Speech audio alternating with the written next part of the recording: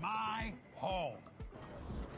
On these streets, you move with purpose, because here in New York City, anything can change in a heartbeat, you know what I mean. And in this city, you grind, because in my hood, confidence is key. All of these qualities are at display right here in the historic Manhattan Center. We've assembled the world's strongest Valorant teams for explosive showdowns. It's the premier off-season proving ground where strategy evolves, new talent emerges, and the future of competitive Valorant takes shape. Welcome to the Red Bull Home Ground World Finals.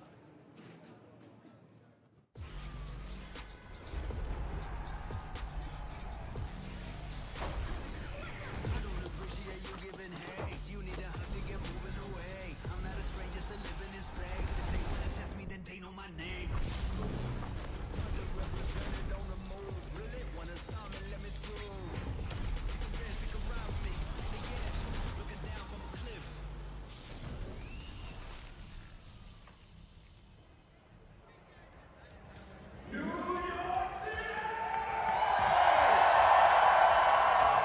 What's good, everyone? Wait, real quick before we get started. Can I get a That's what's up, baby. Are you ready for the Red Bull Home Ground? Let's do this right here, and I'm joined by two incredible human beings. You know them, you love them from the VC team. Well, firstly, I'm Golden Boy. Hello, everyone. Nice to see you all. I gotta say, I'm doing an event at the freaking Hammerstein Ballroom. This is an unbelievable experience. Let me go ahead and put my mic on. Mimi, take it away. I'm just so excited. We've been waiting upstairs, seeing these teams whittle away. But now we're here, filled out venue in this iconic Beaux-Arts Theater. It is just going to be amazing to see our teams duke it out today. Absolutely. I was walking out here like a couple hours ago, and there were people lined up ready to get in for meet and greets, for the games, for everything. It's packed now. Yeah. The energy in here is electric. Oh, it's absolutely incredible. It's going to be a super fun next few days here, but we're not alone here. We got plenty more people joining the broadcast team. Join us all the way from New Jersey. We got the one and only Elizabeth standing by.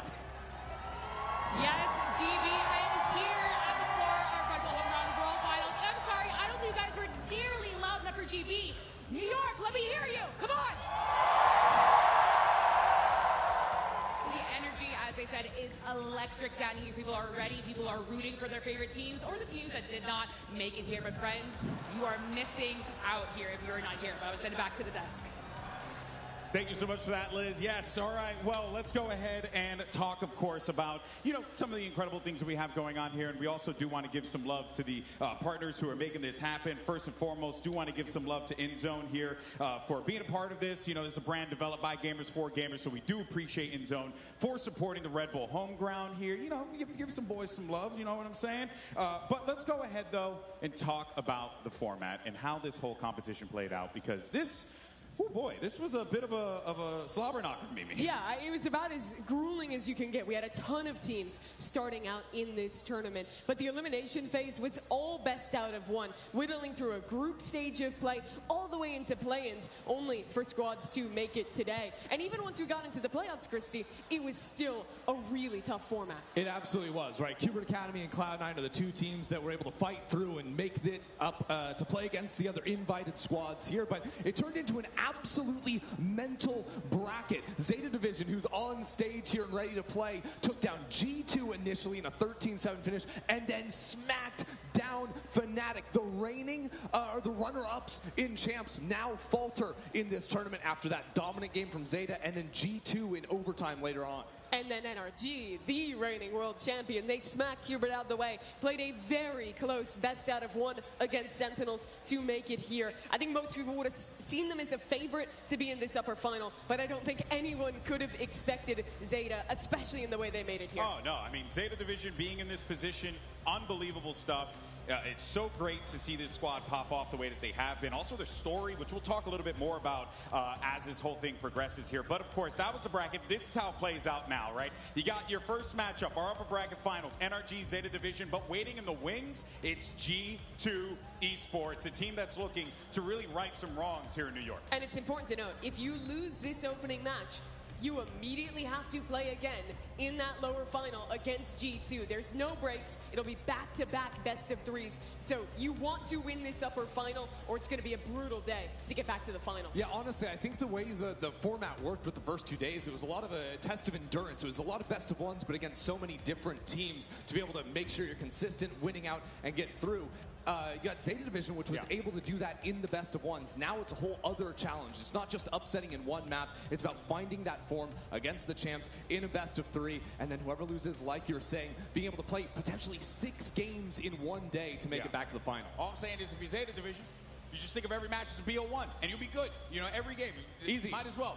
We'll talk more about that in a little bit, though. But we do want to let everyone know that there are some awesome Twitch drops that are happening. So if you're watching online, make sure you have all that stuff good to go. You know, I don't know how these things work. Connect your Riot account Connect to your Riot Twitch, account and then you can get the drops as you watch. You see, she's a knower, everyone. She knows things. I don't know this stuff. But yeah, make sure you go ahead and do that. Twitch drops are activated. So, of course, we thank you all so much for tuning in here. But let's go ahead and jump into our first matchup. We, of course, have NRG versus Zeta Division. And we're going to start things off first talking about the world champions of our sport. NRG, Mimi, this is a team that only made one change because, well, Sam was like, hey, guys, I got my chip, time to dip. And now you got Keiko coming into this thing, and it does feel like this team is picking up right where they left off. Yeah, they absolutely did. They played 2 games yesterday, and the first one was a dominant win against Qbert. The biggest question for NRG really was how well would they manage to implement Kiko into the team on relatively little amount of time, but it all looked good. He was very comfortable. Well, he didn't have any complete takeover games. He was very consistent. And the rest of the team was just the energy you know and love if you watch Champions. Yeah, you know, no problems there. Still clutch when it matters. Still looking strong inside of the server. I think the most important thing for me with Kiko coming in here is the fact that he is such a flexible player. He played both the Omen and the Killjoy, can move it around depending on the needs that NRG have. And I think that's very important in a meta that's as topsy-turvy right now. People are still figuring out if you want to play double duelist, double smokes, double Senti. There's so many options. And this guy has done it all. Because even when he was back playing for Apex, trying to qualify up for EMEA through Ascension, fell just short. That was when he was playing some duelist options as well for the team. So he can do really anything NRG asks of him. Yeah, and Americas as a league has a bad history with European imports going the right way. Generally, it doesn't last too long. But thus far, I think Kiko is such a good addition. He's very flexible, as you're mentioning. He's incredibly skilled and just confident after having a kind of rough 2024, bringing it back this year and making a name for himself with Liquid to become one of the top prospects in the offseason to get to join a championship-winning roster. Yeah, he's no stranger to playing on the global stage, but wasn't able to make those deep runs with Team Liquid. I think just putting him here into NRG gives him the chance already a top 3 finish in his first international tournament and chance to go even further with this win today. Yeah, but of course, one thing we do got to kind of acknowledge here, right? There's a little bit of that champion's curse that comes and goes, right? Teams have a tendency to have reach the top of the mountain and then, you know, kind of fall down from there. Normally the team completely blows up and you don't even see the roster play again. NRG, it is a different roster, but it is only one move, and it's because of retirement, not because of an implosion. Yeah, I will raise you, though. There's the champion's curse, but there's also the Red Bull home ground buff. Because last year, T1, take Red Bull home ground, go on to win Bangkok. So all I'm saying is you win this here, you're looking pretty going forward. All right, well, let's learn a little bit more, though, about this champion's curse, shall we? No, I don't. I don't believe in the champ's curse. It does. Yeah. It does, but I believe it exists. I definitely think the champ's curse is real. Oh, I was trying to curse people the whole year. It didn't work. But they have worked in the past. Nope. They get too much egoist. There's always that, mental complacency the teams feel, you know? Basically, all those players, their biggest dream was probably to win champs. After they win champs, they need to kind of set a new goal. But there's no other goal other than, I guess, we'll just win champs again. I think that if a team is lazy after winning champs, then they'll lose. But if a team is still motivated, then they'll still be a good team.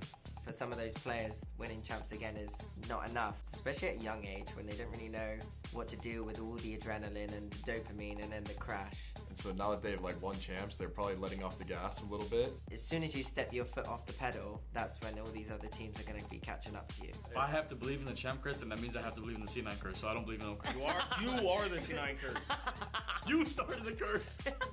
And you left me.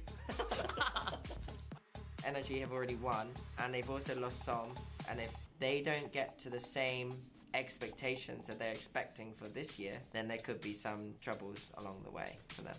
I will say they've already like surpassed the first curse where like the team didn't fall apart. They didn't pass them. One of them fell out of the team. He retired. He retired, yeah. But usually teams just break apart. Like Yeah. they all like leave. EG, they go everyone separate just left parts. the team because they didn't want to be there.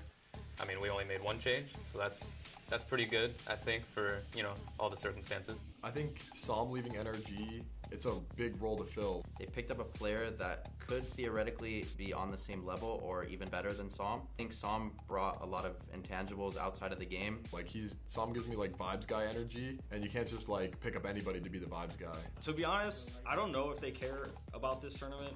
I assume they just won champs. They're probably not too focused on like trying to prove themselves. I feel like they're just also trying to find the stability in their new roster. Getting someone like Gio is also very, very helpful. I don't think. Usually when you win champs, you kind of get the pick of the litter for who you want to play with. Everyone wants to play with the latest winners. We luckily got probably the best guy. Very happy with how that went, all things considered. I'm sure they'll have ways of dealing with it, but it's going to be interesting. So, shocker there, NRG does not believe in the Champion's Curse. You know, who would have thunk it? They really shouldn't. They really shouldn't. But it does feel like there's this, I think people are just hoping for their downfall. But I think what we've seen so far is that ain't happening with the boys over in NRG. But let's talk about their opponents on the other side of the stage. The Japanese squad came in hot here in New York City. It's Zeta Division. And look at this response for this team as well. And Mimi, I mean, look, I got to ask the question outside of a Sugar Zero, who I've seen many times, XDL as well. Tell me about this squad, because there's a lot of unknowns here for me. Yeah, if you're a longtime Valorant viewer, you probably remember Zeta from 2023 in Reykjavik. They went on that one to get the best placement for a Japanese team ever, ending in 3rd place. But it was really downhill from there. This year, Zeta Division only has one player from that roster left, Sugar Zero, or Sugar Hero, as a lot of people call him. And they've had to really rework the team. They only won a third of their games in Pacific. They didn't make a single playoff. But now with 3 new young players, all of whom were playing duelists before, have entered the roster, and suddenly they're beating the best teams in the world. Yeah, I mean, the new players, some of them, they're playing duelist on other teams in the qualifier, even for this event, come in to play here in New York City for Zeta Division, and then they do this. This is coming after they beat G2 in a 13-7. They dominate FNATIC on binds. Completely absurd. To beat the second best team in the world and only give them 1 round? What are they doing right? What has been working for this Zeta Division team that other teams are not really picking up on here? Yeah, so I think from watching that FNATIC game, things that I watched that looked really good. First off, every one of their players came into that BO1 really hot. That is so important to be warmed up, because you have no time in a BO1. Everyone was hitting out the game. And the way they were playing it on attack side, they played double smokes, double duelists, and they were just doing a lot of contacting up close to the sites and then popping through with the Waylay and the Raze. If you were watching champs, you know how good the combo of a second duelist with the Waylay was, but they executed on it very, very well. That won them the initial rounds, and then on top of that, they had very good ideas when they had ultimates up. Yeah, well, let's go ahead and learn a little bit more about this Zeta Division team, shall we? まあそうですね。毎年出てるレッドブルなんですけど、まあやっぱり Zeta Division. I know their team's good. I don't know who's on their team. Who's on their team? Yo, I'm not gonna lie, bro. I don't know that who's on that team or anything about that team. Sugar Hero, they call him. He's been around since the start, a core role in the controller space. To be honest, I don't really know the roster too well. Yeah, I don't really know how good they are. They have like a new roster and stuff, so. To be honest, they are a team from Japan, so I'm pretty excited to see how it's gonna be. I also, like, for a long time, I just used the Zeta gun buddy because I think it's one of the prettiest ones. So. Their team is good, and I think they'll do well. That was dog. That was the most PR answer I've ever heard in my life. I don't know anyone on their team. Now he's the experienced one instead of being the young gunner, surrounding himself with a lot of young talent. I mean, everyone's here for a reason, right? Everyone got invited here for a reason, so I'm excited to play against them if we do, but I'm not sure. I haven't really seen too much on them. Japanese scene has a lot of talent coming up, and it's just Zeta's the one that they all want to join, I'd say. Like the one that can lead the charge. They've done it in Reykjavik, they can do it again.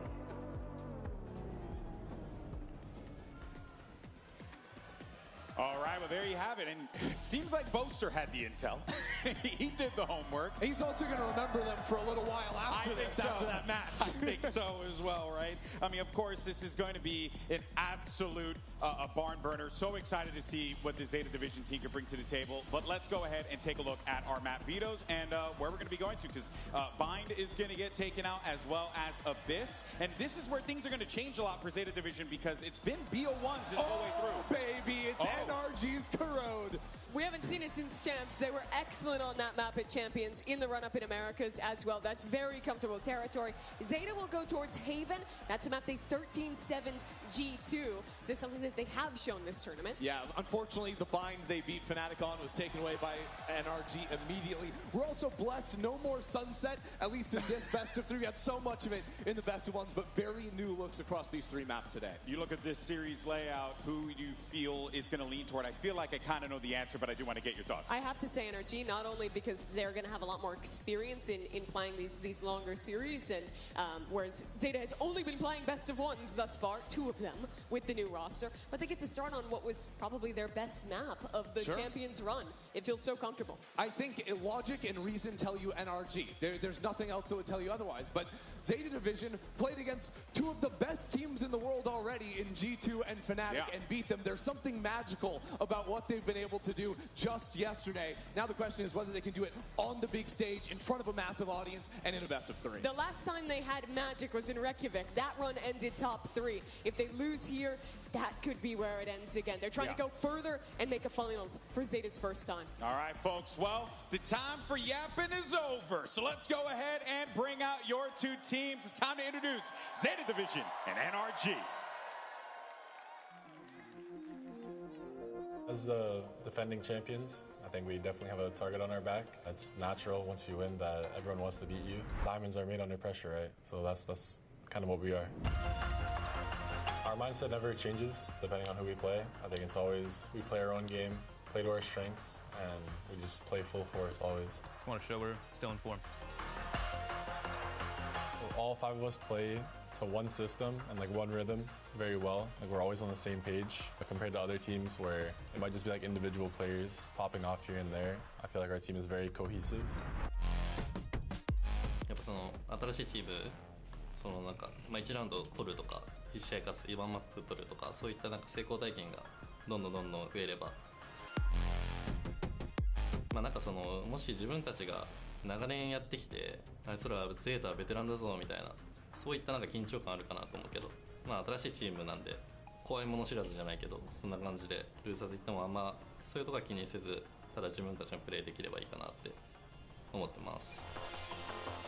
まあ今回ニューヨークまで来て、その久々の海外大会なんで、そこでのプレーはすごい楽しみで、まあそんな中でいかに自分たちが準備してきたものが刺さったりとか。New York City! Give it up for your Valorant World Champions, NRG!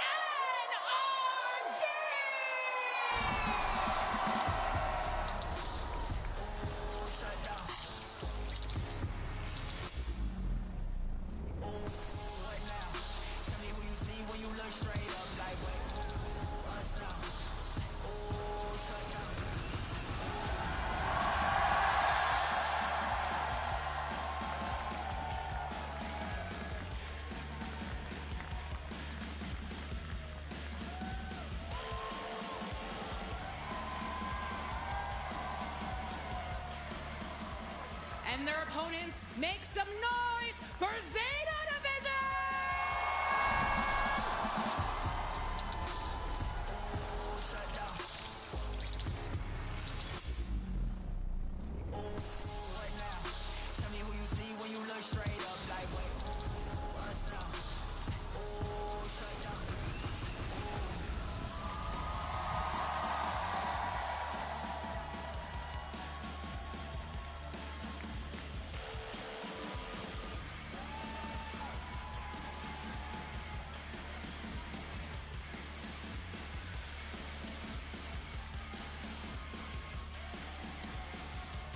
And this is in a classic classic David versus Goliath matchup here. You got the Japanese upstarts, Zeta Division, looking to pull off the unthinkable. They have a chance to be able to unseat the world champions and send them to the lower bracket to duke it out for G2 as survival. They've been the biggest surprise of the tournament, but they're still unproven. They've won 2 best of ones to get here. Now a full series against Valorant's current best team. And this is a completely different environment they're stepping into, right? Yesterday, they're playing up in the ballroom, right? Yeah. Not a huge audience. Dark room. Yeah, today it is stacked in here, right? Full house, the lights are bright, and NRG just a month ago were on even bigger stages than this. They have lived in this experience for a while. They've already lifted that trophy. It is a huge difference in experience on the stage today. But I do think, though, that you got to look at it as NRG has a lot to prove here. Zeta Division, I mean, they're playing with house money at this point. They're chilling.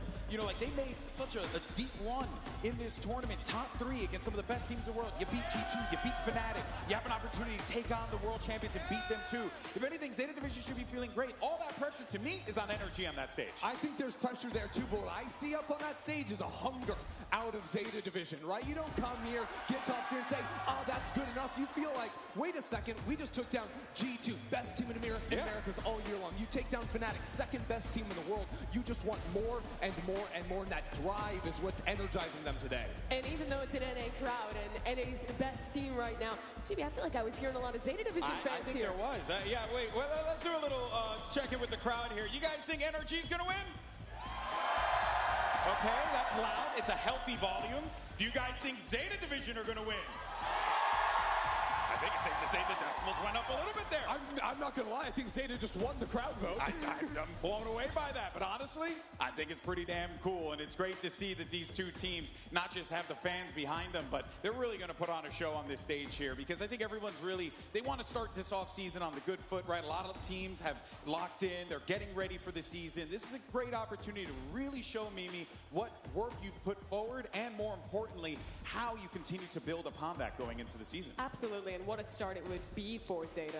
As a reminder, 3 of these players were playing in Tier 2, in Japan Challengers. All of them were playing Duelist before being added to this team. So you're in your first Tier 1 squad for 2 of them. You're stepping into the biggest stage you've probably ever played on, and you've just swapped to a new role with a completely different roster. It's honestly unbelievable. Yeah, but what you are going to get with this team, the duels, whatever, a lot of cracked out players, a lot of individual skill. This team is going to be definitely looking to take that fight to NRG. You know, NRG, they've played against control styles before, they've played against aggro styles. I think they're going to be getting a little bit more of the latter today. Now, I will say it's fascinating, though, it's very reminiscent, again, of what happened years ago with Loud. They did the same exact thing, grabbed a bunch of duelists, put them in different roles, and then from there, they just flourish and shine. And Mimi, it does feel like Zeta Division certainly following that path of their Brazilian compatriots. Yeah, they absolutely are. I mean, you even look at the history, and all of these players are diamonds in the rough. Even those who have had experience before. You look at Echo, he played a year with Gen G. That was one of the lower points for Gen G. That was the year before they went on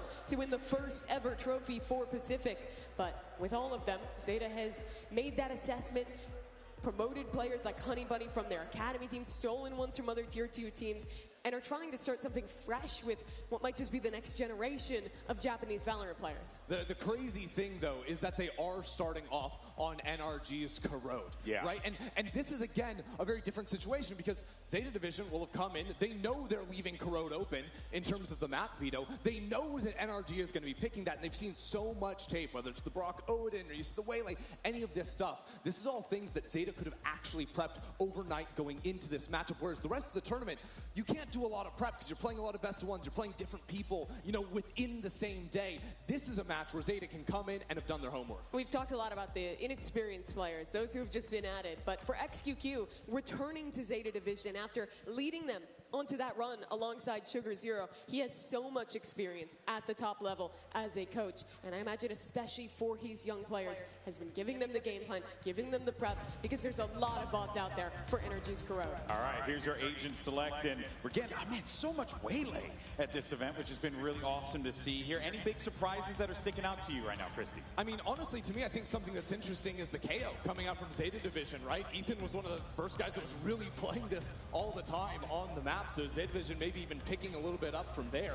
The composition's looking sort of similar on that front in terms of double smokes, the Viper Omen, slight differences in terms of Initiator and the Duelist. the biggest battle this game will be for mid-control. Which team wants to commit to early taking that space with the duelists? Because both the Neon and the Waylay comp love going early aggro for that space. Yep. But with double controller on both sides, they're also going to be willing to slow down and play a lot more controlled rounds throughout this one. And, well, it is a slight difference in that duelist. Both these comps have a very similar style. Yeah, and you know NRG is going to have a lot of different looks. They have so much history playing this map, so many different ideas they can dip back into, even when the rounds get a little bit more challenging for them. I think it's important that Zeta step out strong out of the gate here if they're going to stand a chance on NRG's best map. Yeah, and that's the thing, right? You're going into this corrode. I feel like you could do all the prep work, you could look up all the footage, but when Brock is just gunning you down with the Odin through a wall nonstop, it's kind of hard to defend against that. There is a very big difference between watching the VODs, knowing what you should do, and stepping up on stage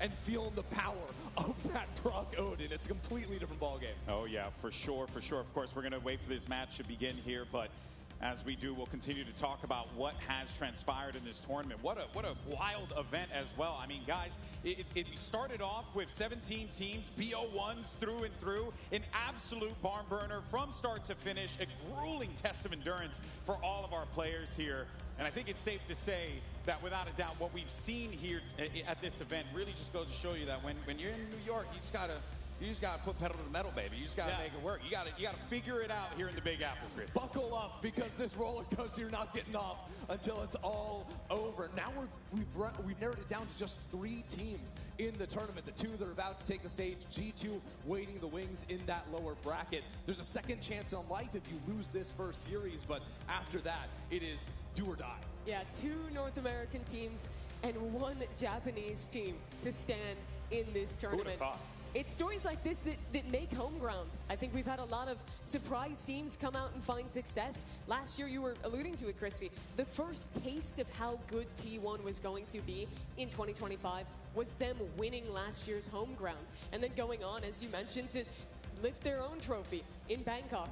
If Zeta wants to make a name, there's no better way than beating G2, FNATIC, and then having a chance to beat NRG, the world champs, as well. I mean, what a statement that would be for 10 months out of 2025. Zeta is a team that fails to make playoffs in Pacific, to then come in, all of a sudden, be one of the strong forces of the offseason. 2026 will be big. All right, New York City, let's start some action, shall we? We got Zeta Division versus NRG. Let's get this show on the road. Let's get things started here on NRG's Corrode. Just 10 more seconds of breathing time for these 2 teams take to the map. NRG already looking to start things off strong in A-main. Modest Waylay is so good on this map when he's playing solo. Watch the way that he's going to take early fights this round towards A-main. His signature pick, starting things off with the rest of the pack, while Scuba a little bit solo, but Mata goes down first to Honey Bunny to find that shot. Now Scuba on the lurk is traded out, but NRG aren't slowing down.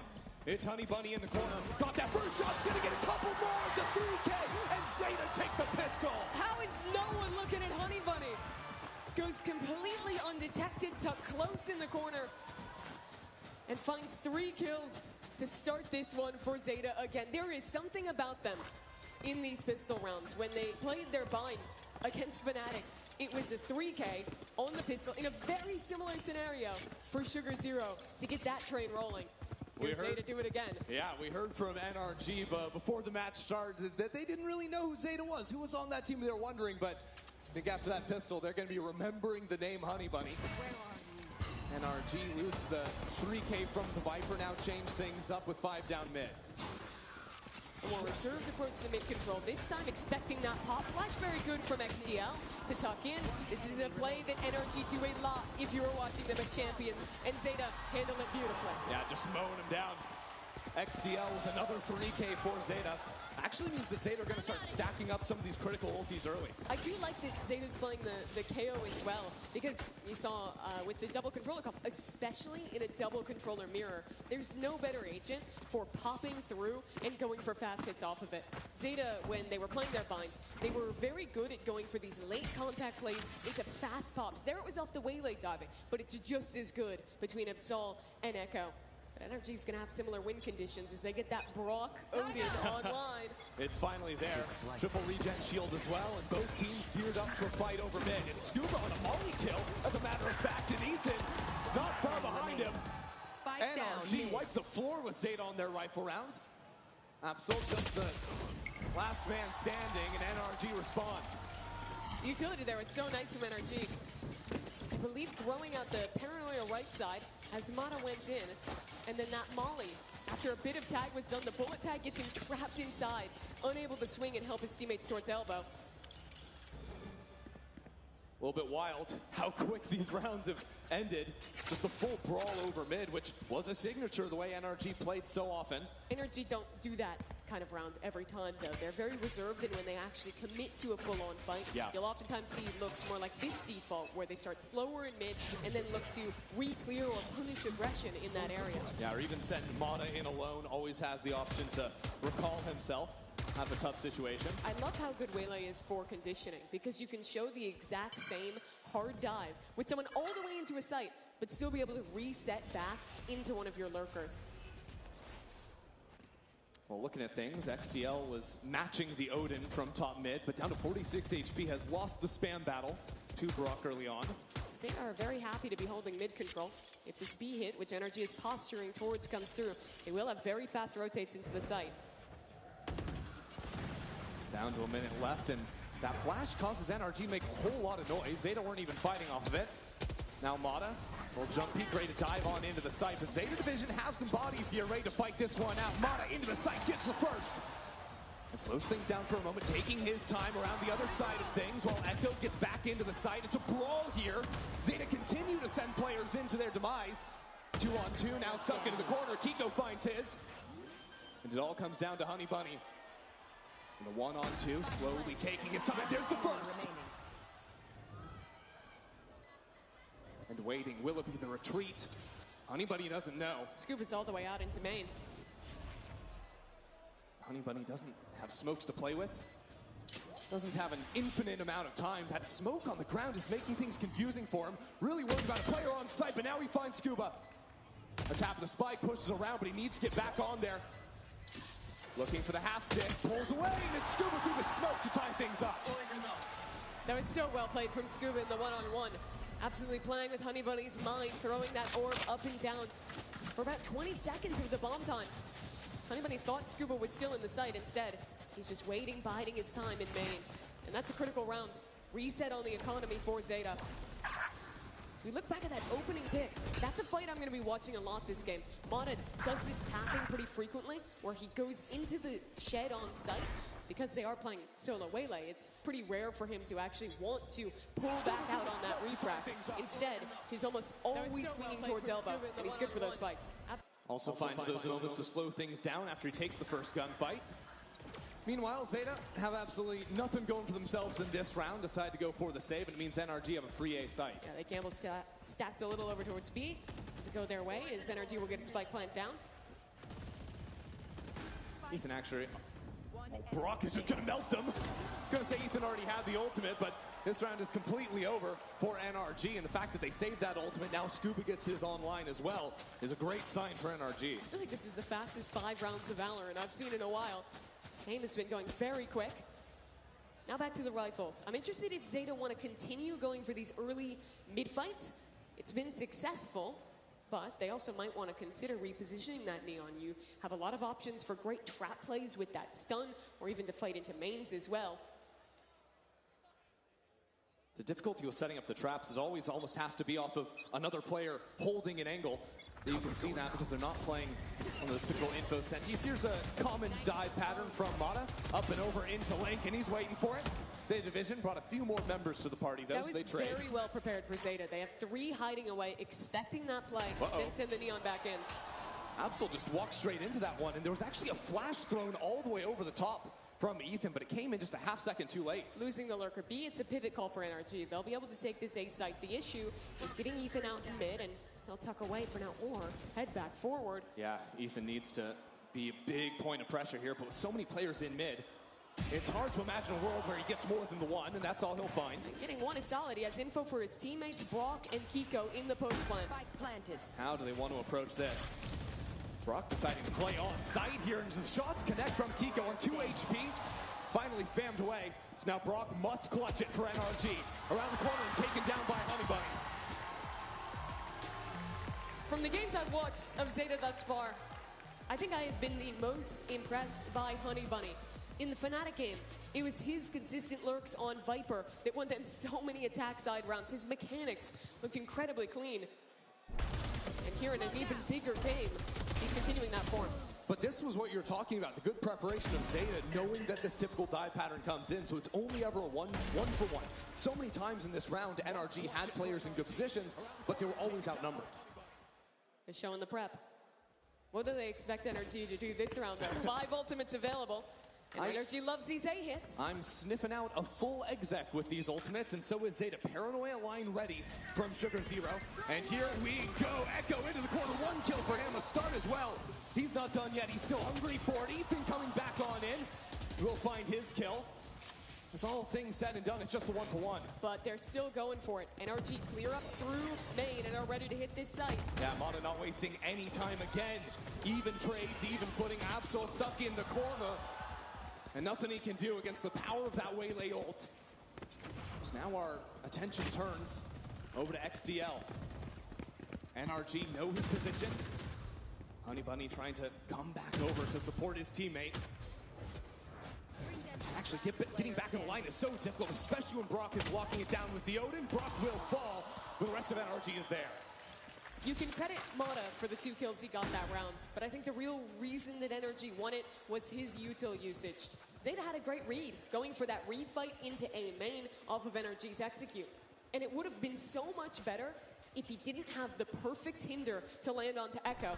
So you watch it back. This is what I'm talking about. NRG TP out, watch that hinder. Hits onto Echo, the trade is there alongside the Hunter's Fury, and then when they accelerate, he gets his ultimate up and manages to kill Ibsol and cut anyone else from Zeta flooding into that site. A good round from NRG. Ends up using 3 ultimates to secure that one, and now forced onto the eco. Appears they have guessed incorrectly where NRG have headed. That's been kind of standard on these eco rounds from Zeta. They've just been sort of on the wrong side of the map. On the full gamble stack, this time creeping through onto A. Scuba on a little jump peek. Hasn't found anyone just yet. But they made noise jumping around the corner. It's a good paranoia, though, to divide these players up. Hold on a second, Scuba needs to lock it down, and he does. 3 kills should be enough, but rifles have been recovered. It'll be a 2-on-3 retake with those guns in hand. NRG will flip the map, plant open on B.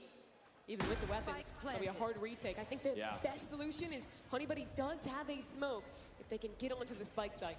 Down numbers, Zeta realize they must divide and conquer. XTL spotted by Brock, who can stall him out pretty significantly.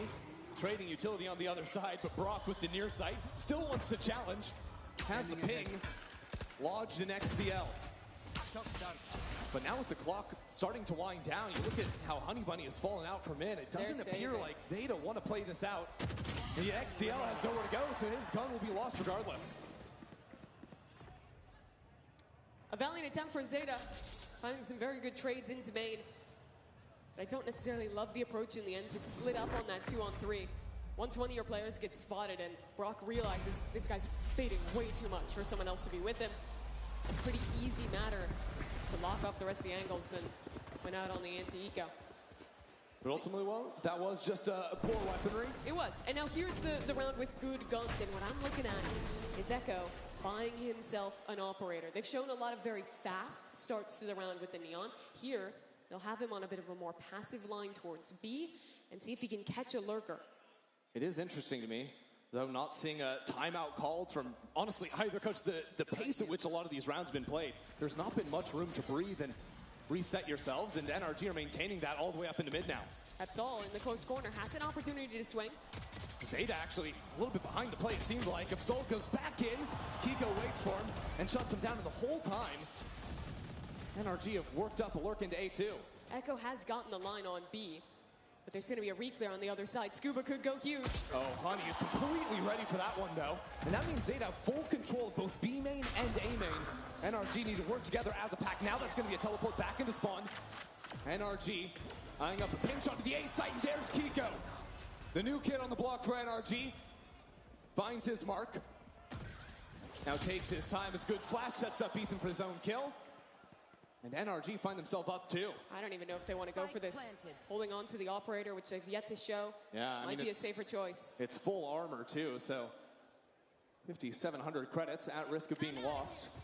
At a certain point, NRG might try to hunt, although they don't necessarily know that operator was picked up. Still looking at the money. I'd expect at least 1 or 2 players to make a go of it. For Zeta that round, though, they found great solutions on the extremity. An excellent kill from Honey Bunny to catch Lurk on A. Getting the op posted on B. I think the macro was all really good. Where it went wrong was NRG, completely stuck in mid, had that Omen TP to get towards CT on A. Kiko getting that kill absolutely opens up the map. Yeah, the macro can look great, and then all of a sudden, Kiko can just blow things up with that teleport. Because while mid control is important on this map, if you don't have one of the other extremities, it's just as hard as ramming your head through main when you go for an execute. Which NRG have also been fairly successful at this game. Just the execs, the slow play as well. They're doing a little bit of everything. So Zeta lost that round. They've lost 6 of the last 7, but I'm not particularly worried at least about the last one.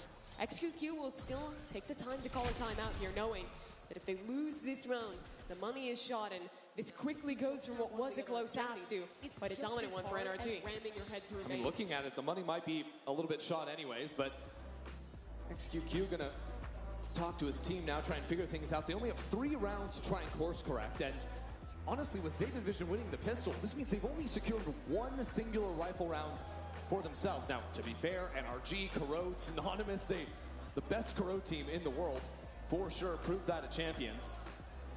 But now Zeta need answers, and they need them fast. On this run, Zeta, I think, have 2 choices. 1, show a very similar setup as last round, where they play passive, keeping Echo on the off. Or 2, they pop another fast play at the beginning of the round with him on the Neon ult and let someone else take that weapon. Either way, Echo has got to be the man to win them this round, to give Zeta some standing in this first half. Or you keep it simple like the crowd was thinking. I saw a lot of love for the Odin out there, just using that one. Can simplify things a little bit. They have the money for the Odin. No, they don't. They don't exactly have that. Actually, 2 stingers, or a bulldog and a stinger. They switched things up at the last second, but it's not ideal. And NRG quickly up into mid. XDL has challenged these angles before, this time being bombarded by utility. And Mata continuing to spam. I mean, that's just silly. With a quick snap back as well. Means first blood for NRG. So tough for Zeta. And now NRG will group up, leave mid, and call back into the B site. They've gambled wrong with the operator. And this round falls just to Absol, alone on the site. And it's the stinger, Mimi, as well. I mean, you're lucky to get 1 kill with this gun. 2 kills with the magazine, I'm not quite sure. If he dies, Echo is likely just going to stay A and let this round slip away. Yep, just save that up again. I mean, 3 rounds in a row, we're saving it, but we'll see what Absol can do here. Waiting inside of the smoke, but Suba just turns around. And Zeta seem like they want to keep playing this one out. As a matter of fact, 1 player dies. It's a teleport back into the smoke. Sugar 0, getting freaky with it. But again, it is Echo last alive. Spike planted. He's had to save twice in a row. Wants to at least try and find a shot, something, but NRG just won't give it. But at this point, kills don't even matter. NRG have plenty of money. Now they've downloaded his position. It's time to run, Echo. There might not even be escaping this NRG squad. You can see them spreading across the map, trying to hunt down this operator. A big win for NRG to secure that. All 4 avenues cut off to hold this off. Even the smoke wall goes up for Scuba. Nice shot from Echo. He continues to stay alive. It tells you a lot that Ethan still has a flash and the nade up to hunt down the operator. Didn't need either of those things to actually take the B side or win that fight up into mid. NRG are looking a bit on cruise control on this attack side so far. Mid on this map is a lot like a bit more complicated game of rock, paper, scissors, and it feels like NRG always pick the right option. When they want to go aggressive, they pick the right timings to send Mata in. When they're expecting a play, they're willing to slow things down there. It's just a beautiful dive from Mata, exploiting that there's been a player playing either far top mid or in that close right corner every single round to get NRG their opener. And immediately after blowing up mid, NRG play around where they're not going to go there. Zeta were considering putting 4 players in the space, again on Nico. This time not pushing too aggressively into either of the mains, but Mata finds that first shot. Yeah, that little angle on the boost is very hard to deal with. Is this a double outlaw round from NRG? Oh, yeah. That's just nasty. And they're patient this time. Get their pick in mid, wait for any type of re-aggression. Because Zeta has been playing so heavily for mid, these sites have been very weak. And I mean, you saw in this round, on these later buys, Zeta has been doing some kind of gamble stack every time. The previous two was on one of the sites. Here was the stack to fight for mid. But either way, NRG has always been able to piece out where that stack is and avoid it. As it looks like they're going to again here. They can switch off the outlaws, go back to the guns. That's how much money they have in the bank. Like you're talking about with these weak sites, these empty sites, I do think a little bit of it is Zeta not playing, you know, a standard Sentinel on the map. They have way less just hard stall. A little bit more encouraged to go out and seek out the fights, and well, they've either been finding the fights and losing them for the most part, or not finding them, and NRG just get free plants round after round. It's bad guns for Zeta on this retake, and it'll be extra challenging as the majority of these players are all grouped together towards defender spawn. How do you get through a Viper Spit, an Odin, still util in the hands of these players? It's a little bit grim, that's for sure, especially as NRG continues stalling out that choke towards spawn. Zeta without pressure through mid or on the flank have to go through just this one choke point. And it's not looking so good for them either. Even if they get into the pit, the spike is planted where Brock can just spam it. Look at the ults from NRG, right? 2 off of Ethan, 1 off from Mata. Zeta Division don't want to give kills over. I don't know if they have a choice, though. Kiko's going to get at least one. The other players won't have the luxury. They're getting pushed. That's all good. As long as Ethan isn't getting the kills, you're kind of fine with it. Ethan dying is fine as well. Yeah. Gets him a pip either way. 1 off now. Can play for one of the mains, easily pick up that orb and slam into a site without worrying about any stall. So that is now 5 unanswered from NRG. They are stomping this one. What do Zeta do? They struggled when they try and go heavy on the fights into mid. When they try and go in towards extremities, it doesn't work out for them either. And the pressure is on for them. On a big stage after winning 2 BO1s against top teams, you have to be on top of the world. But NRG is bringing them back down.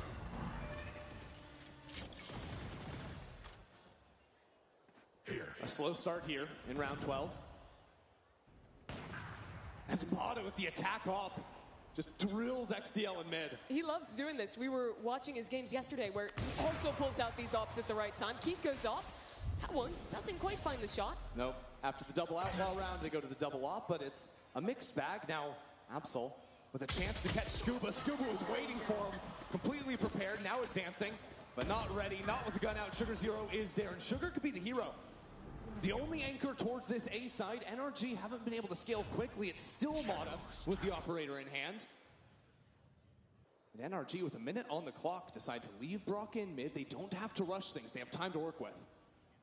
Letting that op for Mata repost on a line. When they do call this execute, a waylay ult available. Yeah, waiting for that smoke to go down and waiting for the re-aggro. Ethan is for the 2K. NRG continue to run away with things here. Mata even dashing back spawn with the op. I mean, it's just brutal what NRG did. Resetting fully after the lost pistol to lead 9-3 at the half. Only 1 round besides the pistol and the conversion, 1 for Zeta Division. This was dominance on display by NRG. They outcalled them in the macro. Mata and Scuba were having individually excellent games. And Zeta just could not find the solutions. And you know what? It's a little bit of a wake-up call, I think, as well, right? We're seeing these teams on the big stage here in New York City for the very first time in front of a packed-out crowd. And Zeta Division, after yesterday, the last match they played, it's a 13-1 stomp up against the #2 team in the world. Now, they're the ones with their backs against the wall. A couple months ago, 3 of their players were just playing online matches in Challengers Japan. The rest of the team was watching Champions from home. Watching Pacific playoffs from home. This team didn't even make it there. Well, it was NRG, the ones on their screens. Making it to the finals in Americas, winning at Champions. A squad that is just so comfortable in this type of environment. Yeah, I mean, they love the lights, that's for sure.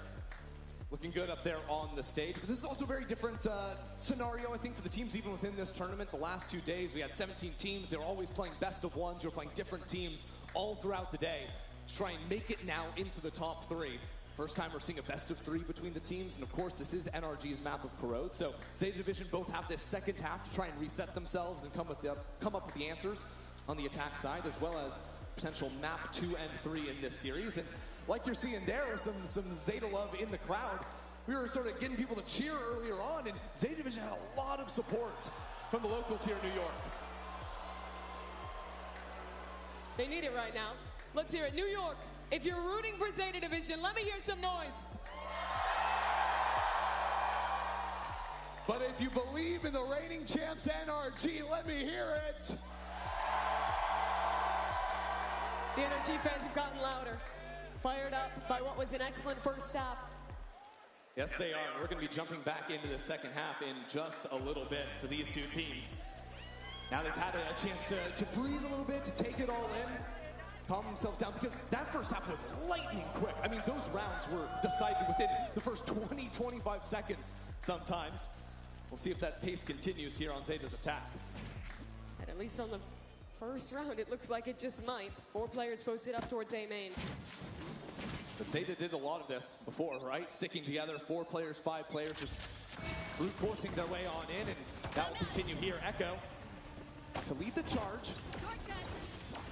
And now zipping through with a wall on the left-hand side. Mata sent backwards, and Echo just continues forward. It's looking for a pinch back into mid. What is this round? They've pinched into the mid players, and they're ending B. But the issue, look at the flank. It's Scuba's a crazy behind. round. Absolute mess, and Scuba's turned around on Sugar Zero, is waiting for it. How is he ready? It's a brilliant macro round from Zeta, an A to mid pinch, leaving Sugar Zero in mid still. The pings are there. NRG are fully aware of his position, and he's low on 45 HP, right on opposite sides of the wall. Mata is there, so things start to equalize for NRG. They're going to take their time to regroup back into spawn. Brock was a beast in the pistol round for NRG yesterday. Trying to do it again, but it is flanks on flanks. Honey Bunny trying to secure this round. Yeah, remember the Ghost 3K from round 1. That was from Honey Bunny. Now Echo. Left inside of the site, just to stall out time, just to create chaos. Honey Bunny arrives, and it's a double swing with him and Echo. Now the clock's starting to dwindle away. NRG just don't have the time. They need these fights. They need to get on the spike. There's way too much left to do, especially with Honey Bunny around the corner. We're sticking it over to half, but Absol is there for the second pistol of the match. That's the Zeta that beat G2 and FNATIC yesterday. What I was most impressed by was their set ideas. And that's a great example of one here. Fully feigning like it's an A execute, but with 2 players working up mid, immediately see that rotator coming off B, full pinch back into the site.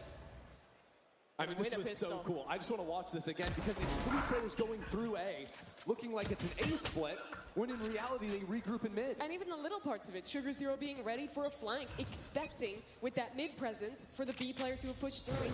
Really excellent stuff from Zeta. A very cool round, and now NRG gamble incorrectly, stacking the wrong side of the map. The story of this game for both teams, really. It really has been. So many of these fast rounds. But I am curious, because Zeta, of course, really struggled after the initial pistol round and the one after that in the first half. Didn't have all the early fights going their way, didn't have the ability to hard anchor and stall out on the sites. Are we thinking now that the attack side is a little bit more favorable for the agents they're trying to play, for even their play style as a team? Toxin screen down. I do think so. I think that for them, they're a team where their best successes are when they're controlling the pace, where they have the idea. I'm sorry. While we were talking, Honey Bunny lurked into A, so while Zeta had an open B site, they're calling that into the staff. Because they didn't know that... Okay, they're calling it off now. He saw all 3, all good. Well, they assumed that B is the site that's being full stacked and NRG are just hiding, you know? When in reality, NRG were hiding into mid, so it's a crazy round. And now they have a great post here. But to the point, I think Zeta likes to control this pace. Their individuals are very confident to be the ones setting the tempo on fights, especially for someone like Echo. And they also know that the attack side is where they dominated against both FNATIC and G2. Gotta go! And already, I think, seeing very different macro ideas. Some cool looks from Zeta, whether it's the fun split from Pistol to now trying to work back into lurk and scout out where NRG were hiding. It was a pretty standard anti-eco to 4-1 For sure. like that and have basically your sacrifice player it just got weird because the stack was so deep that he thought he had it for free. Anyways, the rest of NRG will die to the spike. Zeta will keep the guns they needed, and all's well that ends well. I can't die here. Another point beyond just the players like Echo is that Honey Bunny is great on these lurks. I'm excited to watch how he's going to play on that weak side. This is a map where it is very important to be able to call back into lurks. The two keys really are have mid control and have cancel options in the late round when it's not just a fast exec. Especially when teams are playing comps that don't have like a Vise in them or a Sage in them. Yeah, no like true Sentinel. Exactly. Then what often ends up happening is that A and B can turn into just 1v1s between one lurker and one side anchor when the teams are so committed into mid, which really allows someone like Honey Bunny to shine. Zeta this time is going to look to the pistol, fast towards A. Same from NRG too, a paranoia just to stall things out for the time being. And Mata is there inside of smoke, and with the shorty, Kiko to strike first, Mata as well. Eviscerate Zeta in main in 10 seconds. That one went a little different. Mata and Kiko last time got taken down by that split play. I like the conditioning from Zeta to show that fake into B through A. This time sent it as an exec, but those anchor players were ready. Is this not just the story of the first half, though? You know, the pistol one from Zeta, and then as soon as the guns come in from NRG, instantly a round over in the blink of an eye. Well, I think the question is, if it continues from here, if it's NRG to win this next rifle round and run away with the game, or if Zeta really have a chance to come back. Zeta not so committed this time in terms of the utility and the noise, but still 5 stacked into A. And Kiko doesn't have assistance. Shot. So a great shot, clearing the jump peak, puts Mata in the same position, but this time he's unassisted, and Echo slides on through the gas. NRG now down 2 players, without any real position left into the site. And still moving forward. Ethan going on his own, and he's just going to get cut down. Echo's already got 3 into the round. NRG going to choose to not even play this one out. Crowd demanding an ace. But Echo won't be given the opportunity. These players run for the hills. I guess that answers that. It is a different story to the first half, with Zeta firing on all cylinders here. After getting dominated on a fast A hit in the previous round, the util pattern they use there is great. Realizing that Mata is always playing that close left position in yard. To have a prowler through the smoke the second the neon is sliding. That is so tough to deal with, because you have to shoot the prowler or you will be blinded in a second. And you also have to shoot the neon or you will be shot in the head. It's a great exploitative play to an NRG who almost always has their 2 A anchors playing the crossfire from opposite sides, but will be cut off by that Viper orb. I think good to see Zeta having that change of pace into this round. And this shot to start, just outstanding work by Echo. I mean, it's very different looks even from Echo, whether it's the quiet walk up trying to snipe away at the jump peak and then quickly accelerating into Mata's position. That's how this team likes to play. They contact up behind the controller utility and then have these highly aggressive pops with the duelist. This time, splitting up 4-1, gonna let Honey Bunny try his hand around mid, while the rest of the team is B. Good shot out from Scuba, and there's so much stall as well from NRG between the Molly and the snake bite being dropped down. It is way harder to hard hit the B site than it is getting through that choke when the Viper is flying there, especially when you have a KO with a Molly and a knife to help stall. It's almost impossible. I think Ethan just had the Molly in hand. It came out so quickly. Just the second Scuba took a shot, all of a sudden the fragments dropped. Oh no. Down to 62 HP on XDL. NRG are happy to give up mid with their player advantage already secured, and Mata on a very forward line in A. But Brock will still be under pressure. Zeta have their eyes on an eventual B split. They've pinpointed Brock's location, tucks himself away for the time being. And just staying alive there makes it way harder for Zeta to get in. Sugar Zero teleported to regroup with his team, but back on site, it's a bit of a brawl. Ethan's still alive inside of Hut, and he's going to get pinned down by Honey Bunny. The HP bars are low between XDL and Brock. This round not so simple, but with Kiko taking out Honey Bunny, it certainly becomes easier for NRG. XDL, good piece of utility, pushes him back, and NRG will move up. That's 11 on the board. And NRG that round, after getting the opening pick on B with what you're talking about there, the Molly in hand, ready for a fast execute. They have great protocols for how to play those slower rounds. They know Zeta will be re-clearing towards mid. And Brock does a great job keeping up the pressure with the Odin while also maintaining his life. If he dies in that position top mid, then that allows Zeta to either have a much easier job hitting B or even to think about canceling, pivoting, something like that. Instead, Brock locks them in. And with Ethan and the rest of his team on site, they shut down Zeta's chances. This time, though, it's ults for Zeta. So a chance to do something quicker with a little more oomph. And it's going to be coming over towards the B site. Now, Mata has the ultimate, positioned to throw that straight down this choke point. And that means Kiko's the one to set up to take the fights. Good shot from him initially, and that's even before Paranoid, before the ultimate online. Second round in a row, Echo has died that early. Zeta will contact out now, but still Mata's ult waiting in the wings. Oh, this is going to be brutal. Now with Brock there, hitting the spam as well. I mean, they don't even need the ults. They don't need anything. NRG just dominating this A site. Zeta were not given a chance to start this round. NRG recognize how dangerous it is to let them contact into you. Instead, they are ready with the spam. They shut them down in the smoke. And truthfully, this is the make or break round. NRG about to go up to game point. Zeta Division without one of their initiators and without their duelist. Without much of the map. Just a slow walk back through elbow, trying to split into A.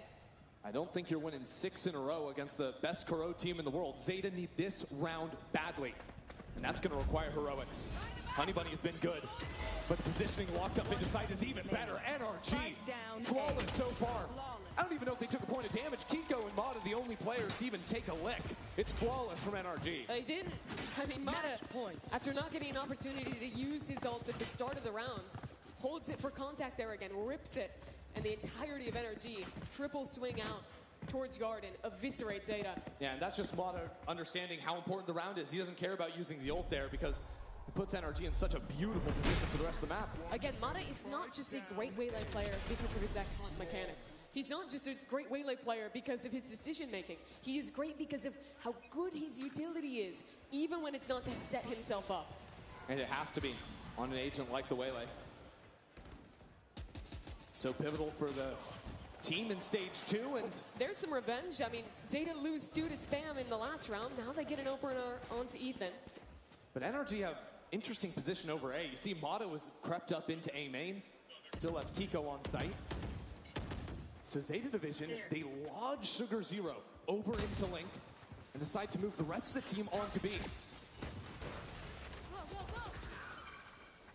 Echo not even taking time for the snake bite to wipe away. With the wall down, they're ready to go. Here we go. Quick rotate over from Kiko. And now Zeta decide actually they're going to go back to A, but the problem is Mata. Mata crept all the way through A main. And Mata with a beautiful position to cut off the rotates, to cut off the spike. And I think he hears the footsteps.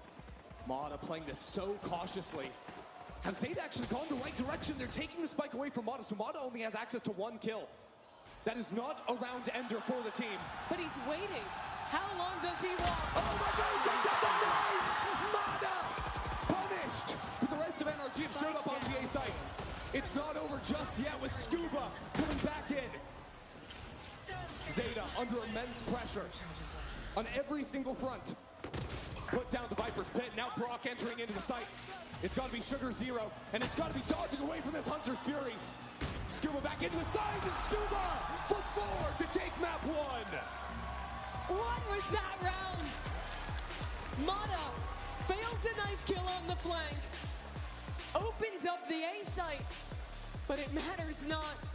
Scuba with the 4K, and NRG take map number 1 of this series. A clinical start there for NRG, 13-6, delivering a big wake-up call to the hero squad from Zeta. Just coming off the back of a big win, but this is a best-of-3 territory. There's plenty of Valorant left to play. 100%, but I'll tell you what, though, it kind of felt like a little bit of a horror movie moment there. Can you imagine you're, like, creeping down, you're like, wait a minute, what's going on here? Poor Absol's like, the crowd is cheering for some reason. I'm by myself.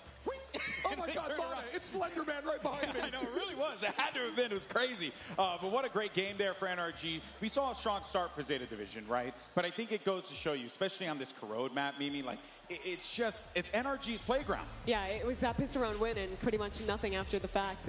NRG had such great calling on their attacking side, the way that they were choosing when to play into mid, punishing Echo on these forward plays. And when they got into the second half, it was just as lights out. Their defense is excellent too. Yeah, I mean, I thought the duo play between Mata and Kiko over on the A side was really good. Even Really after good. they lost the pistol, I think the timings they were taking to like push through spokes, especially Mata. Like the second Kiko is getting engaged, he's the one taking an opportunity. I think he finishes the game 19-10. It's just a great showing for him up here. And I think they made Zeta look a little one-dimensional. They had some nice preset rounds, but their attack side, the whole game plan is contact close on these smokes and then rip through with a KO flash and the Neon. Energy just started spamming smokes and they got an outrageous amount of value from that. And once those initial execute ideas failed, Zeta really struggled to find plan B. Yeah, and I think that Zeta now, they're in a real difficult spot here, needing to go back to the drawing board, excuse me. They don't have a lot of time to do it, obviously. With that being said, we're going to take a quick break. When we come back, we're going to talk about map 1 and so much more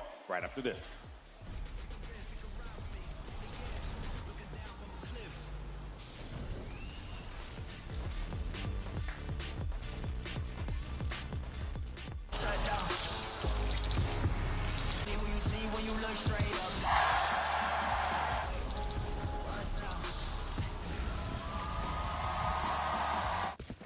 One enemy remaining.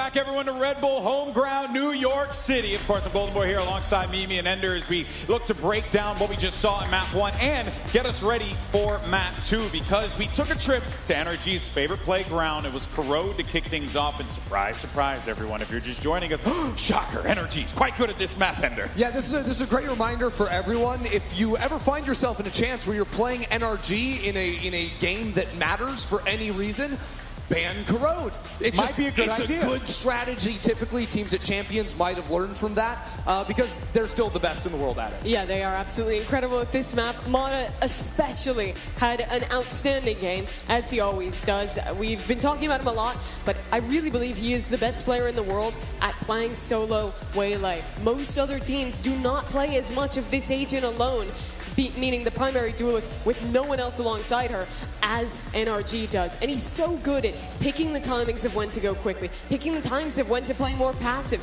He can up on the agent. He can rifle exceptionally well.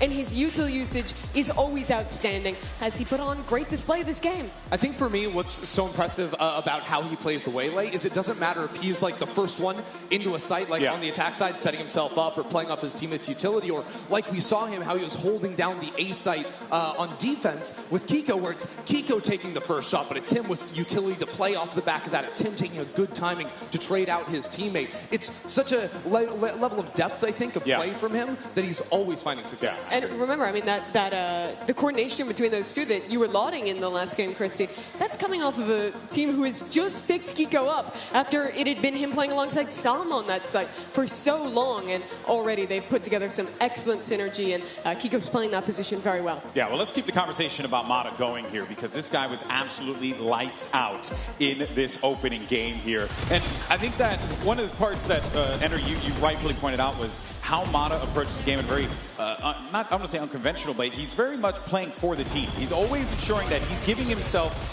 not just an opening to work with, but he's also providing those openings for whoever he's around. Yeah, I think what I would call him is just a very well-rounded player, right? Yeah. It's not that he always has to be the star of the show necessarily. Although he ends up becoming the star. Exactly, right? And I think that even in this game, when you saw there were a few rounds where Zeta Division were ready for the typical things he's trying to do on attack and having multiple players to swing in and make sure they can shut him down, he was still able to continue finding holes. We got to talk to him, GB, on his run-up to winning champions back in Paris, and what I was really impressed by was the mentality at which he approaches the game. That was the biggest event he had ever played when he went on to win the trophy with NRG. But throughout it all, he never let himself get blinded by the name of any other big player in the tournament. He always believed that he was just as good, if not better, than anyone else he could be playing with. But he's also accomplishing that confidence, that ego you need to be a top duelist, without letting that affect the other parts of the gameplay, without it making him greedy or being a bad teammate in any way to the rest of NRG. He strikes that perfect balance, and you see it in how good he is. And it's ironic now that he finds himself in the opposite position to that, where he's the big name, he's the champion coming off that stage, and it's Zeta that have to put the name tags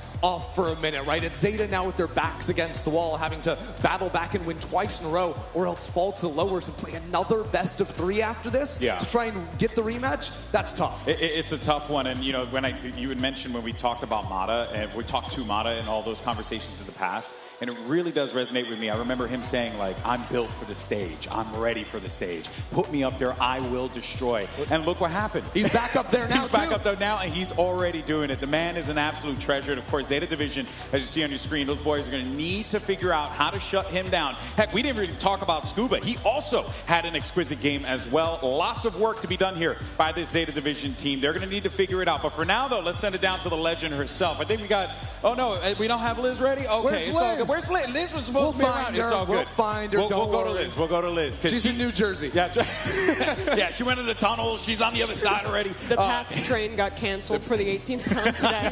You hate to see it, kids. But yeah, we'll be, of course, chatting with folks down here in the venue. Lots of people coming out. Hey, New York City, having a good time today? Love to hear it. It's an absolutely, it's a joy, genuinely, an iconic venue that we're here inside of the Manhattan When was Center. the last time we had a big esports event in New York? Damn, man. I mean, honestly, there have been a couple along the way. I haven't had much of an opportunity to work a lot of esports events in New York. I mean, Overwatch not World Cup, but finals in Barclays in Brooklyn.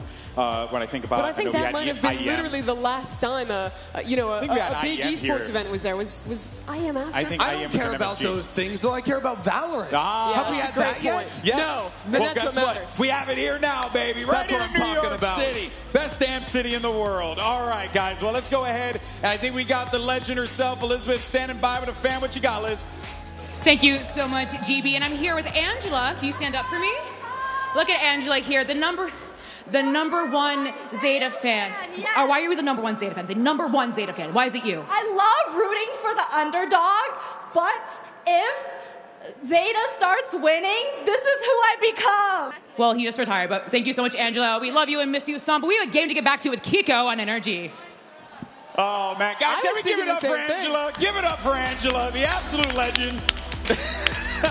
Gotta love an underdog. All right, let's go into the Agent Select here squad. Let's So see they're what we running get. it back. This is the comp NRG played when they 13 forward Qbert with this Harbor in play. That was off stream. So I'm excited to see how it works, especially because it's a Harbor Omen, not the Harbor Viper you would have normally seen on this map. Yeah, or even the Omen Viper was another Yeah. thing that a lot of teams were playing towards the end of this year on Haven, of course. And I do think that NRG might struggle to have faster hits into sites with like the Yor and the Omen. You don't have that aggressive dive agent that can play off of teammates' utility. So instead, you're going to be relying on a lot more of that smoke utility to guard the entrance and guard some of those teleports. That will be no problem for Zeta Division, though. They're rocking the double duelists this game. We saw how aggressive Echo was on map 1. Now Absol, what a pretty solid performance, joins alongside him, piloting that Yoru for NRG. I'm really looking to see how they want to play into this Cypher. Because in my opinion, the Cypher nerfs are pretty significant. It makes hitting into a Cypher site a lot easier. That slow instead of the stun, that wind-up time being pretty tough as well. So I think that exploiting that Cypher is a good plan for NRG. Yeah, I also just think it's hard in general for Honey Bunny to play this game when there's a Yoro on the other team with the clones to break. You're going to have double teleport agents going into the site too. So Honey Bunny is going to be fighting two players on top of him before he can play off of anyone else that will be running through the trip. So instead of hard anchoring, the way I would expect him to play it is more so if he's playing C, have the retake cages, have his setup more for information, and then get to play flood retake with the cages to get his Neon or his Yoru, who can very quickly make it their way over to help him on site. Or even have some like really deep trip set up for some anti-Yoru tech to catch him right when he comes out of the teleport. There are options for Honey Bunny, but I think for him in particular, it's much more about when he's working on the attack that I think he could have a chance to Which take even in the loss, he was very good on map 1. He was the best player in my mind for Zeta there, as he has been performing all event long. Oh, yeah. He really was the one that you can kind of look to on that squad as a shining light, and he's going to need to continue to do that as we get ready for the action to start here. Haven, of course, the battleground for map 2. If you're just joining us, your world champs NRG currently up 1-0 in this series against the upstart Zeta Division squad, who came in hot in this tournament, really showing the world what they're capable of. But for NRG, it's a great chance for them to just continue to establish themselves as not just the best team in the world, but a dominant team to boot. I'm especially excited to see NRG do that here because it is Haven. This is one of the maps they strayed away from at Champions. Only played it 3 times, lost it twice. I didn't think it was towards the top of their map pool at all. And now with a pretty different composition, moving away from a Neon comp to now pick up instead the Yoru with the Harbor. I'm pretty interested to see how it goes. Yeah, Ethan on the Harbor, and for anyone that's wondering, this is pre-rework Harbor. Yeah, as I was well. going to ask. Yeah. So this is old school stuff. Maybe still with the push wall, still with the old alt. Yep. I think this is probably the last time you're ever going to see old Harbor played professionally, unless they make the finals and then run Haven again. But I mean, like this tournament, general consensus. This right? tournament and Ethan, because I don't think anyone left in this tournament has shown any Harbor whatsoever. I So like he's how you the said only that. guy trying to make it happen. You said that, and Mimi is all like, actually. Yeah, Mimi actually just hates fun, and that's what this is all about. Yeah, that's so true. Yeah, how could you, Mimi? It's unbelievable. People from Philly, you can't trust them. Of course, no. Crazy stuff. Crazy. This is not California, man. Oh, man. Who on this desk is from California? You, and he's lived there for... I have residence there, but my blood, my sweat, my tears are right here in New York City, all right? The best damn city in the whole mother flipping world. That's right. Love this freaking place. That was cool. That was impassioned. By the way, we have anyone from the Bronx in the house today? Okay, we got a couple. We made it down to 6th train. All right. Woo, well, way to go, guys. Way to go. Let me tell you, Metro card prices have gone up. The Metro card's dying, GB. That's true. I still saved my Metro card. It's gone in December. I gotta have it. I gotta preserve my Metro card for historical purposes. But let's go ahead though and take a look at the series layout once again, right? Because I had mentioned before where we started things off, Parode, NRG, massive win, 13-6. Now we take our trip over to Haven here, and if necessary, it'll be split to settle the score. But I will say this much, Ender, when I kind of look at the compositions and how things have played out, I'm actually quite interested in how things are when things flip.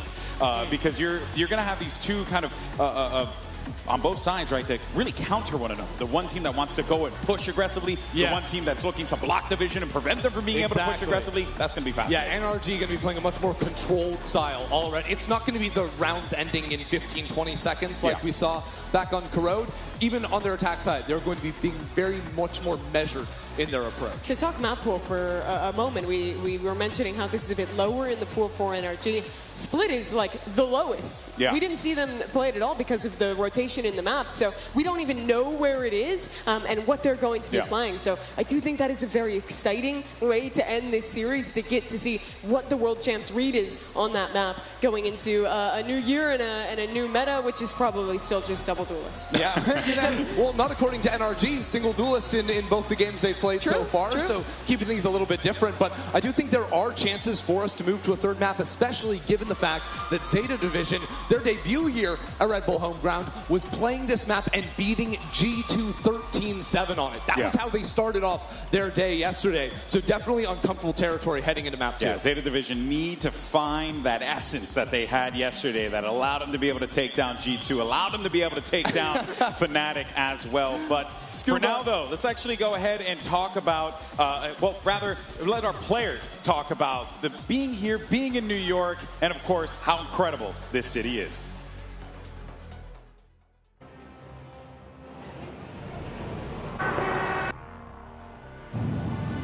First thing I did was went to Times Square. So much screens everywhere. All the lights and the billboards and stuff. How far is the Statue of Liberty from here? 저는 이제 헬리콥터 타서 뉴욕 전체를 한번 하늘에서 둘러보고 싶어요. I wake up in the morning and I see the view and I'm like, I'm really in New York. New York is like one of the cities I want to see in my life. When I first found out that I was going to New York, I instantly ran downstairs and told my mom. It was amazing. Honestly, when I was thinking about New York, there's two things that popped to my head, and it's not the best, but like, first of all, Times Square, and then Chipotle. I haven't been to a city as dense and as big. I'm excited about the city in general. I've watched a lot of Spider-Man in my youth, and it's played here, so I guess things like Empire State Building. This is the first time I've ever been to New York, so it's been an incredible experience already. I've already went to Times Square. I mean, God bless. I love all the Red Bull events. New York is just, it's so different. Like, this is the place where you see in the movies, you see in the shows and stuff like that, and actually being there in person, it feels unreal. Definitely infamous for the city that never sleeps, and definitely the food here. Food here is pretty unreal. We have had pizza so far at like 2 a.m. and hit the spot. I mean, we're here for the pizza. I just want to eat some pizza. I didn't try pizza yet, and I thought the bagel we tried was okay, so I take pizza. Yo, the dollar slices are not $1, bro. They're scamming out here. The inflation has been crazy, but... I'm from New Jersey, so we go to New York for school trips.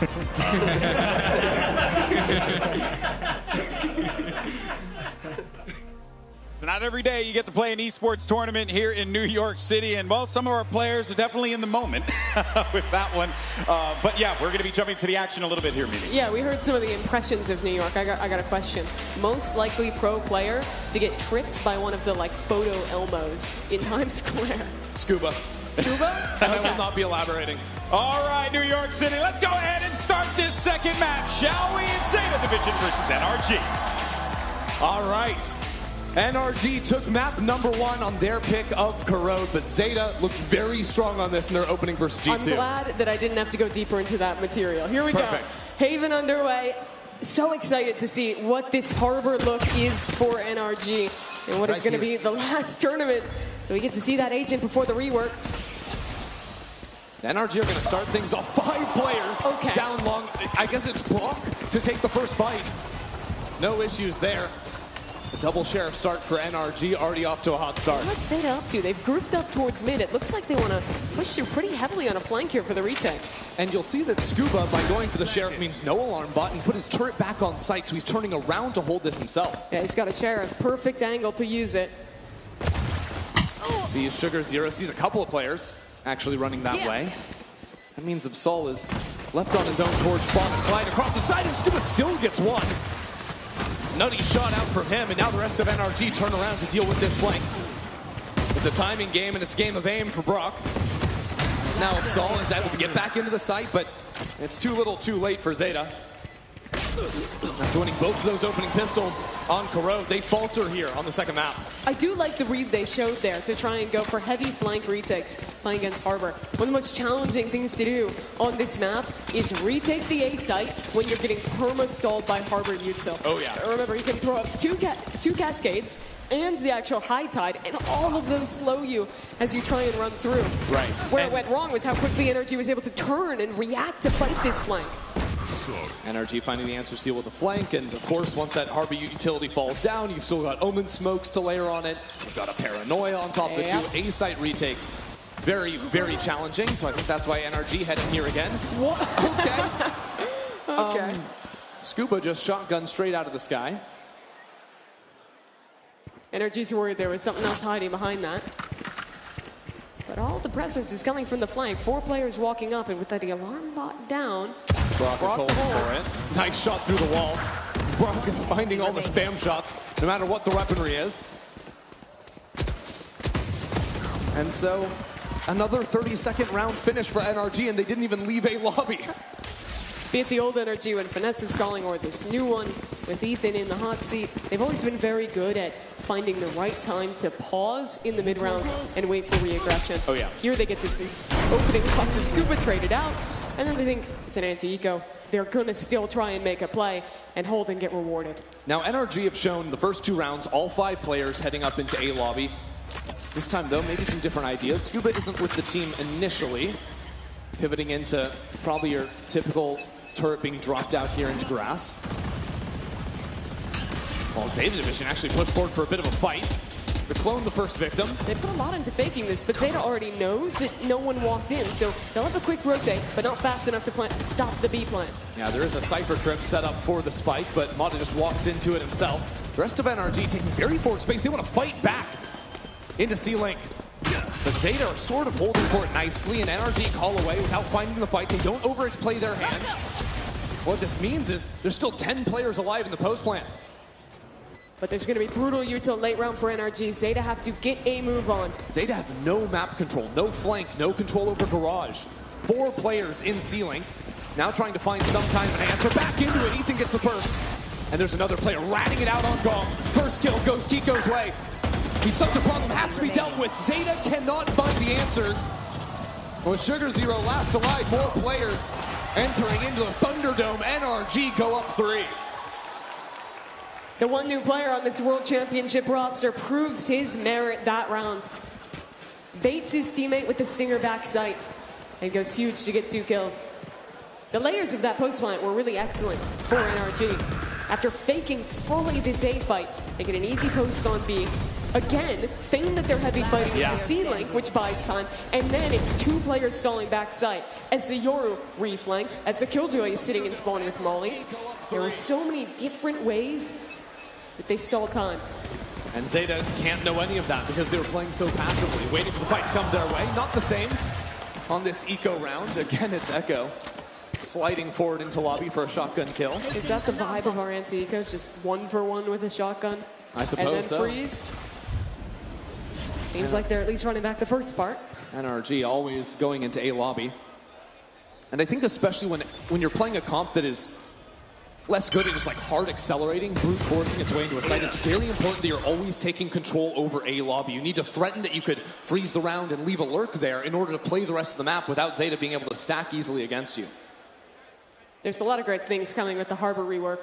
One thing that I think teams will be sad to lose is the Cascade. That tool is so good to take early space and to condition. It's one of the best things you can have to fight a lobby on your attack side. Because what you see is Ethan usually just using that push wall all the way down long, cutting off the fight, making it really hard for anyone to swing through. And because it's a secondary ability, you can almost always choose to invest that without really risking giving something up later in the round.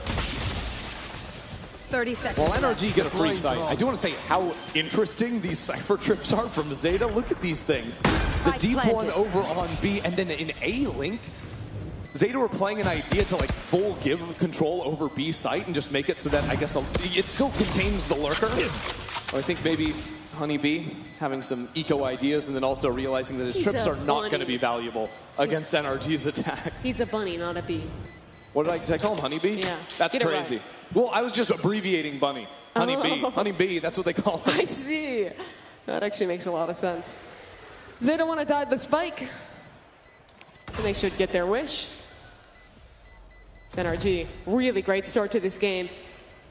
And all of these first 4 rounds has been them conditioning the A lobby fights, constantly putting attention there. Womp womp. Well, Brock, I guess, dies to the spike anyways, but Gets his ultimate for it, that's all he wanted. So They'll what do take they do everything, with that conditioning now? They've shown excelling into A off of it. They've shown fighting back towards B off of that same fight. Now they have Zeta thinking. Well, the important part of the conditioning is Ethan has to still be over towards A to throw that push wall if they want to keep that look going. Instead, setting up C, and there's a problem here. And that's that Absol is going for the operator play, but with Ethan playing on the harbor, you're very often going to see a push wall down here on long, just like this, to help you scale on forward, and Absol still goes for it. Nice trade, though, from Brock. But Honey Bunny got caught by the dart. They know he's backside, but doesn't matter. Finds Brock on the spam and dips back to safety. That ultimate laid down and a teleport in from Kiko. Still, NRG are down in numbers. Look at this wall, though. Allowing NRG to fight forward, and Scooby's positioning in Garage could carve up Zeta. Very hard to clear this window without someone coming in from Link. And to teleport straight into him, Scuba can be patient. Scuba can wait for Echo to come straight into his crosshair. And now fall away to the rest of his team. He's just dancing over him from underneath. And still connects for another. NRG were down in a 3-on-4. But Scuba's the only player that matters. It is picture perfect from NRG. That round is the harbor effect. What a weird wall that Ethan throws up down numbers all the way back towards spawn. Makes Zeta think that someone had walked through CT, was holding close to pop out. No, instead it's just Scuba tucked in the corner of window. Getting those critical kills. Scuba ends up being on the other side of that wall, so they think they're totally safe. Yeah, and they're putting full attention to clear that out. That's why you see Sugar Zero walk that way to meet up with his CT player. And that's a round Mimi that starts off with a good off pick. It is led to a numbers advantage for Zeta, but now, after Scuba dominating, Zeta are broke. Zeta have to try something silly on the eco, and something silly is going to get shut down by Kiko. Paranoia to shoo Echo away. And another very slow energy into eco. Zeta almost always push when they're down numbers. Someone always tries to make the play. And NRG know that. Echo was thinking about it. Decides to tuck back instead. Yeah, now just a drone into mid to make sure that Zeta haven't crept up underneath window or over to Bunny. Now Brock almost gets timing there on a quick little double swing, but that's going to mean that NRG can reposition and move back A. Yeah, seeing two, they know that it's going to be one on each corner of the map. Does With mean those two quick players, rotates. yeah, exactly. We'll be fast into that A site. Yeah, so NRG won't be surprised that there's multiple bodies on this site, even after that info. Oh, they're fighting up. Yeah, going for the re-clear up short. This is good because NRG have not sent someone short. Eventually, Scuba's going to go there, but he's going to be an individual player. That could easily be punished. Maybe not so much. Echo finally gets in there. And now quickly wrapping around onto Long. If Echo can find this kill, there might be something left. It's a good start, and Echo continues. Echo causing havoc in the backlines, quickly shut out of it. That means Honey Bunny up in heaven again. Mata just turns for that one. It's too easy. Energy 6-0 up. It got dicey with Echo's heroics, but there was nothing more to find from that round. Energy continue to show very good procedures in these anti-ecos. Slow starts to punish the aggression, pause to figure out the setup, and then great trades in the late rounds as well. You look at Zeta's perspective, they haven't been able to win the A main fight. Energy has stopped even going there, but with the threat of that harbor, they don't want to do it. Instead, they're going to walk down mid this round. That turret reveals the walk down from Echo, but that's intentional because what Zeta are doing are they're leaving the operator on their Yoru on B. They're showing the aggression. The op would not be expected on this line. And they know NRG like to re-clear that space. Mata will spot the drone, re-clearing through A. It's these players down in mid that are in portal closed. A little bit of danger. But Absol, his TP runs out, has to pop off the line. Now swinging back in. And at the same time, NRG stepping back in A. There are 3 players that have crept down long. What can Echo get here? Push while he's in front of it. It's nice from Zeta. 3 kills, make it 4. 1 enemy remaining. Zeta used that timing to punish the quiet, slow play from NRG. They tried to clear away all of these different spots that Zeta could have walked up, but Zeta still slipped the net. And in a 1-on-5, Kiko already spotted Echo. Takes him down for a flawless round. And that's a major flawless, too. It's not just keeping all the guns alive. I think there's 3 or 4 heavy armors that were undamaged in the round. Huge when you're trying to get a comeback going. And the way they play that round, I think, fits so well to their composition. Like you're talking about, masking the operator in mid, walking for re-aggression.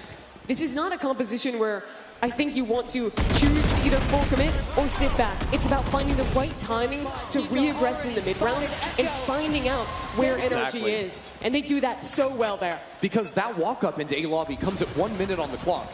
After the same player, Echo, walked down mid for the fight. The op again. Spotted out and TP'd back. I mean, Mata's just getting full information. This is a round where NRG can just dominate with the ultimates, comboing up. Brock is going to follow off of that information.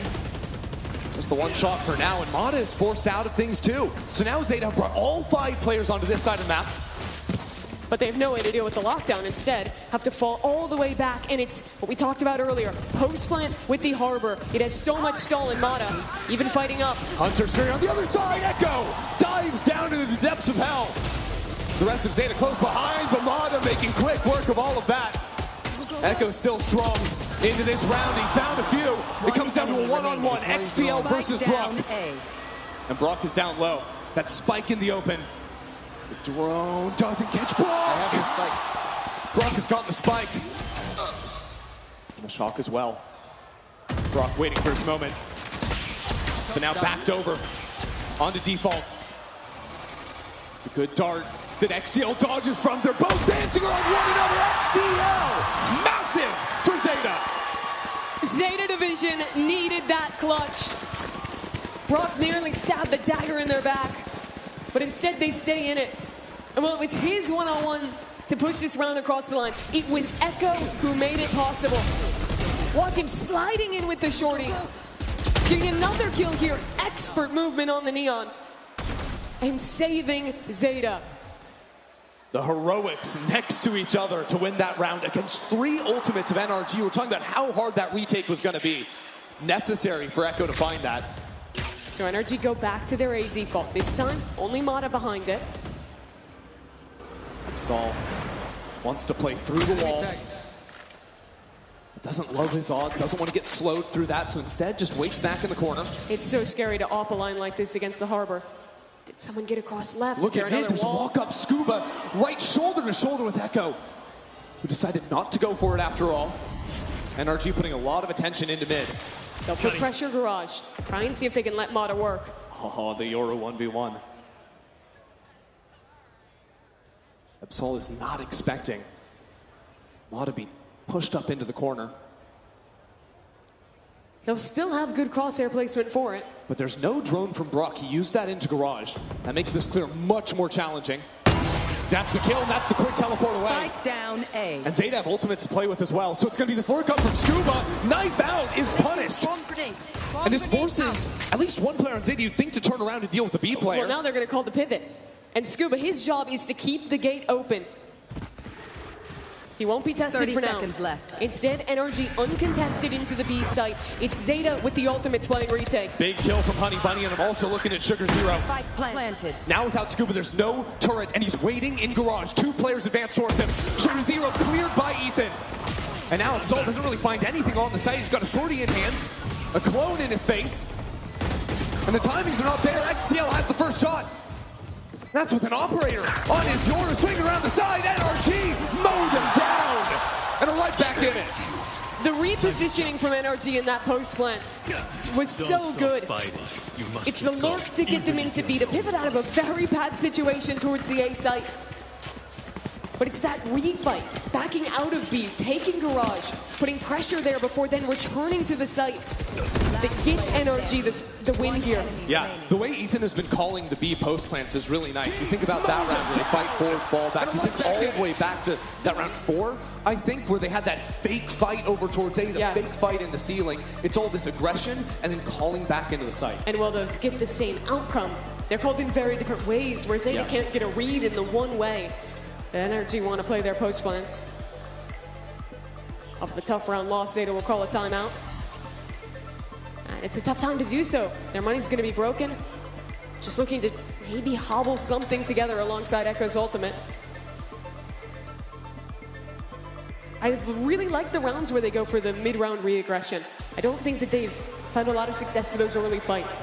NRG is almost always, at least in those first 30 seconds, waiting for that aggression, using the Harbor util to push it off. I think it comes down to the team calling the right time for Echo to re-aggress and catch a lurker off guard. Yeah, that seems to be probably the only win condition available to them in this next round with the money low, because the other thing I'm looking at is Absol with the operator has been good on his first 2 shots with that, but he's only fired that weapon a couple of times because whenever they lose a round, their money is just broken. They have 4A. I'd like to see them play this as a trap play. That's what they're looking for right now. Not showing their hand just yet. NRG are playing it quicker than they have in the past. Here we go, straight on through things. Echo cut down by Scuba. And NRG's backline makes quick work of that. It was a good call, but they went too early. Instead of fighting into long cleanly, they had to slide through a harbor wall, which slowed them down and messed up the spacing. And you think about it, in the last round, NRG only had left the 1 player there. So maybe they're thinking they can pick off 1 or 2 guys. They're not expecting it to be all of NRG. It is worth noting that Honey Bunny has walked all the way down from C. So There's an they'll alarm know. bot. Exactly, and now cut down. Every anti-eco NRG has shown thus far, they're doing the same kind of full team grouped A default. It's funny that for all the talking Bonkar was doing during the timeout, NRG haven't seemingly changed all that much on the anti-eco, and it's been solid for them thus far. This wall is a little bit different, just cutting down the site right down the middle. Going for a simpler plant and a little bit of spam shot there. What the heck is going on? Sugar Zero having a bit of fun with it, but it's 1 round for NRG. Last 2 chances in the half for Zeta Division. These will be the rounds they were really talking about during their timeout. Have the money for a glass off on Echo. Will they commit that? I think it is so hard to off when you are playing against this Harbor composition. Cute little play at the end there from Sugar Zero. NRG this entire half have basically not touched the C site. They have been leaving Honey Bunny to hang out there. Here, they'll finally put some attention on him. Ethan got caught in A main. Yeah, that's a tough one. And that was him trying to show that similar utility to the last rounds to make this pop a surprise. So now Honey Bunny is fully prepared for it. Flash in his eyes. He's also fully revealed, but keep your eyes on Sugar Zero. Inside the smoke, it's a good spam off the trip. And with Echo now coming into the site as well, it's still NRG winning. 3 kills for Mata, but now he's got to get 5. It's got to be more. Yeah, it's the ultimate to recover the spike. Sends a TP. Which way does he want it? Not quite yet. Broken immediately. He just has to run. He's Sets coming his out of here TP now completely. towards B. And he has no clue where XDL could be. He's faking it, no sticking. Players approaching from both sides. It's quick timing here from XDL and a good punish for Zeta to get their 3rd. Zeta catching Ethan there. He's absolutely massive. We didn't get to catch the kill, but as soon as he dies, you immediately understand that presence on C is real. Yeah. And with this double duelist comp, your defensive rotations are so fast. The Neon sprinting, the Yoruiwana TP. And thus far with how slow Energy have been, they haven't been able to take advantage of that for Zeta. I love that anchor smoke you see on your screen there too. It allowed Zeta to start flooding players back in from C lane. They were able to use that smoke to shoot off the Cypher trip that Honey Bunny had set down, similar one to that you see on the minimap now. Yeah, they had anchor cages as well that helped that goal further. It just means impossible for NRG to get control over backside. Yeah, NRG with a similar round, different position of the push wall. They use an Omen Smoke along instead to see what they can see, but with the Neon jump through, Zeta will realize that this is again fake presence. A well-timed drone in mid as well. They should figure out quickly that this is a C finish. Up for the attack. NRG have some ultimates at play. There we go. Ethan to start things off, and Eco might even teleport deep into the site. It's a bit of a mess on here in backside as Echo finds the first kill. And now Kiko right in front is shut down by Honey Bunny. A quick reposition as well on low HP. Zeta Division are here on the site. C is not working out for NRG, and now the flanker Absol comes in as well. NRG have nowhere to go. They've got no health to their name either. After this timeout, after the eco, Zeta Division have fought back. And gets 2 kills, a little bit absurd. Yet the round doesn't seem super doable, especially with that timing caught. Zeta Division come back within 4. I love the decision to disrespect the harbor out there. These last 2 rounds are all about the sea anchoring and really great floods. It's a similar scenario as the first game where we end 8-4, but with basically the opposite split. Instead of winning the pistol and getting stomped out after that, it's instead a latter half recovery, winning 2 sets of 2 rounds. That'll feel a lot better going into the second half, especially if they can win a pistol, as they did for both in game 1. And I think another great thing is how well Echo is playing. He is on a roll right now. 15 and 11 for the team on the Neon. And he's been so active in all their rounds. Every single round, it seems like he was walking forward right at the beginning, whether that was the ecos, finding shotgun kills, whether that was being the first one to flood back into a site on a retake. I mean, his retakes in particular were really impressive. Jumping out of A Heaven to find 3 kills on that 1 turn point round. For sure. Talk of retakes, though. That's going to be one of the biggest strengths of this composition for NRG. Harbor is great at cutting players off and segmenting off the retake to make it easier to get through those choke points that are notoriously hard to flood from on this map. You look at the early rounds as well, and you'll likely see similar ideas using push walls for a lobby to aid in the fight there, or to walk up C-long too. There's a lot of creativity with this agent. I think one of the big differences, though, in the way that Zeta like to play is that you're almost always going to see them trying to leave these lurkers in really pivotal positions. The space they'll take, they'll often leave a guy there like Honey Bunny to be able to listen to rotates while the rest of the team leaves. He's the guy to step up in the mid-round. So if I'm NRG, I'm thinking, hey, Honey Bunny is having a rough game right now, sitting at 3 and 10. When he's on the lurk in mid or towards C-long, what ideas can we have to re-clear and flush him out? Because once you kill Honey Bunny, it becomes a scenario like Corrode, where if they can stall out and execute, there is no other choice for Zeta. And if you're trying to get into the weeds and think about what the teams are thinking, those are, of course, the things going to be running through their minds. But the stakes as well are incredibly important for Zeta Division, right? They're already trailing 1 map in this series. It's a best of 3, trailing 8-4 at the half. If they lose this map, if they lose this series, they then go down to the lower bracket to compete in a best of 3 against G2 right after that, right after this. And that's for a rematch tomorrow against NRG. Think about what this team's run means as well. Valorant is huge in Japan. We learned that when we saw Masters Tokyo. We see that in the viewership of their challenger leagues, of every Japanese team in Pacific. But it has been a drought since Zeta's last miracle run in Reykjavik of a Japanese team doing well at a global event. So Zeta trying to right that wrong, keep this run alive. They would have to start here. It's going to start with an attack down C-long. Positioning Mata is in, though. Very difficult to deal with. And now with this wall dividing up the site, it's going to be Mata in the corner, finding a couple. Ethan turns it around. NRG say no. No miracle, no magic, not today. As the energy is sapped out of the room. A potential Zeta comeback. Insult to injury now. Almost unlimited smokes ready to block the spike towards long. The two Zeta players separated and spotted. It's just not going to happen. Not with the classic down there. And while Honey Bunny will check in with him in a couple of rounds and how he's able to succeed on the lurks, this is a round where no matter how well you do, it's just not going to happen.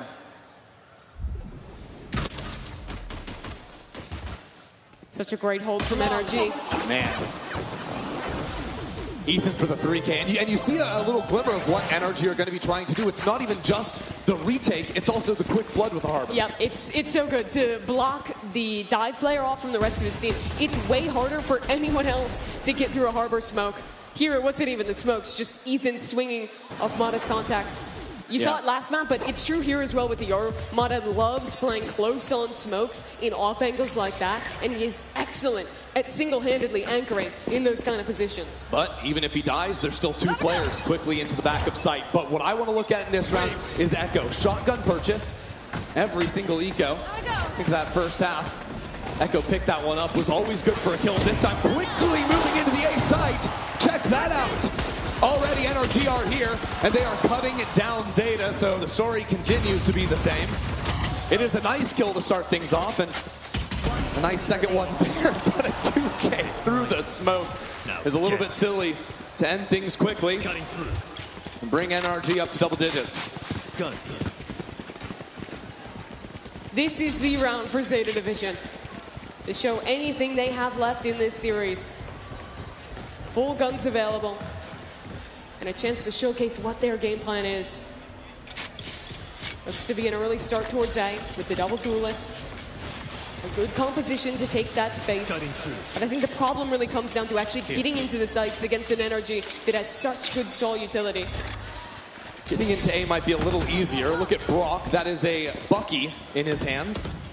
Isolated towards A currently. Still, your TP a Harbor wall up, and quickly it becomes more of a problem if you can't run him over immediately. It's all about the quick rotates and the quick flood from NRG, and that's why I think a guy like Honey Bunny is going to be especially important. If you can catch the rotators on B. It's a very Zeta round. Ooh. Get an embed towards mid, get an embed in A. Give yourself choices. But where they move from here is a little bit unclear.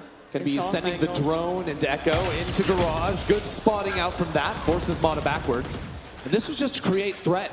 Maybe even leave Echo in garage while the rest of the team work up into A. 3 players grouped there. Kiko. Oh, Snorri's NRG dropping out. It's a good kill from Absol, but you can see NRG already had the read. Ethan was calling his team over into the A site. Brock trades 1-for-1, and now Ethan. So strong on the pistol now with the rifle in his hand. Tag team with the squad, but Zeta have left the spike all the way over to C. I'm interested that Sugar Zero goes back in there. Maybe had a chance to dip away. That'll bait the ultimate out. And the round comes down to Echo and XDL. Echo continues to inch forward. But if he goes forward, it's straight into Scuba's judge. And now the gun's been spotted. Spike planted. Little damage dealt.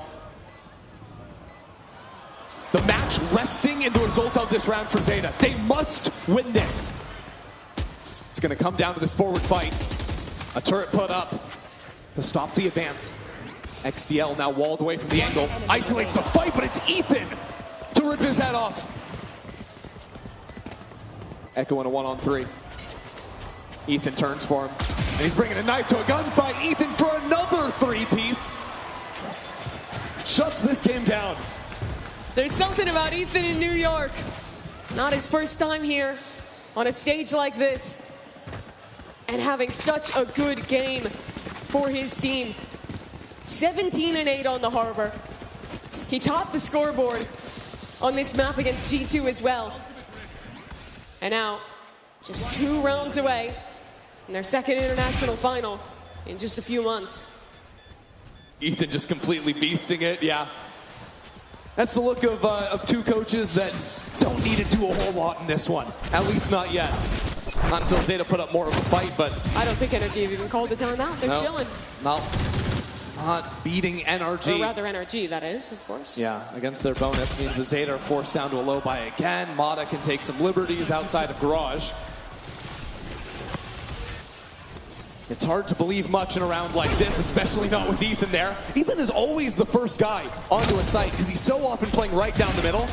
But now this fight forward makes things a little more interesting, and Mata pops straight out for 3K of his own. If you're playing against Energy, it feels like Mata is everywhere. You spot him on one angle, and he's steeping back. He's always so fast to rotate in, and part of the reason is that Scuba and Ethan have done great jobs of constantly stalling enough time for him to be here, but he's just a nightmare to deal with. I mean, Mata and Ethan both are just seemingly teleporting around the map. Doesn't make a whole lot of sense. Combined, sitting 38 and 14 on KD. Not too shabby. So, yeah, Zeta are going to call their final timeout here, and it comes after losing all 4 rounds on their attack half. It would need 8 rounds in a row to come back against the world champs on a map where they're comfortable, against an Ethan and a Mata who are confident. And as a reminder for the stakes, NRG win here, your day's over. You hang out, watch your opponents play, and get to prep for a BO5 tomorrow. For Zeta, if they lose it, you are right back in the meat grinder. You have to step back up on that stage against the 3-time America's champion in G2 to try and beat them again. Now, the promising thing about that prospect is the fact that, okay, yeah, they already beat them one time in a best of 1. The problem with that is that G2 have been watching this game. They've been seeing NRG, this controlled pace, really posing problems to Zeta. And guess what team loves to play that style? It loves to play that pace. It's G2. So, to decide it all here, round 17. To go to finals, NRG just need 1 more round. And it's Brock holding the line with this own, and it could just be over right here. 2 for 1. Puts NRG in a beautiful position. Zeta are sent scrambling. They have found themselves in a good position. They're calling towards the right side of the site. Even still, they need a pick. They need some way to even these odds, and that is their opportunity. Sugar Zero takes down Scuba and opens up the entire left side of the map. Sugar Zero teleporting all the way back in Gong. You can hear the footsteps. You see the pings on the minimap. He knows where Kiko is. It should be a free plant for Zeta. And chips in the night. Mata walks straight on past Sugar. It's another pair of footsteps Sugar Zero is hearing. And he's got such a quick timing on this with his knife out. He could even find 2 here. A Hunter's Fury off of the info from his teammate. The footsteps to push them back into Sugar Zero. Now a paranoia. The utility from Zeta off the information is perfect, but at the same time, Mata's on the site. Now he's out. A great round, a signature round from Zeta, but it still comes into a 1-on-1. Kiko stepping into Psalm's shoes for NRG. Now just needs 1 clutch to send them to the Red Bull Home Ground Finals. He won't be able to do it. XCL on top. That was a straight-up 3-on-5 for Zeta. XCL finished it, but the only reason they had a chance was the Sugar Hero finding that pick into mid, getting the information to allow the Hunter's Fury and Spawn to come through, and buying so much time for XCL.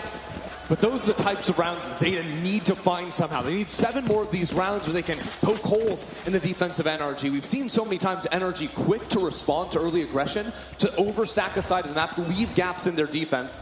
Zeta need to poke and prod and find themselves in forward spots. This round, they're going to pick up the pace. It's a very quick split into C. And it comes with NRG having 4 players on the A side.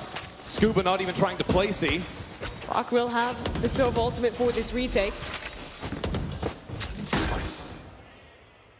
But Ethan's going to be very late. Garage is the battleground. Zeta send 2 in there. They've locked down their flank. But if Zeta can hold Garage, their chances here are great. Can even come and fight forward. Brock just sees Echo, takes him down. But now by holding on to Garage, Zeta have quick movement back into the site. Hunter's Fury from Brock. Not catching out Honey Bunny. It's a bit of a mess. Scuba drops it behind. And it's an execution from NRG. Sugar Zero forced away. XCL also off of the side, but Sugar gets back on in. It's a full stick inside the cone. It's a full stick from Ethan. No one in there, but he is. XDL back to back, and a round win for Zeta. XDL, the one man keeping his team in it in repeat C post plants. They needed their hero.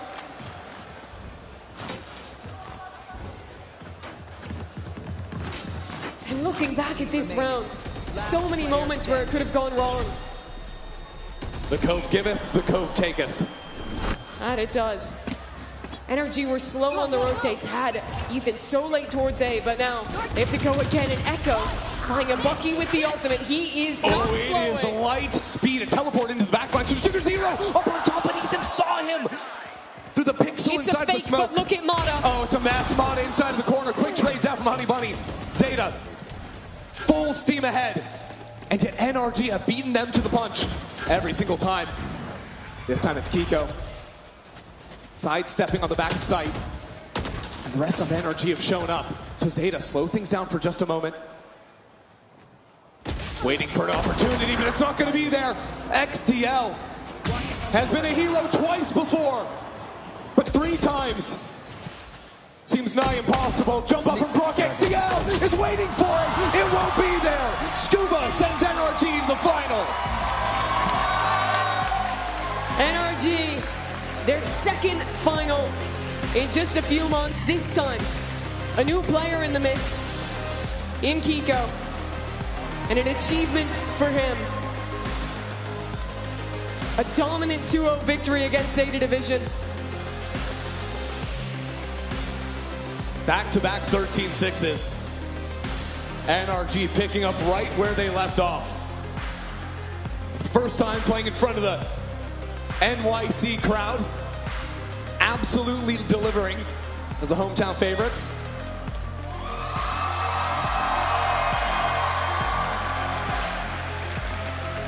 This is a team that thrives on stages like this. They've been there as a squad before. Ethan has been here so many times. Now yet another final, leading this team to success. And also for Kiko, stepping into this team with the departure of Psalm. Heard him speaking about how, yeah, he's been to global events before, but hasn't been able to make it past that initial hurdle, make it into playoffs, make it into a deep run. Now in his first tournament here with the team, it's a finals in perfect form. It's always been heartbreak in the past for him. This time, just that bit different. And of course, NRG picking up the win. They're moving to the finals here in New York City. Give it up one more time for NRG, everybody. Wow. Not only did they do so in dominant fashion, but the fact that they were able to do it 13-6, 13-6, and how they were able to do so, you had some of those moments of heroics there, Mimi, from XDL and the boys in Zeta, but it was just too little too late at that point. It felt like it was only the heroics that Zeta were winning. This was a game where NRG was ahead of them in the macro on both sides of both maps, in my opinion. Credit to Ethan. They run back their corrode that they knew they were great on, that they showed they were great on, and they also show us the harbor comp that you basically never see in current age, and look excellent there as well. I think Haven was more impressive to me. Obviously, we know how they play on corrode, and I think they showed us a lot of similar looks, but especially the ideas he had in the B-site post plans to fight forward, call back. He was so fluid in that calling, has a very tight control over the team, and NRG were firing on all cylinders. Oh, most definitely. But let's go ahead and head over to the stage and meet the newest member of NRG. It's Kiko standing by with Liz. Thank you so much, everyone. Please give him a warmer North American welcome. Welcome Kiko to North America. Come on. Kiko, a fantastic best of 3 from you. You just said to me, you were just having fun. We didn't have that much prep to do. So talk to me about what prep, if there was any, that you guys did. Like we had a week and a half of prac, just getting into the team, just getting comfortable, sort of like integrating me into their system. And yeah, that's all we had, to be honest. Well, let's talk about it, because yesterday, your best of ones were your first officials with NRG. You didn't have that much time to prep with the team. How has it been acclimating to the boys, the world champions? I think it's a bit different from Liquid.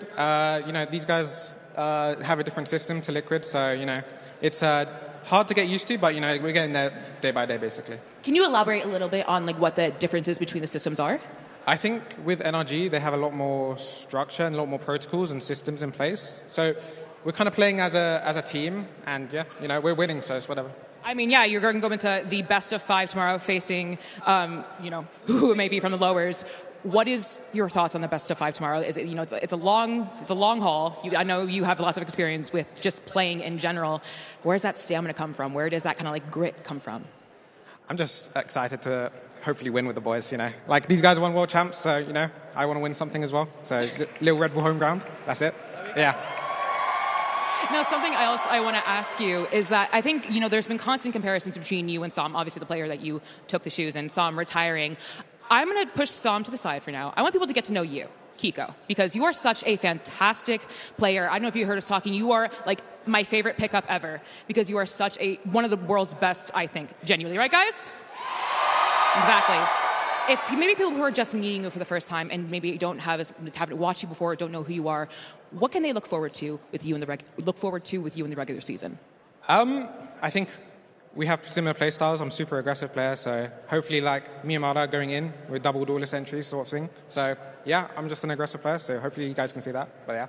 Any words of warning to any other teams facing you in the future? Words of warning? I mean, I'm with the world champs, so hopefully everything's going to be amazing. But yeah. All right. We'll give it up for Kiko one more time. Everyone, I'll let you rest and send it back to the desk.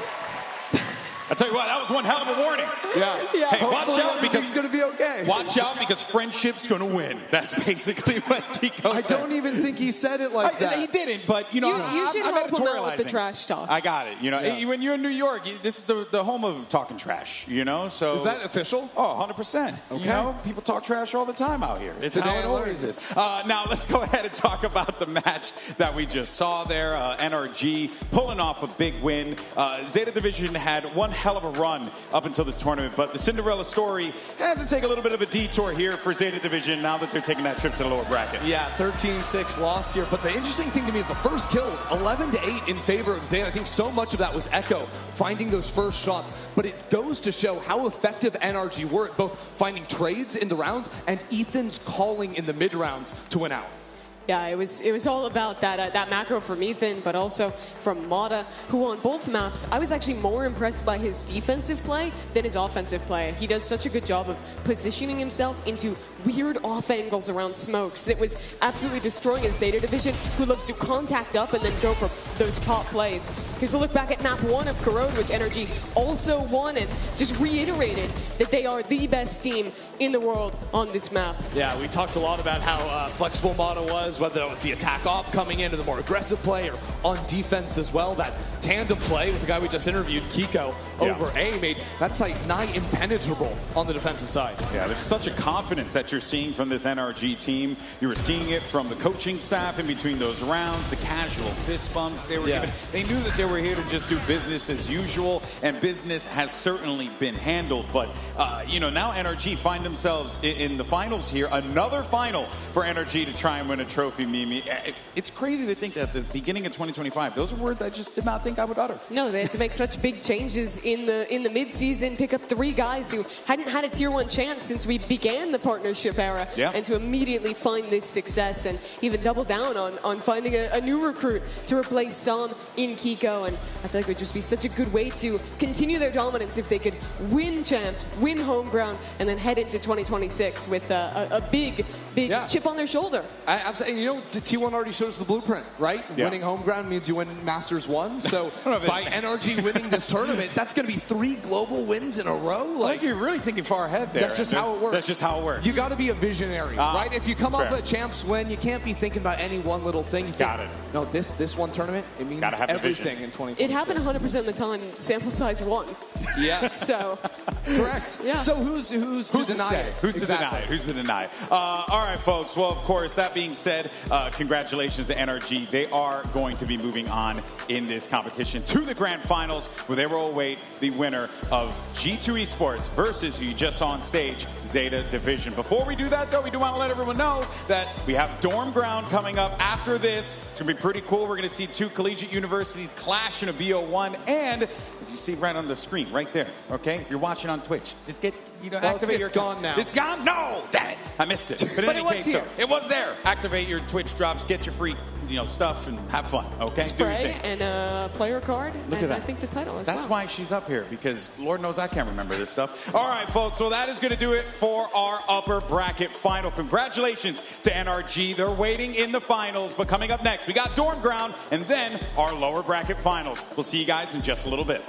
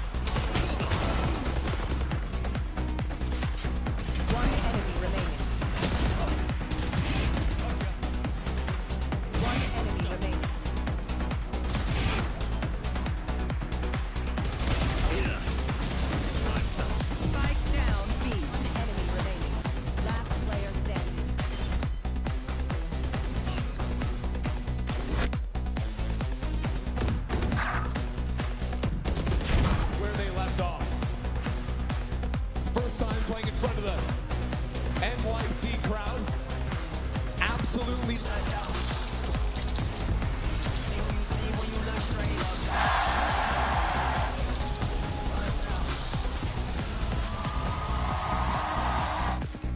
One enemy remaining.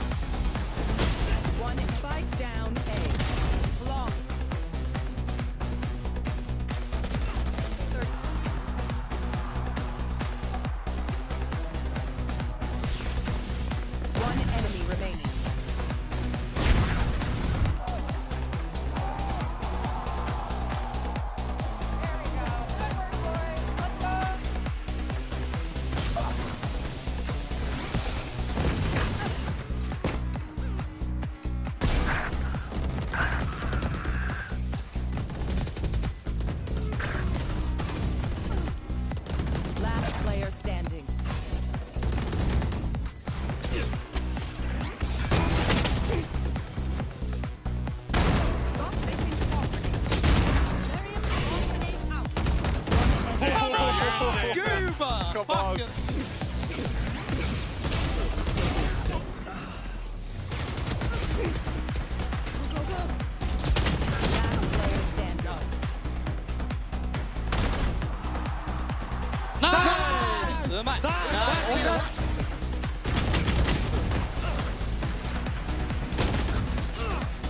Kiko already spotted Echo.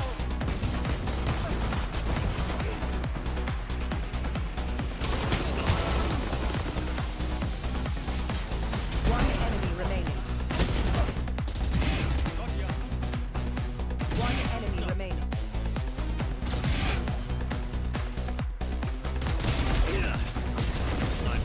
Spike down B. One enemy remaining. Last player standing.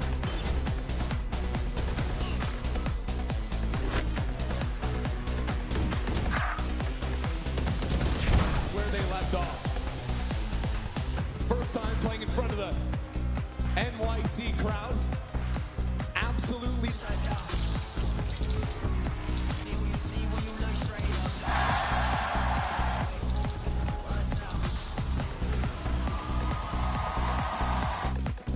One enemy remaining.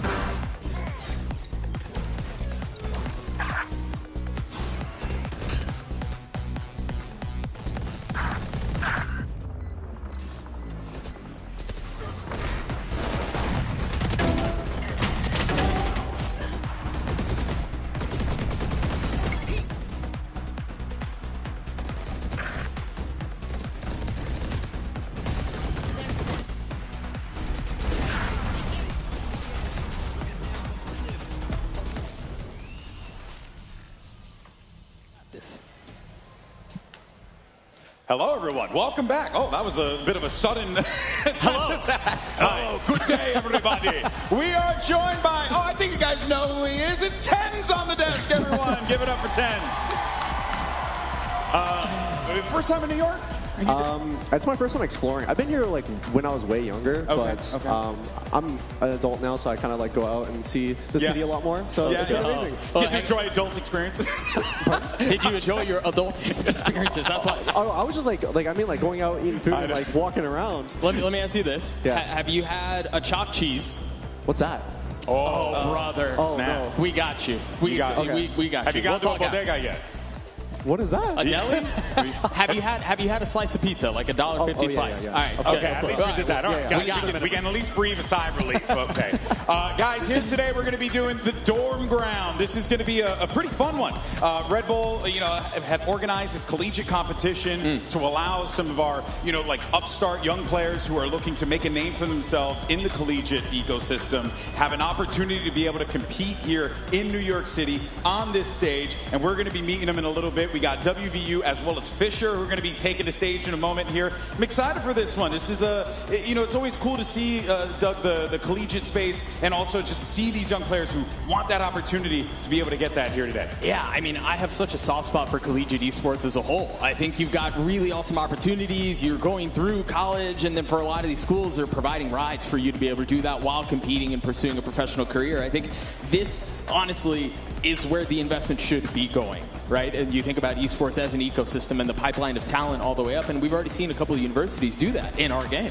Yeah, Winthrop's been doing really well across like America's Ascension and Maryville. It's also just a sick opportunity for these players to get to play on a big stage in front of a big crowd that's all hyped to watch them play. So it's a fantastic opportunity to just get a feel for what it's like being a professional player. Yeah, for sure. I mean, I definitely think for the young players, it's an amazing opportunity, not only just for experience, but like to also get eyes on yourself as a player. As we've seen from this year of VCT, actually, the rookie players coming in, like for example, like Brock, Mata, Scuba, like a lot of these players are from Tier 2, and so they kind of work their way up to the highest peak. Yeah, you've watched Valorant for a very long time. Obviously, you competed a little bit as well. What do you make of the distinction between Tier 1 and Tier 2? It almost seems to me like it's like Tier 1 and Tier 1.5. I don't even know that there is much of a gap. Yeah, I think it depends, though, because sometimes I do think right now Tier 2 is very top-heavy. Like, there is teams in Tier 2 that they do compete with the Tier 1 teams. And when my time on Sentinels, when we were playing, we were actually using these teams as scrim partners more than other franchise teams. Oh, nice. So basically, like the way that you guys kind of look at this here, it's, you know, this is going to be not just a great opportunity for these players, but also a great opportunity for these universities as well, right? To continue to establish themselves within this space, continue to build and show like these programs that can have some longevity and also be able to bring students into the fold as well, right? Yeah, I think there's a ton as you look at universities watching an opportunity like this and go, yeah, we should invest. This is something really cool that we should be continuing to put resources into. Yeah, or you might be somebody like Golden Boy who's just looking to get a little bit more knowledge, and you might think, oh yeah, maybe I should go back to university and learn anything. You're trying to go back to Queens Community College and start competing? Actually, I'm trying to hook a ride up to Hostos College up in Grand Concourse, you know, go back to my old school. No, but honestly, it's really cool, and I've always been a big fan of this. I remember years ago I did like something similar with like, a whole collegiate event that we were doing, and it was just so great to see those players, like, you know, they were hungry. They were hungry for this opportunity, right? And right now, we'll, of course, going to be seeing them in a little bit, but before we do all that, let's actually talk about the tournament at large here, NRG moving on. Tenz, what's your read on this NRG team, man? Because they have been absolutely incredible. Yeah, they have, and I think that they've kind of maintained their performance, and this is like the best team that's won champions and have shown what they are. I think a lot of times, like a lot of teams, when they reach that peak, they end up like falling off. But especially with the insane addition to NRG with Keiko, I think overall this team's just insane. It's almost like we were talking about this yesterday. You take a team that wins a championship and somehow maybe gets better in the off-season, right? Like, it's a wild addition. Yeah, they definitely could. I mean, Kiko just unlocks different things for them too, being able to play like double duelist kind of compositions. But I think it is interesting what you say. Almost every team that's won champs has had that like Super Bowl hangover afterwards where they don't quite play as well at the beginning of next season. But yeah, NRG are looking scary good. Yeah, this seems a little bit different for right now. But, you know, before we get things going, let's play a little game. I love games. I'm a big fan. I haven't had a chance to do any games. Yeah? You know, like when I hosted this, I get to do some games. So let's do this. Because, you know, of course, our friends over at AOC who made this, you know, been a part of this whole event. So we want to thank them so much for joining us on all this and supporting Red Bull Homeground World Finals. They wanted to do something pretty fun. They wanted to do like a little competition. So you guys are going to have to determine on that AOC monitor what map are you looking at on that blurred monitor right there. No. Look at the screen. Don't look at the giant monitor. Oh, no. I was looking at the crowd to see if they would know to help me out. Does the crowd know? Crowd, what do you think it is? Say it out loud. I'm hearing bind. I'm reading you guys' lips. It says bind. But if you're wrong, I'm blaming it on you. No, I don't think that's bind. I don't think it is either. I'm looking at that, and I think that's a new map. I've never seen that before in my life. I swear to God. Pearl? Pearl? Yeah, I got a thumbs up. My boy helped me out. It is. Shout out whoever that is. You know, that's not fair. You guys just go turn around and use the crowd. Well, I didn't know that was in the rules. Oh, I guess so. Yeah, you're right. I wasn't very clear about what the rules were. Yes, it is Pearl. Congratulations. You know what was clear? That image. Because of the monitor. Because of the AOC monitor, of course. The Aegon by AOC is the world's #1 gaming monitor brand. Ain't that right, everyone? #1 gaming monitor brand. Give it up. That's right. And of course, here we deliver top performance at all the levels. And more importantly for AOC Gaming, it's about everyday gamers enjoying what they love to do best, which is play games on crisp monitors with absolutely beautiful frame rates and all the hertz you could possibly have. What was Puckett saying out there? He said 280 hertz or something like that? That's a lot of hertz. That's a lot of hertz, man. I don't even need that many hertz. But you have it. You have enough back hertz. That's true. That's true. I just got what my mama gave me, though. That's just the facts. That being said, though, guys, jokes aside, big shout out to AOC for making this happen. Well, we're going to be jumping into the dorm ground in a little bit. And then after dorm ground, we have our lower bracket final, which is going to be G2 Esports versus Zeta Division. And in Sideshow, we just saw Zeta Division really struggle to be able to figure out how to crack the egg that was NRG. But they have defeated G2 Esports before. And as an egg, I want you to tell us, how do they actually crack the egg? Well, if they've already cracked it, then it's scrambled all over the floor, isn't it? They've already beaten them once on Haven. We don't know really what the rest of the map will look like. I think you need to be getting big performances out of Absol. Absol was going nuts in their previous games. My goat. Demolished, when Zeta was playing against G2 and FNATIC. So, and getting some of the confidence back too. They obviously hit an insane run of form yesterday, but carrying that through to today might be a bit more of a difficult task. Yeah. If you're not feeling it, and it can be a little difficult to get back into the groove, and they haven't played a lot of games. They only played 2 BO1s yesterday, so they've got to find that magic again that was working for them. 13-1 win against FNATIC. Oh, they yeah. clearly got what it takes, so you just got to harness it. Oh, yeah, it's going to be exciting. We're going to be checking out that action in a little bit. But for now, let's get ready for the dorm ground. We got Elizabeth standing by on stage. Thank you so much, GB. And yes, we are here for the dorm ground on stage. It is West Virginia University versus Fisher. I'm going to go to Fisher first. I believe, oh, Psych is working on something. We're going to go this way. We're going to go to West Virginia. Pardon me. Guck, arise, Mr. Guck. Great to meet you. Nice to meet you. Well, I mean, if you've watched any Valorant stream ever, we've seen you play. You know, you are someone who has been in the Valorant community for so long. Talk to me about your team here, West Virginia. I mean, it's a great group of guys. West Virginia University, Morgantown, West Virginia. Our program, I came in here, I want to say last year, after I left Winthrop University. And I mean, we've been growing as a program for the past year and a half, I want to say. And yeah, we showed up for the dorm grounds. We came to play, and now we're here. What's the tale between these two universities? Like, is there rivalry? Is there animosity? Or is it just buds playing Valorant? Honestly, I don't think there's any animosity or rivalries. You know, great group of guys, friends with them. And I mean, yeah, we're just here to play some Valorant, make it entertaining. Can you give me a scoreline prediction? I'm going to say 6-13 West Virginia University on top. Okay, very similar to NRG. Zeta, thank you so much. I'll let you get back to it. Now, I think, Psych, I think you're ready to speak to me. Or go over to Fisher right now. I'm going to shimmy on by. Psych? Hello, how are you? Can you stand up for me really quickly? Thank you. Now I see you're choosing your sheriff. Got the exo sheriff going on here. And I just asked Guck, you know, you guys are friends, you guys are chill to each other. There is no rivalry, there's nothing between Fisher and West Virginia? I've known these guys for a while. It's kind of an old rivalry, but not really. It's kind of new faces here and there, but no bad blood, no. Okay, well, talk to me about your program. He discussed his program. It's a growing program. What's the thing about Fisher's program? I've been here since the beginning. There's a lot of changing faces, but we're all just friends. Like over the years, like we've gotten each other in. You know, it's been a pleasure to play with everybody I've played with at the school. What does it mean to be here in New York City on the stage for Red Bull Dorm Ground in front of all of these people waiting to watch you play? I'm honestly really grateful for the stage to be here, for the opportunity that Fisher and Collegiate has offered me. Red Bull, I'm really glad they're like dipping their toes back into Collegiate a little bit, so it's good. For anyone who maybe doesn't know the collegiate system, what is like your 3-sentence pitch to them to watch collegiate Valorant? You might find something more interesting than you think, I guess. A simple sentence, we love it. Well, I'm going to let you get back to it. Good luck today. Now, GB, I'm going to send it back to you so we can get this game started. Thank you so much for that, Liz. Yeah, looking forward to seeing these two teams in a moment here. And I think at the end of the day, you gotta, support like the up and comers, right? Yeah. And these are the players that are going to be the hopeful future of our sport, and be able to do some really cool things down the line. Yeah, because the truth is, the 4 of us, we're old.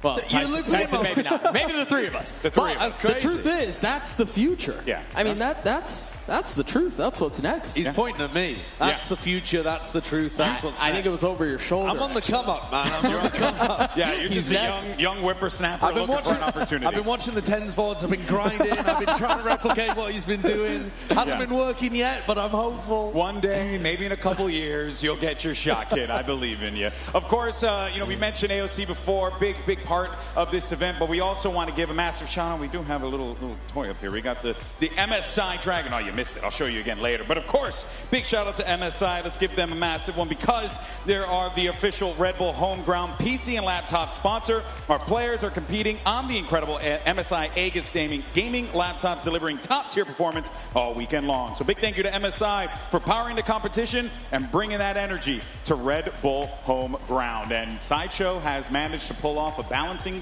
trick that we got to get to the cameras. Bring the cameras back. No, the dragon fell off. Actually, not yet. Not yet. We got to position the dragon. Stay there. Production, let's come back in. We're so back. Okay, and then we got it. There it is. Look at that. Look at that flat head able to balance that plushie. Unbelievable. What does it say about the fact that we can balance something on an egg? Yeah. Well, I mean, it normally has more of a dome on it, but I've been wearing a headset, so now it's dented. so there's a nice little head dent there for the dragon to sit in. Oh, man. All right. So, of course, course, big thank you to MSI for that. We're going to be jumping into the action in a little bit, but let's check out the map Veto, because I believe it's going to be a BO1, right? Yes. Yeah, so it is a BO1. So let's see where we're going to be playing at here. And the choice is Bind. All right. So good old Bind, you know, it's going to be the bread and butter here, right, Sideshow? Yeah, Bind's a sick map in order to play so much on, because you're into the action off barrier drop every time. So if the job is to try to make it entertaining, then Bind's the map for you. That's true. I mean, we saw a couple of really swingy binds just in this tournament in a best of one. And so, I mean, who knows? Yeah, we saw a 13-1. I'm hoping it's a little closer than that. Yeah. Don't pull off a FNATIC. That's all I'm hoping for. Yeah, whatever you do, just don't get 13-1 here. No, but I do think, though, that there is a great opportunity here, Tense, for not just these players, but also for fans to be able to get introduced. Because you heard one of the players on Fisher EU saying, like, hey, you know, like, you never know what you're going to see here. And I think that's kind of the beauty of Valorant, right? Like, you never know really what you're going to get. Even when you think, oh, hey, the compositions are standard, it's how they approach the game that can be different. Yeah, 100%. I mean, I think a lot of young players also bring, like, young ideas, so to say. Yeah. And so I do hope that we can see something pretty cool cooked up on Bind here. I mean, me personally, I have bias towards Bind. It's my favorite map. But I do think it's a very fast-paced map, and there's a lot of creativity that you can do. What do you want to see them run? What's a silly comp on Bind? Ooh, a silly comp? Phoenix. Phoenix? I don't know about Phoenix. I mean, Phoenix would be silly. You said silly, so I just I don't even know. I'll let them cook. I'm retired now. You don't got to think about those things anymore, baby. Exactly. Just sit in your ivory tower and just chill. No, jokes aside, though, I would like to see some wacky stuff. You know, what would you like to see, though? I haven't been messed with a little Chamber. I'm not gonna lie to you. I think Chamber gets a little play on Bind, but maybe not as much as you would like. This event, or not a ton this event. A little, but not much. Yeah. I mean, seeing a little bit of Veto would be cool too. I'm just down to see more and it actually be useful, because quite a lot of the Veto that we've seen in this tournament hasn't really done much. Yeah, it's been quite poo. I don't know, man. That last play from Baby Bay holding down the spike when the dart went. The dart, That's it, man. You know, deleted one recon. That's right. MVP. That's value. Yeah, that's value. Infinite value there. So I don't know. But I would like to see some Veto. I think that's Zeta were playing Waylay Rays, so they can like double dive with both of the duelists onto you. That's cool. That's fun. That's funky stuff. Yeah, I think you can go and do that, right? Maybe play the Sadak triple controller comp. You know what's funny? When I think of Bind and Chamber, I think of Sadak. Yeah. And so I mess with it. You know, shout out Sadak, my goat. We got that one in there. But yeah, should do I'm like all 4 for initiators, 1 sentinel, just see what you just do. Get real silly. By the way, was told that Tarek's giving away some free stuff. So guys, hunt Tarek down. Look at him. Wait, was that a deal that just went through? What did he sign? Did he just sign a Metro card? Yeah, did he sign a student Metro card? I need to know. Where's that at? That's the most New York thing I think I've ever heard of. Oh, okay, that's crazy, because I never thought in a million years I would see that. But I mean, he does look like Rapunzel letting down his hair. Why don't you do the same? People clamoring at the back of the balcony. That's messed up of you, actually. That's messed up. Yeah, now I just want to get more Metro cards. There's Tarek right there, guys. Give it up for Tarek joining us here. Give it up for all the people coming through. Plat Chat's in the house as well, up on the top floor. You guys literally are in your ivory tower sideshow. How'd you pay for that? Yeah, well, it's just to keep the people away from us. They start climbing up the rafters, seeing if they... Bro, we've got Demon 1 is here as well. Yeah, Demon 1's which up is there. So sick. Yeah, that's really cool. Right. It's We good also to see him got again. Sasi and Verdi over there as well. We had Laz co-streaming. I assume he's still in the house. Yeah, that's right. Not 100%, but I think so, yeah. Yeah, no, it was great. Big day for Zeta. Big day for Zeta. And Japanese fans in general. Yeah, and you really want to see this squad really step it up in that lower bracket final. There's an opportunity, right? They beat them before, so I don't want to count them out. Brother, I've been the biggest Zeta fan all weekend. I've been on the Zeta train since like after map 1 yesterday. But I was in, and I was all the way in. And unfortunately, they kind of let me down a little bit, but it's okay. I feel good about it. Yeah, they're just setting up the revenge narrative for the grand final. Don't worry. Exactly. Yeah. They downloaded their opponent, right? As one does. As one does. They're getting ready, for the run back. You have to lose to learn. Exactly, right? That's what I tell myself when I've gone 0 and 10 in rank for the day. Dude, I'm doing so much learning. Is that how it is for you, Tens? You're like, I'm just learning right now. Or are you just winning all the time? I'm learning. I'm experiencing it all.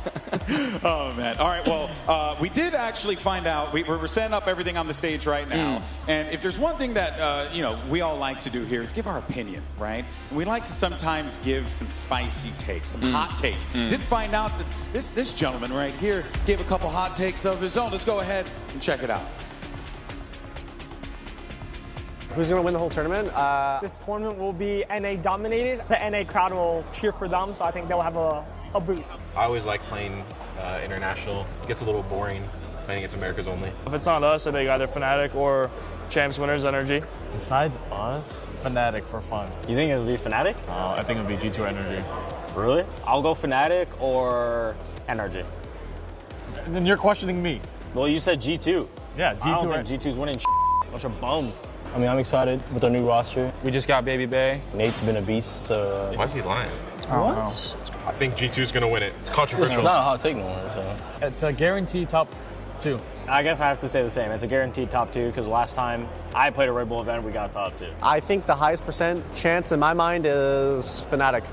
Definitely not us, so any team but us. If Energy, Sentinels, and G2 don't at least make top 3, there's a big problem. Crashies. Okay, we hear you, buddy. He also was like, not FNATIC, but you were big on FNATIC.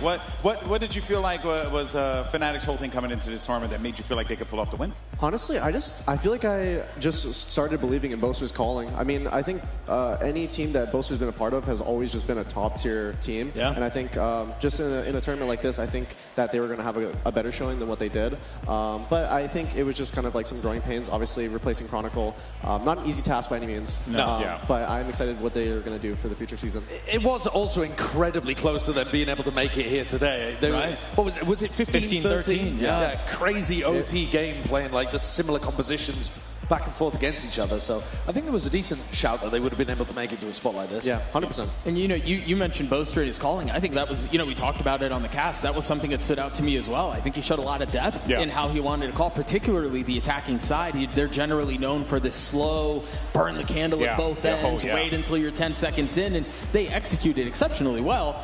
But they showed a little variety in that, too. Sometimes they were a little hot and heavy. Sometimes they slowed it down. I think there was a lot to be excited about there for FNATIC. Outside of Zeta, because I think that's the obvious answer here, do we feel surprised by the results that we're seeing coming out of home ground? For Zeta? For just like in general, like our top 3, for our top 3, right? Because I feel like this, if you would have told me like, oh, hey, like Energy, G2 are going to be in the top 3, I'd be like, yeah, that makes sense. Yeah. Right? Do you feel like, though, that like there was opportunity, there was a great chance for someone to be like, like another Zeta to come through here and maybe surprise anyone? Was there anyone that like kind of stood out to you in this tournament sideshow that maybe could make some waves going into the season? I mean, you're saying another Zeta. I'm going to take it, unfortunately, flip it and reverse it, because I think Envy was the standout that didn't make it through the play-ins, where I thought that they were going to be one of the teams actually to be able to make a run top 4, maybe even top 3, because coming off the back of their Ascension form, they should have been like red hot, raring to go.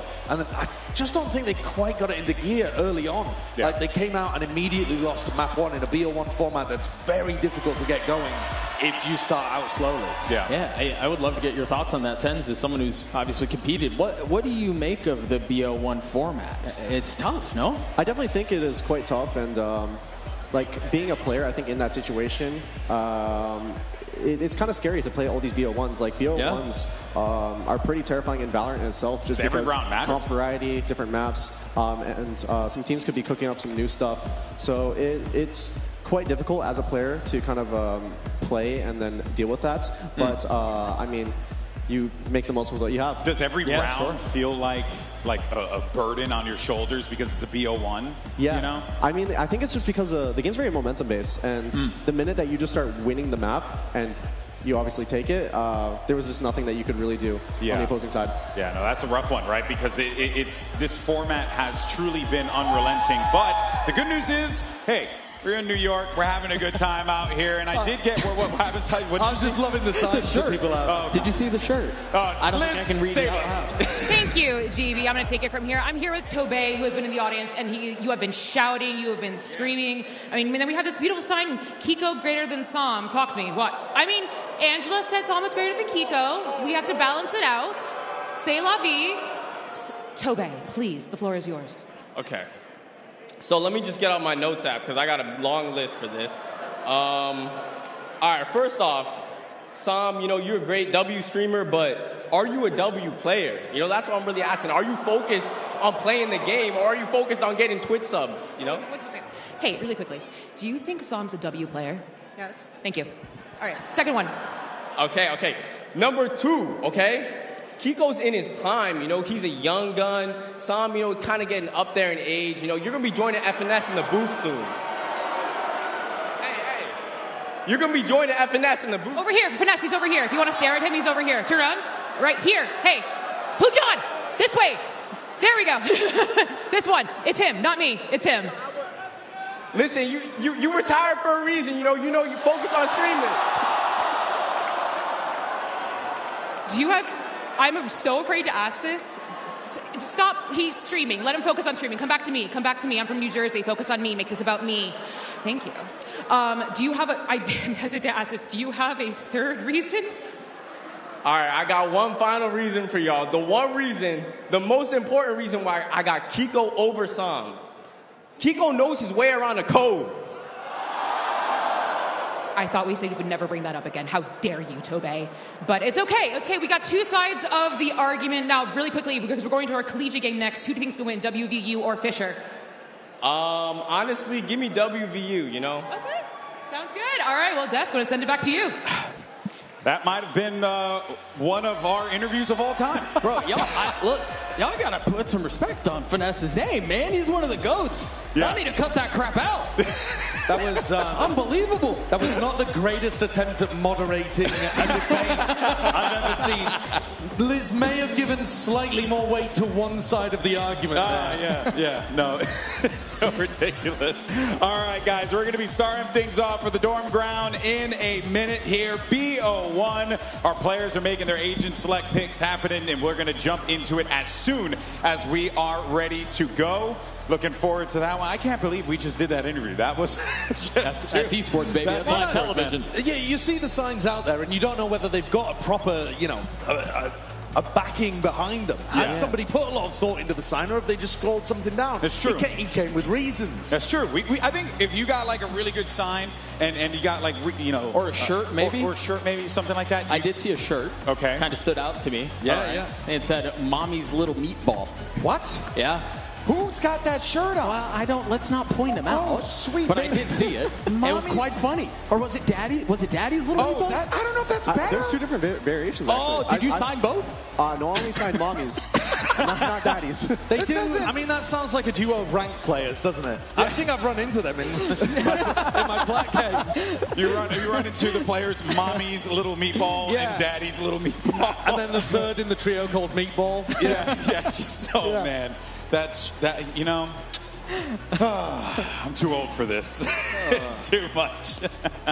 All right, you see the players. They're getting ready to go. The good news is, Tens, you're going to be joining us here on the desk the whole time, right? Yeah, I'll be here. All right, here we go, folks. So I believe we are ready to go, but our players are still in that setup period. We're going to be jumping into the action here. We got some interesting stuff, some interesting compositions that are going to be coming out here too. We'll show them as soon as we pop up on screen. That should be pretty fun. And of course, it's going to be, looking at these comps, guys, this is going to be kind of wacky, Doug. I'm looking forward to it. Yeah. Honestly, before we even get to the comps, I am a little concerned. Tens, joining the cast, he's successful. I'm threatened. What, you think you're going to lose your job? He's going to take my job. I don't think he wants your job, buddy. You're right. honestly, so right, so real. I think he's good where he is, Hey, man. At the end of the day, it's always fun to just get out there, yap some Valorant, and have a good time. So we're getting everything still set up, folks. So sorry for the delay, but we'll be jumping into it. You see the players are roaring and ready to go.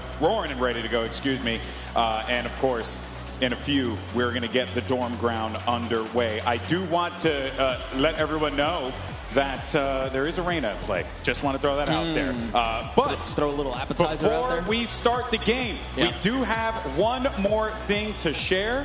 Tens, you have an event coming up. Isn't that right? I do have an event coming up. And it was at first an idea because I wanted a way that I could,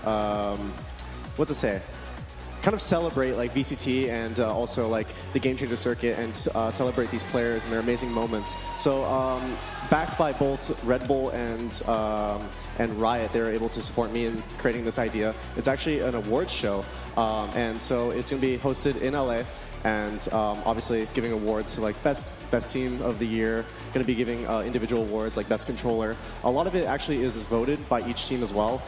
So it's not like. It's not just 10's favorite player. Yeah, exactly. Because my votes might be a little bit biased, obviously. So we're collecting votes from everyone, all around, from all the teams, coaches, and stuff like that, and basically doing it from there. Yeah, I believe we have a video. I think. Yes, right? there's a video. So let's go ahead and take a look at that, shall we? Bangkok champions! Toronto champions! So, Zestify! Be ready, come on!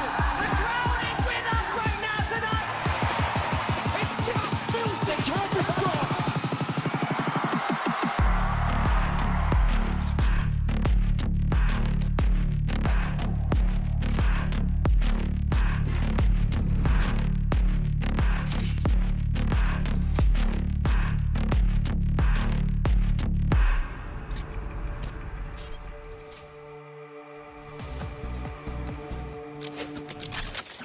There you have it, folks. We're going to get our own awards show. Thank you so much, Tense, for making that happen alongside Ryan Red Bull. Amazing stuff there. But I did get word the game is ready to go. It's now time to start the dorm ground. Fellas, take it away. Thank you so much, Golden Boy. Again, an opportunity for these teams to showcase a little bit of who they are and a little bit of the work that they've put in. A comp look already. We've got the Reyna, we've got the Deadlock. I mean, Tens, we're going to get silly right off the bat. This is going to get quite a bit silly. I've definitely seen both these comps before, either in practice or from previous iterations of metas. I'm a big fan of the Reyna and Sky pairing because it allows you to double flash areas where it's kind of like, in theory, uncounterable. So I'm excited to see a lot of that. But also coming in the Deadlock on the other side from Fisher. Oh, this is like fake B long pressure into an A short pop, and I think Fisher might have the timing here. Yeah. Turn around. They're nipping at your heels. 2, 3. Turn around, brother. That's not the right way to look. What a play from Dinks. That is an instant 3K to get the crowd riled up early for West Virginia. Spike plant.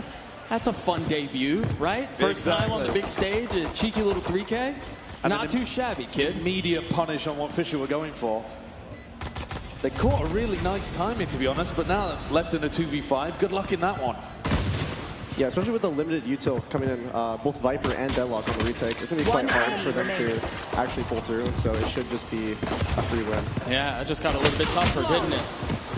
Forward tapping cleaned up, and the pistol goes away of West Virginia. And again, dude, what a start. Flawless stuff. Should be a really difficult comp to get through, actually. Viper and Deadlock on the defense side, but if you don't ever actually have to go through that utility and instead they push out Shower straight into a triple kill, then yeah, it's going to be a little bit easier for West Virginia, I think. A great beginning.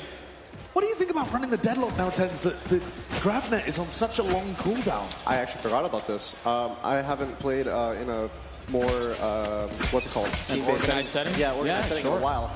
So I definitely think it lowers the stock of the Deadlock because the net was such a powerful ability. So for early controls, trap plays, the fight pressure from that is pretty crazy. So having it on a longer cooldown obviously makes Deadlock not as great as before, but I do think the character is still pretty good. Yeah, they believe in it still. Deadlock currently posted up B with 3 other members of the defense within the same zip code. And it seems like West Virginia is kind of just going exploring here a little bit. Grab an orb here, an orb there. Quite a lot of respect, full buying up into this round, right? 3 Spectres. Yeah, that's true. 2 rifles. It was a flawless round. They got the plant money, got the kill money onto Dinks as well. So a really great beginning, an opportunity to get a showstopper online very early too. Being greedy with it, if anything, going over towards Showers, grab the orb, come back in this direction. They are, though, heading into a stack. Is this a little greedy or is this a little min-maxing? Definitely min-maxing, but you don't want to min-max the amount of deaths you're taking on the B site if you walk into 4 players defending it. They're flipping the map. Yeah, they're out of there. I don't know what they saw. I mean, I know they saw the net, but that was it. But yeah, they're hightailing it A. 30 seconds left. What can you do there, Lishi? Nice shot. Clean one there. But again, the gun difference already causing problems. The spam into the smoke. And the flash on the other side. They're going to try to funnel their way out. That's another domino that falls. Numbers the way of the attack. Spike in a really nice spot, too. It should be pretty clean, especially when you invest, 5 guns into it, the Spectres and the rifles. You want to get out of this as cleanly as you can. Yeah, definitely. For keeping the economy high, and I mean, it's going to be their bonus now, so being able to keep these 4 guns alive now, they should have a lot better, or easier time winning this. I think the overall plan so far, that they were trying to farm the ult orbs. Let me see the, where do I see the points? Yeah, oh, 3 away. So yeah, it looks like they'll probably do more of these controls for the orbs, probably prioritizing the Raze ulti. So it looks like it's going to be a 3-man shower control coming onto there for the Raze ult. Viper's obviously on the other side to just see what the... Sorry, I'm like... What the setup is. Yeah, you're good. We'll see if they can pull that off, get the orbs into the hands of the duelist. Quite a lot of pressure coming into Litchi here. I think he's got a decent idea about what's happening. Things getting closer and closer to the ult, as we were saying, Tens, but not probably going to come online this round. No, Samo dogged from B through TP. Just, nipping at their heels, so to speak. Also sent a flash down to try to see if A77 was doing that lurk play over towards Fountain. But they've lost a bit of space over towards Showers now, and you don't really know what's going on. 3 players stacking. They are taking their dear sweet time, aren't they? There's that double flash play that we were talking about earlier. Yep. They buy some time, trying to make their way through. Very nice hold by Fisher College. The attack trying to punch back. 2 rifles still in tow. Spike picked back up. The defense playing very close by, with the exception of Fortap being still on the other side of the map. Spike planted. And Inox is left alone in a 1v3 with ult in hand. Yeah, the spike goes down. But still so much work to be done. Oh, that's one, but that's all it'll be. Good trade from Rex there, making sure that there wasn't any danger. When you're up against Arena that's 6-1, you don't want to be offering them any opportunity to win a clutch like that. Great grab net value, that's what we're talking about. I want to give a quick shout out to that wall that the defense side is currently using. I think the first time I saw it, was it Nats maybe? Yeah, Nats loves that kind of stuff. Once again, creating the more Viper meta on binds. But that wall just basically allows them to just hold that space. And it makes it quite scary for the attackers. I think one adaptation they'll probably have to do is, instead of popping through short smokes, they're going to have to pop through the wall, because it looks like they're giving the short space for free when they're going up towards A. Yeah. Dinks, though, does have that showstopper up, so it took him a few rounds, but now WVU with massive ultimate that they can use, and just putting that fake pressure over towards B long again to go back into an A short pop and punish. Speaking of punish, very nicely done. Great read, I think, that B pressure was fake, because they've done it a few times now. Yeah. Ult is going to keep them back for just a little bit, buy some time. But now they drop the satchels, there it is. Popping the rocket, turn around, the gun barrel gives them away. And now they have full control of the site. And Nat not even connecting, Reina will fall. And you saw the good bit of utility that you can play around. They've actually got tons of post-plant util here, yeah. Good, quite can't get himself out of the site, though. He'd love to reposition over towards short, where he can use his molly more safely. It's 3 on the Raze. Nicely done. From the brim, 3 kills found. A great start for WVU. A great finish there from Guk, too. I don't think that's the position he necessarily wants himself to be in a post-plant, playing brim, but so happy to be in that spot, hitting shots like that. Now, Tens, you know your way around Reina, right? Yeah. You may have an iconic clip or two with Reina. How good does it feel to be able to start this off early in a map and you're sitting at 6-2 and everything kind of feels like it's going your way already? Yeah, I think Reina is, by definition, the feast or famine agent. Sure. From my time playing Reina, especially when you're heated up, and it kind of bestows you extra confidence to do a lot of these more wacky plays, go for these 1-on-3 peaks and end up dismissing away. So I think a lot of Reina's kit definitely gets like a stat boost from your level of confidence that you bring in. Yeah, you kind of get a little rude. You can afford to get a little 100%. Rude, can't you? Well, there's none of that disrespect here, at least early in the round. Oh, Rex tried to disrespect and pick up the ult orb. I think he managed to grab it, but at what cost? Cost his life. This is an eco, but that's a nice grab net. Sets up Samo for a kill. Yeah, very nicely done. Double dips, maybe. A bit more than he was looking for, a bit more than he bargained for, and now the duelist says the tips of the spears make their way out onto the site. Psych is the last one left, and I mean, maybe you get one. He gets one, gets a showstopper, kills 3 with a huge collateral ult. Oh, yeah? Is that how that's going to go down? It's happening. It's not happening. It could have happened. There was a world out there somewhere. If you go through that portal at the back of the stage, you reappear in an alternate universe where it occurred. Right. I think it's where the players came out of, actually. Out of the portal. The players are spawning from portals now? Yes. All right, well, Psych, with that death, does get the showstopper on. Well, even with the kill, gets the showstopper online. So the defenders have got now at least a tool to be able to work with. Remember, West Virginia University were putting fake B pressure at the start of this half. Now it's going to be real B pressure to Fisher read it. I mean, they've got a couple here.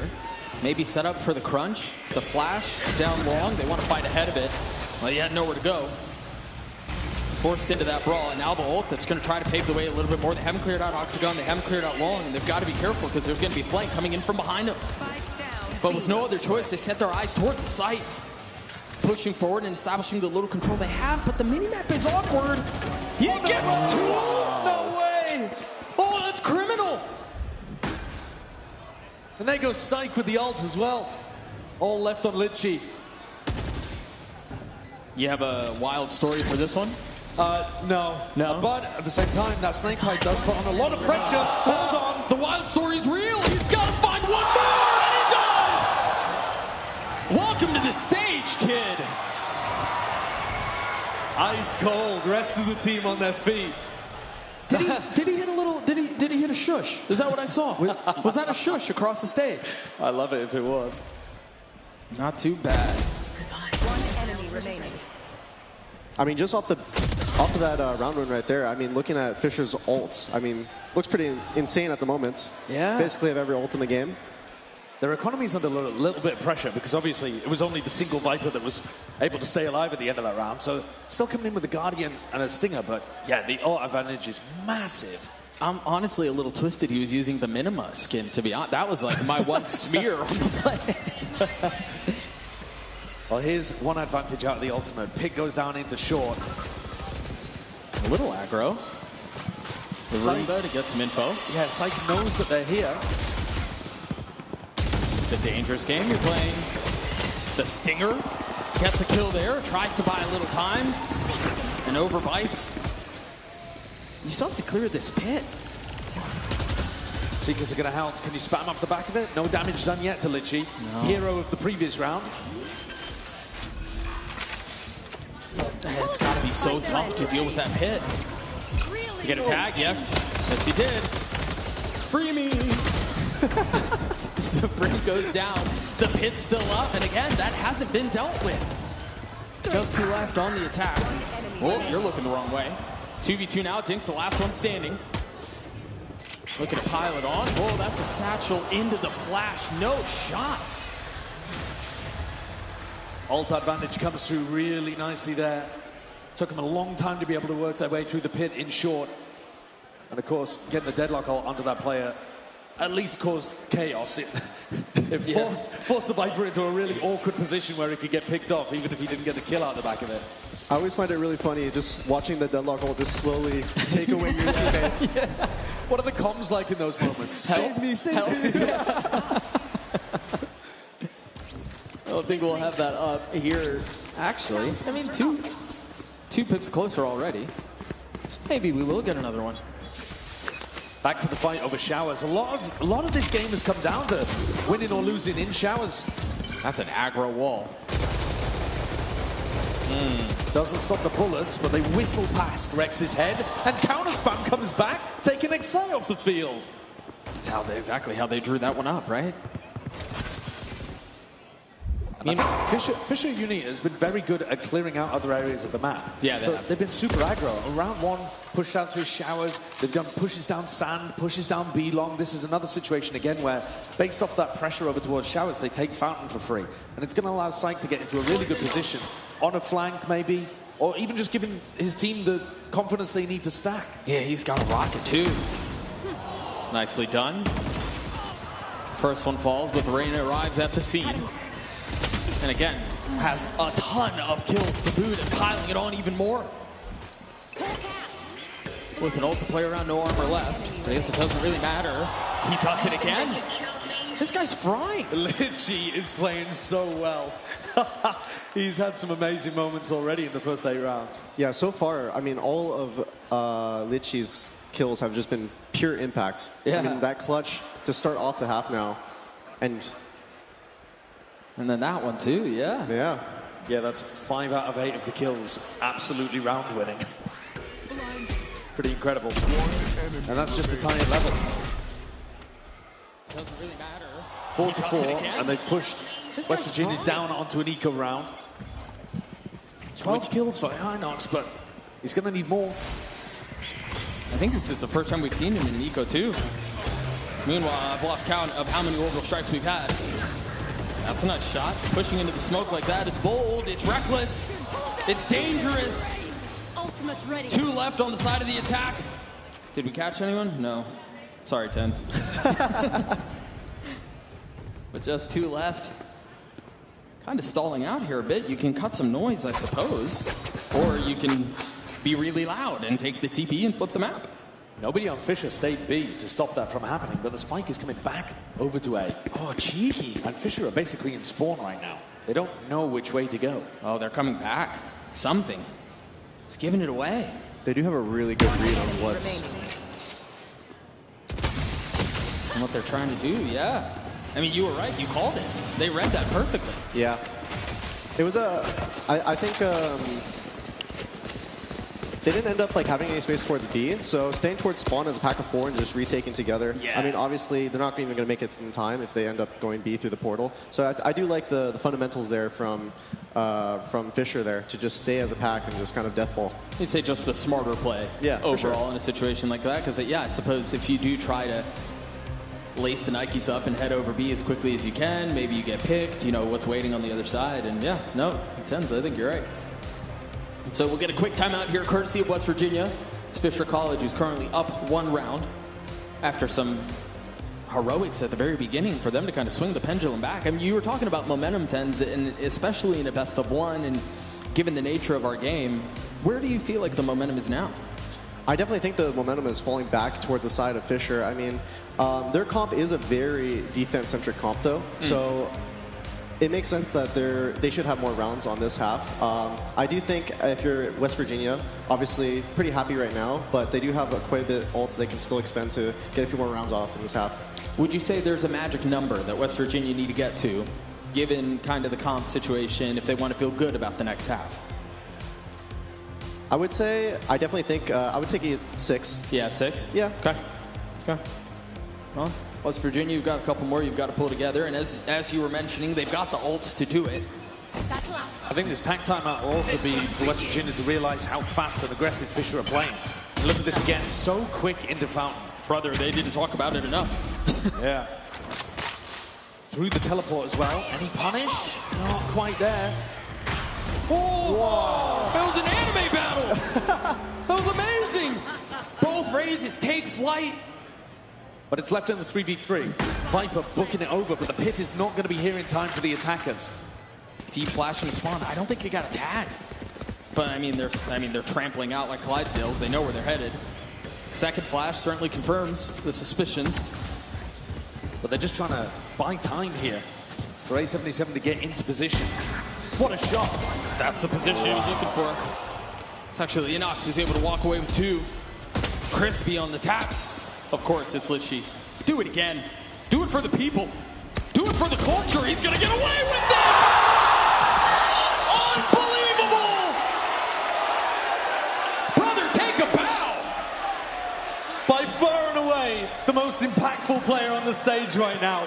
Feels like every single time West Virginia get into a winning position, if they haven't got past Litchi already, the round is not won. Sick opener as well. Yeah, that was the dope. 2 races jumping past each other.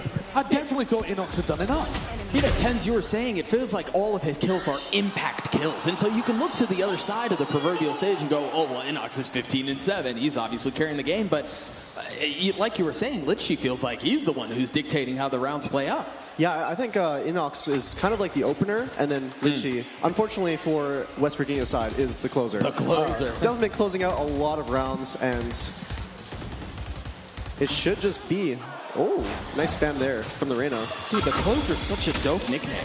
that's not bad. I was thinking college Nats, but yeah, the closer's got a bit more of a ring to it. It's not as cumbersome, right? Kind of rolls off the tongue a little bit better. But what do they do here on the other side of this? Vandal spam through the smoke over towards, and look at this again, the aggression. It was cooked. You guys, you flashed yourselves. It didn't clear, and there's a bit of a mess there. It's not amazing, but Fisher are doing the best they can just to stay afloat in an anti-eco. And Litchi's dead, and so you assume, obviously, that means the round is done, right? Molly misses from Rex. Sykes around the back. Pitt looks amazing here for University team to close it out. Nate will help. I don't know they can really find a way in. That's not going to help the situation either. I mean, you've got Syke who's currently pushing up into the pit. And it will fall, but there is a flank on the other side. Dinks is right behind you. Right on time, right on cue. Good nade. Perfect nade. And there's a Thrifty coming through. Exactly what the Doctor ordered. I mean, we might end up completely tied at the half here. I think that first kill that Enox got through the shower smoke on the deadlock was just such a great opening for them to just work the map and then end up taking that round away from Fisher. They kind of needed it too, didn't they? I mean, you take a quick look at the timeline. They lost 5 rounds in a row. You needed something to kind of swing momentum back your way, or at least stop the bleeding a little bit. Definitely. They've got some pretty obvious ults here to work with too. Seekers into a post-plant Brim ultimate, or even to put some pressure on, you know, an area of the map like showers here. Run! Nothing comboed with it. And so for tapping, able to leave. They've got Odins, they've got Ops, they've got Wealth. Generational. Spoken like a Tory. I didn't know Fisher College had it like that, you know? They got some rich backers. West Virginia have gotten out onto the site, are going to commit to getting the plant down. We'll see what they can do with that op. It's the first time they've really had it online. But it's Rex who's keeping them back, at least for a little bit. 18-8, and Inox has to sit on the sideline for the rest of this round. Very nicely done. A beautiful swing to find a second. But still more work to be done. On to the third. Delivers. Yeah, call his number one more time. Ultimately falls, though. One more to find.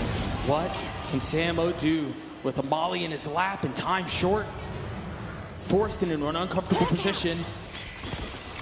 Forced to solve a problem that does not seem to have very many solutions, and he just cannot. Tens, you wanted the 6-6. You got it, brother. Switching sides. Guk managed to extract himself in that round and play over towards short. Molly came flying through, and that made the post-plant play a lot easier for him. But that is a big recovery. I gotta say, though, the rounds where Litchi wasn't carrying for Fisher, they weren't able to put many of those up on the board. So if Litchi starts to cool off slightly, then West Virginia are still looking a bit better, possibly, for their defense half. Counterpoint. Yeah. Counterpoint. Litchi just does it again. Maybe. Possible. It is very possible. Possible. I mean, why not just do another Just clutch? keep doing it. Right, yeah. But I think this is where it gets harder for the Viper Deadlock comp to work on the attack side, especially with that nerfed Gravnet that they're using. Online only once every minute. Yeah, that's doesn't not much. really give you many options to work around the map and try to create those picks. Yeah, it's going to be quite tough. I think, especially if West Virginia decide to refight for the space that Fisher end up trying to take with the Gravnet. I mean, the refights are going to be absolutely insane. With the double flash, you mean the Raider? Like double flash and basically like stand behind the net. So you don't take that, but then you basically kill them as they're running up to take the space. Yeah. Yeah, I mean, they do have really good bits of utility here to try to put this back together and see how they can test their mettle. And Fisher on the attacking side now. If you are just joining us, welcome. Thank you for tuning in. This is Red Bull Home Grounds, or actually, I'm sorry, let me erase that. Red Bull Dorm Grounds. We have 2 college teams that are currently duking it out on the stage behind us, and then we do have the main course. right? The lower final here in just a little bit. But it's been a blast of a map to watch already. Yeah, it's been very entertaining. Last time we saw Bind, at least as far as I can remember, it was the 13-1 stomping of FNATIC. So thankfully, we've got a much closer game here. Yeah, there are a lot of people who are trying to forget that. But if you keep bringing it up, not the Japanese fans, they're not trying to forget that. I'm playing to my audience here. The Zeta Division fans are tuning in. Yeah, this one a bit closer of a game. Very back and forth, actually, and a lot of aggression, too. Fisher really trying to be very proactive on the defense side, so we're going to try to force those fights.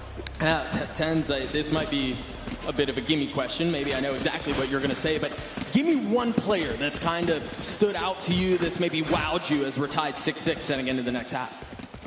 I mean, I think obvious, either top performer on either West Virginia or Fisher. Yeah. I think Litchi closing it out. My GOAT. The closer. The closer. And Enox, obviously, been getting insane amount of multi-kills. Expecting Fisher College to go for that B-long pressure. Does this turn into a shower scratch? They've missed the timing a bit. There's another one. Litchi getting active early. Oh, the re-wrap here is lovely from Samo. Samo, where are you going? Do they know? He's got, no, they've not They don't know, do they? Bit of a mess. Nice response, though. Out from Dinks. Not able to connect onto the second, though. He got a triple kill in the previous pistol, but denied, held to one, and Psych with a response. Great start for a team with a comp where we're wondering how it's going to work on the attack side. Only one player holding towards A, and they got deleted in heaven. Yeah, 18-9 for Inox. Wait. Doug, for me, it's your one fan. Yeah. That was mean. That was unnecessary. I'm so sorry. That was uncalled for. I'm so sorry. No, look, they're sat with the second. Right, into the next to go. I was going to take that opportunity to get a jab at Tens, but you, whatever. I'm sorry. I'm here. Unreal. I'm here playing defense. Speaking of which, West Virginia's going to have to figure that out and do a bit of their own. Well, they've done the same setup again. One player holding over towards A, 4 stack on B. They've certainly got a read that Fisher College's comp wants to lean over towards the B side of the map. It's wrong to begin with. I think it's an interesting idea that Fisher are doing is actually walling off U-Haul to just basically make it so no one goes in, no one goes out. I haven't really seen much teams do that. They normally just throw the deadlock wall over the site to just kind of stop the flood. Yeah. So this is a very unique approach to taking the site. I mean, obviously, before the match, we were talking about interesting things, and I definitely think that checks stuff like the box. that. Yeah, that checks the box for sure. Okay. See if they continue to do it. Meanwhile, West Virginia have given us an opportunity to podcast here a little bit, kind of yap and chit-chat, as it seems like they just want to die to the spike, not give over any orbs. Meanwhile, I mean, you take a look at the next round for Fisher. They're going to have 2 Guardians, a Bulldog, and Singers, you know, kind of whatever, but this is a great bonus for them. Yeah, I think West Virginia have got to change up what they're doing on the defense. This idea of 4 stacking over towards B hasn't worked now 2 rounds in a row. So let's see what their more default defensive setup looks like. Because there's no way that that's their usual plan. It's to try to counter what they're expecting Fisher to do on the attack side. So they've rotated Viper over towards B to play with the Sky. They're not playing the Sky and the Reyna together over towards B long. I thought they might try to go for something like that. Yeah, I was thinking the same thing with like long refights. But I guess having more stall power, I think, is what West Virginia? Yeah, what West Virginia is looking for on this side. Good flash down long. Satchel's on the way out. Oh, good cover. Yeah, that's not going to work, is it? Yeah, really good cover from Excite. A77 got stunned there by the dog and had to play defense. Bodyguard, your teammate. But you're really looking to do that kind of stuff if you're Fisher College here. Use your each different piece of utility to try to isolate a player and then follow up on them. They've already used that grav net, so a long cooldown for that piece. Nice tag. Nice Earth swing out from Inox, but I mean, I guess 1 keeps you even at 3s apiece. Off of the flash, you imagine they're going to want to fill in behind it and try to take some elbow control, but instead decide to get the spike down. Oh, that molly. The floor is lava. Nice flash again. Do you scale? Are you just buying time? Nicely done. Just 2 left. either side, and the spike has been ticking for a little bit here. Rex just down to 20 HP. You see Dinks trying to south forward and find a little bit of space. Nicely done by Rex. One more to find. What can Dinks do in this 1v2? Now left down to a 1v1. Spots a scalp and takes it too. That smoke applied so much pressure. A tap from Dinks, and they thought he might have been sticking the first time around, lured them in, and then he's dancing around up top, isolating those targets. I definitely think that smoke that was thrown was just amazing, allowing the plays to be made. I mean, sitting on top site and getting the first one on the right, I think you couldn't have done that with a traditional smoke for sure. I mean, going on top, you'd just be visible to everywhere. So it was a really, really cool way to kind of smoke the spike and play around that. Yeah, allowed him to isolate so many of those 1v1s. It is Inox and Dinks at the top of the scoreboard by a long shot here. Molly. Can you do a better version of that than me? The Brimstone voice line. Molly. Nah. Tens? Molly. Hi. Okay. Yeah. All right. I don't think any of us are getting voice acting work anytime soon. No, I do not think so. I'm afraid not. 2 judges for the defense here. One tight to short, the other into hookah. Yeah, a bit of an interesting, purchase, you're right. Yeah, the money's just not that great. No. Excite can help out in hookah. Maybe a little bait. Draw some attention away. And allow A77 to strike. But I don't know that they're headed that way. If they are going down short, it looks like they Doug's are. going to have something to say about it. He's still got all 3 smokes, but that's not a great fight to take, just a bit outside of his range. Nevertheless, Dinks with a showstopper active. He is there. He is on the site. The Roomba's going to clear out showers. You see the smokes. The eye through already cleared. Oh, but they decide to flip the map. The judge does get one. It's another long-range fight for the judge, though. 30 seconds left. Oh, not this. Oh, gosh. Oh, not this. Nicely done. Thought there might be more of a flood out from hookah. But now the spike is sitting in no man's land.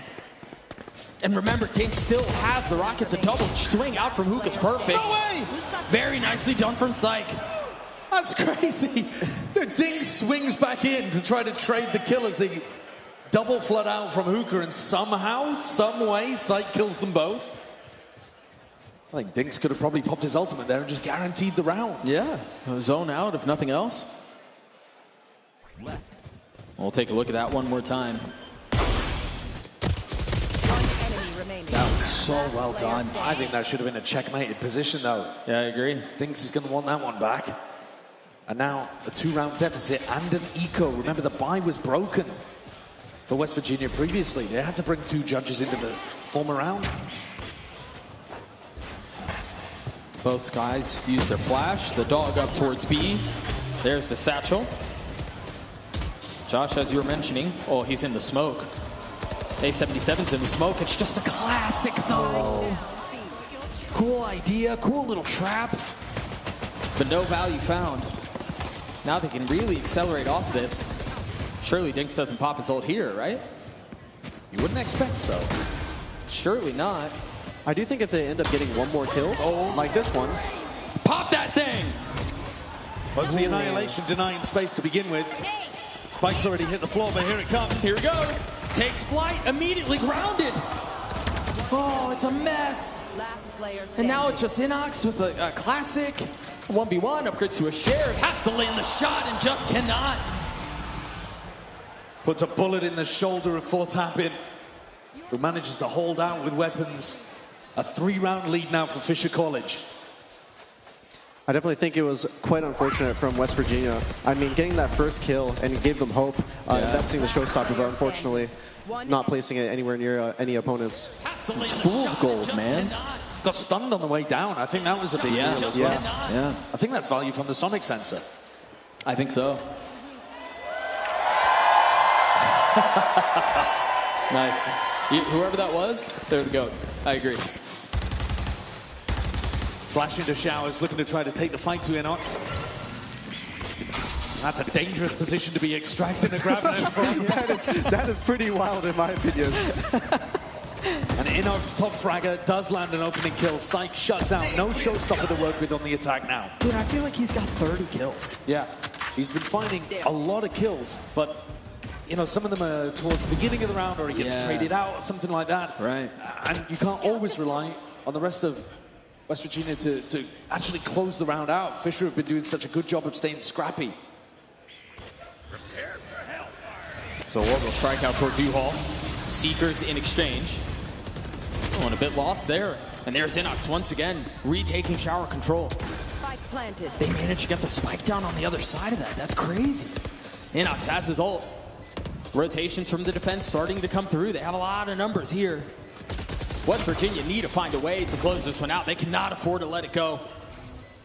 And with just 2 pieces of Fisher College left, you assume this is a foregone conclusion. That's exactly what it is. Tens, I need a momentum check out of you. Momentum check? Yep. I definitely think still on the side of Fisher. I mean, the round going off of the first 2 initial kills from Enox, I mean, pretty hard to play with that. Yeah. And they're kind of trapped like sardines. I think the op's a really interesting idea from Dinks. It didn't find too much value that round. He tried to take it over towards Sand, got hit by a grav net. Bit of a weird scenario. But if you can get posted like he is here, where the Viper Wall is not a big threat to you, I could see this being really effective. He's got 1 flash, basically, that he has to dodge. And other than that, Fisher don't have much to push him off the line. We haven't talked about him a ton, but he's 18 and 13 right now. It's not like he's not shooting. Oh. Bit early with it. Yeah, takes a shot at his finger and doesn't find the mark. Oh, the no-scope. Right, you hit that. Meanwhile, the defense keeping him back. That's 3 kills found. Momentum swing the other way.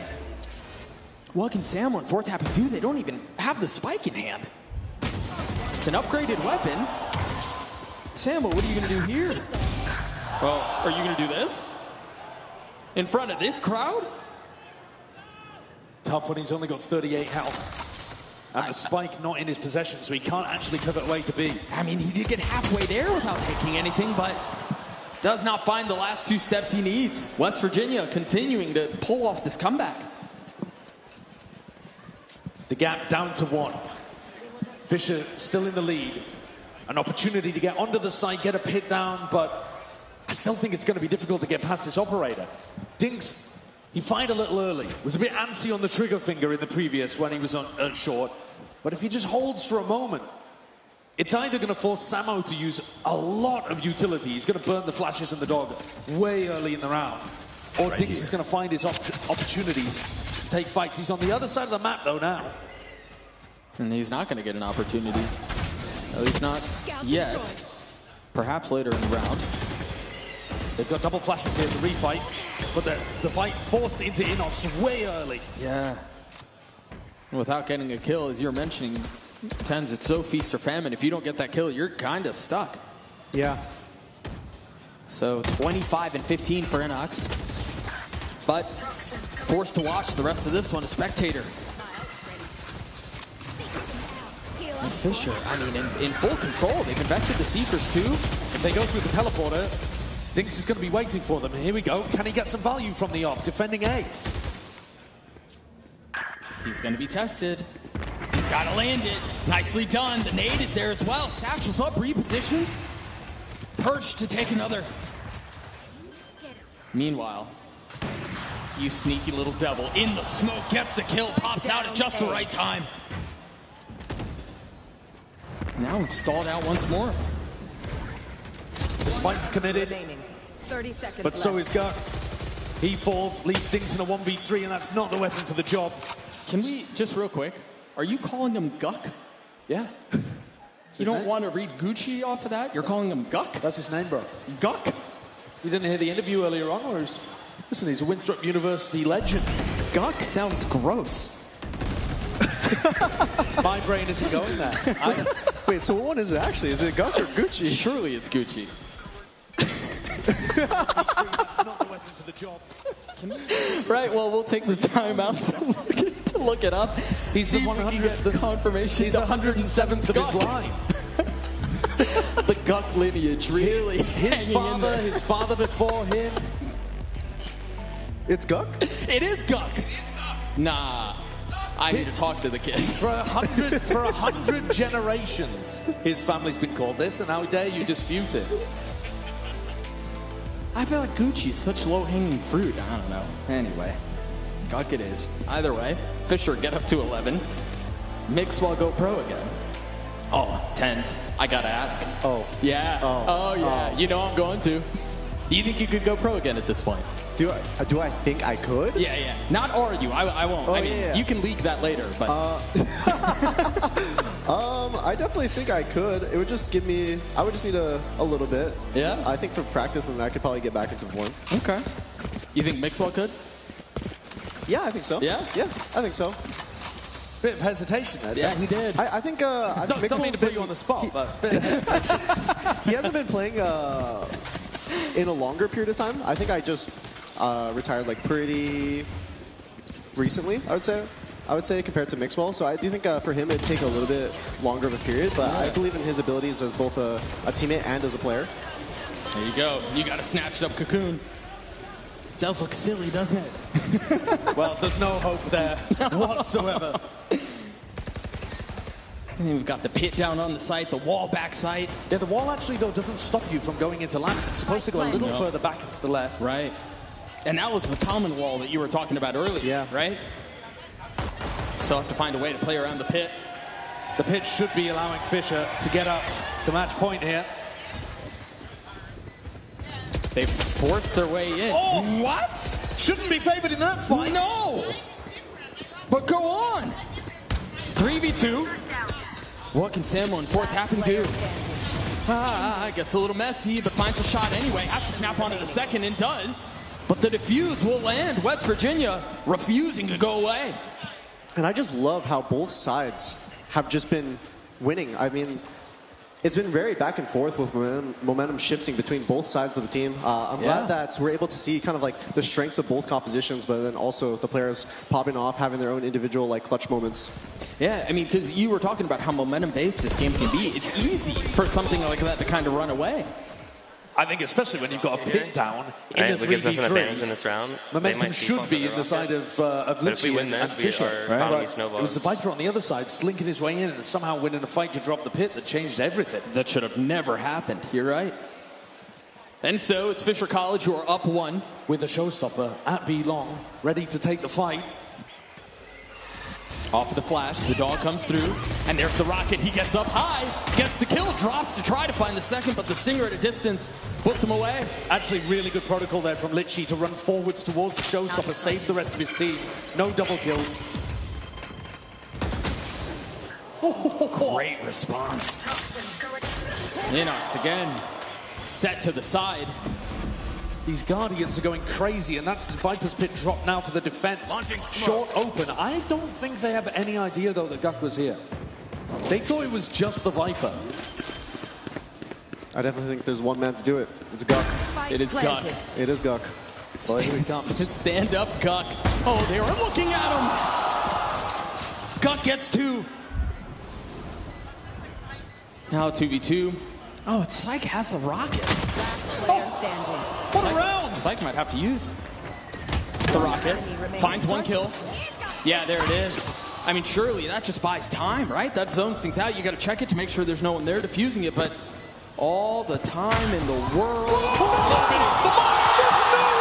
no way! How on earth has that just happened? Unbelievable out from Guk.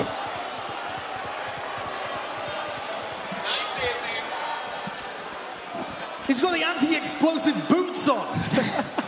Somehow he's managed to run through that. I don't know where the showstopper went. Look Crowd at this. Really getting behind Guk there. Look at this on the replay. Dude, Psych went for a direct hit straight into his face. What a round. Same, bro, same. Right, 11-11. Couple of ults to keep in the back of your mind. No op this time around. The Flash will find some info. Excite with the Spectre just denying a little bit of the pressure from the Trailblazer, clearing that corner.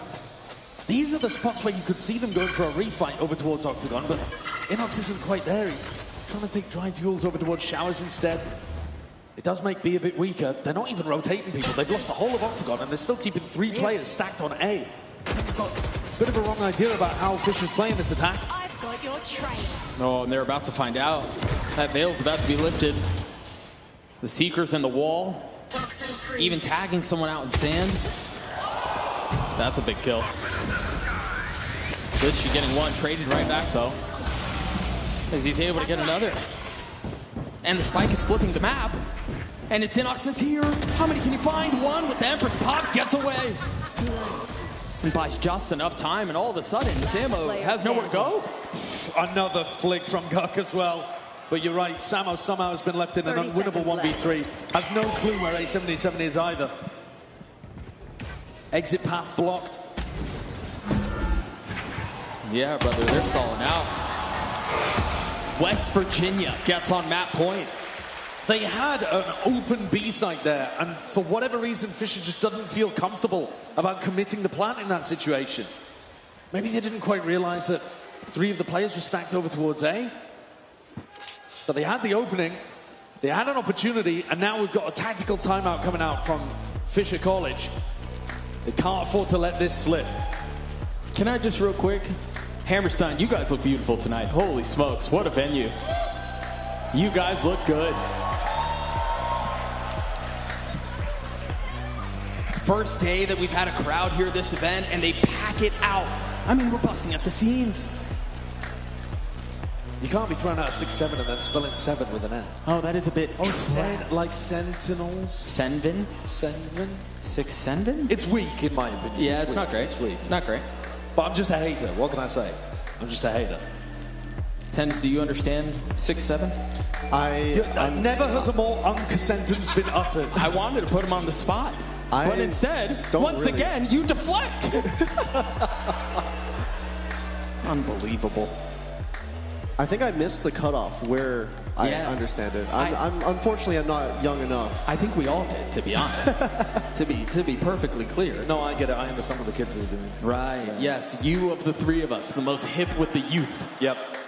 I lost my hair, but I gained the knowledge, the hidden arcade knowledge. 1 round away from OT, and we're getting back into things. I would love a little OT here. Dude, you might well get it. It's been back and forth the entire way. It's just the weaponry kind of sucks for Fisher. Yes, it does. Oh! I mean, it's just a sheriff for tapping. That is risky from Excite. There's no presence on the A side of the map right now. Yeah. I think Fisher is just gonna basically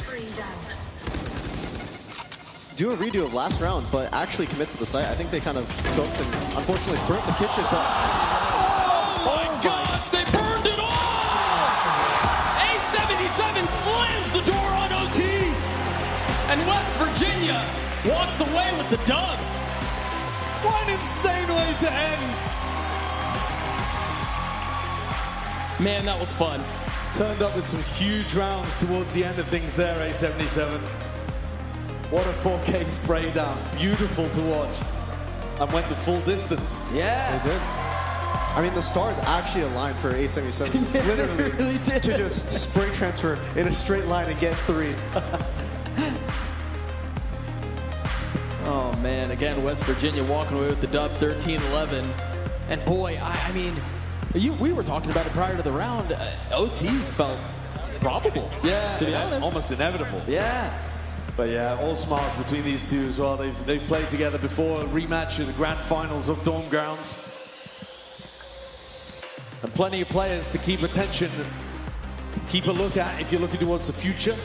Yeah. You're paying attention to collegiate esports and who's on the come up. Yeah, no. And Guk, most importantly. Right? Can you believe he was calling him Gucci 07? Yeah, I can't believe it's not, I mean, unbelievable. This guy, right? What a bum. No, but honestly, it was really fun to watch. Guys, give it up. Big, massive congratulations, WVU. Putting on one hell of a game. Very, very entertaining matchup.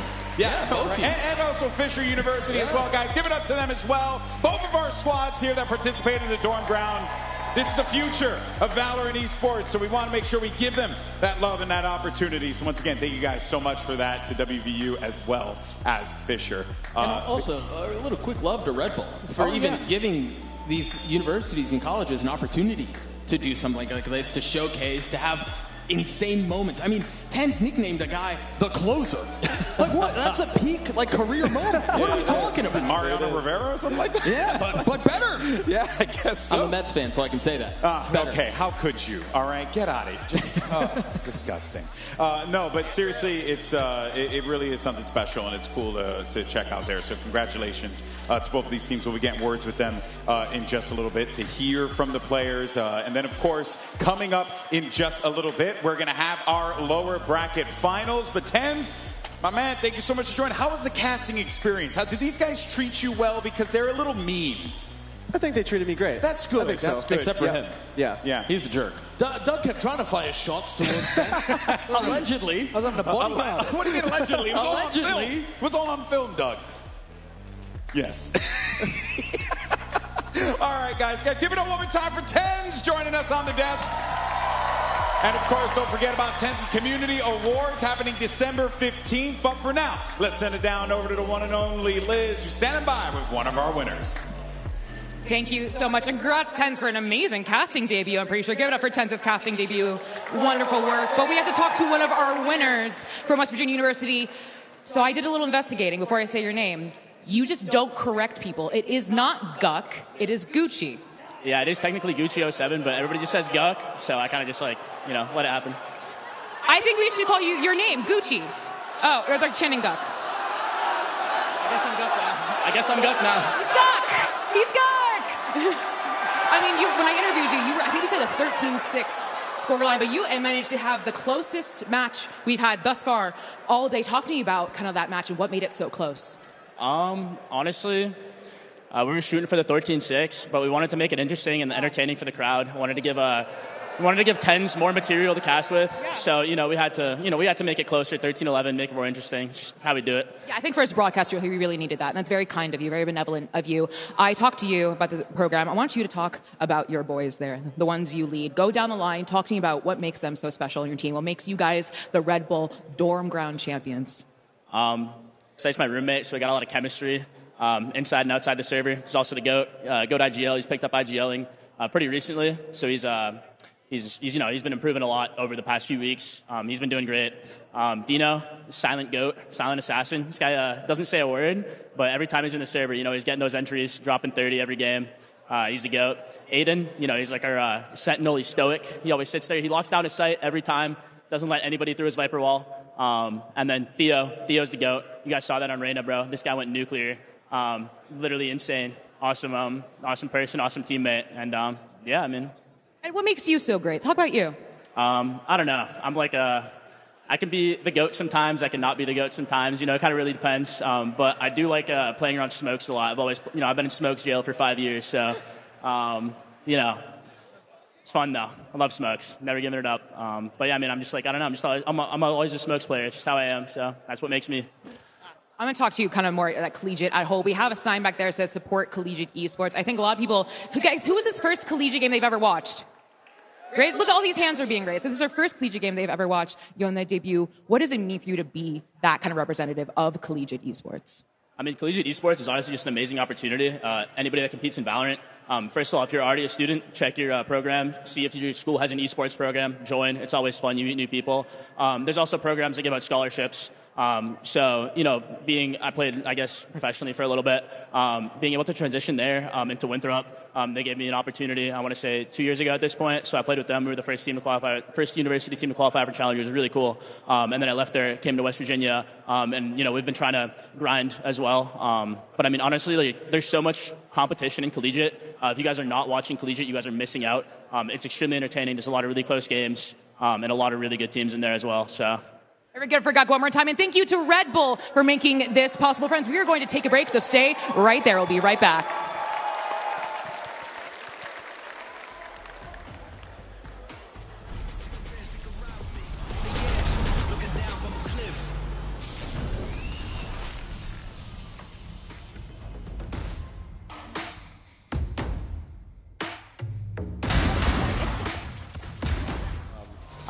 It's going to be their bonus now, so...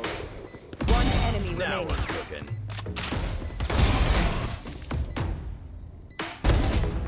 One enemy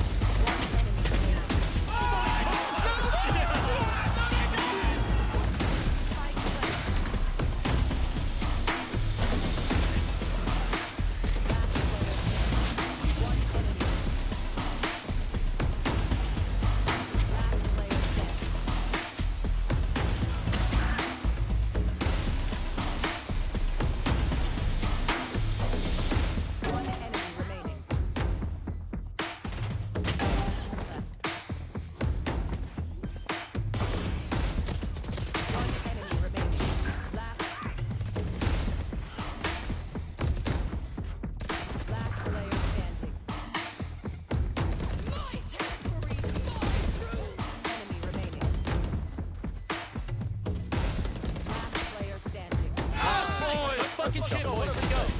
Beautiful. Beautiful.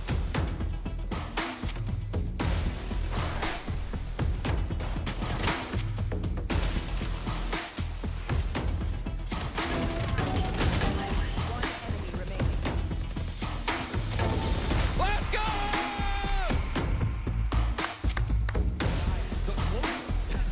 That's a peak, like career goal.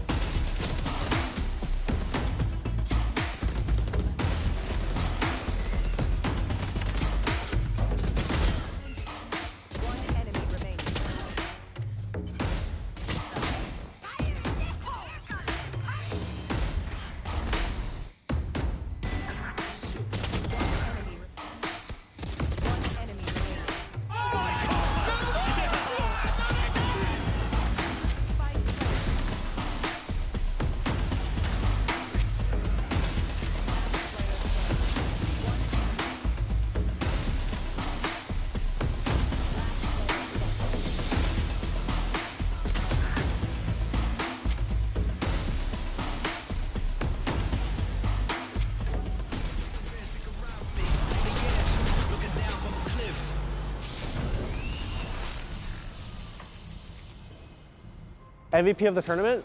Probably Cortezia. Cortezia. Cortezia, Mr. Brazil. Cortezia is MVP. For MVP, it's Redux. MVP of the tournament, this guy. Me? Zeppa. Shit, I'll take it. Me? MVP of the tournament, first place finish. First place finish, Jesus, that one's hard. I'd say if Energy makes it, Probably Cass. Chico. Cass? Yeah, probably Cass. Okay. Kayak. I think it's gonna be Kayak. Kayak. Probably Kaya. Milan. Alfier. I had to put Kayak. I think Alpha here. Ooh, that's a good one. good. I think Zelsis will be the MVP. Two Fnatic players in Zelsis. Well, folks, look who I managed to grab from the co-stream, and it's none other than the W streamer Tarek here. Everyone give it up for Tarek. You have the Watch Party GOAT. You have been Watch Party GOAT for years now.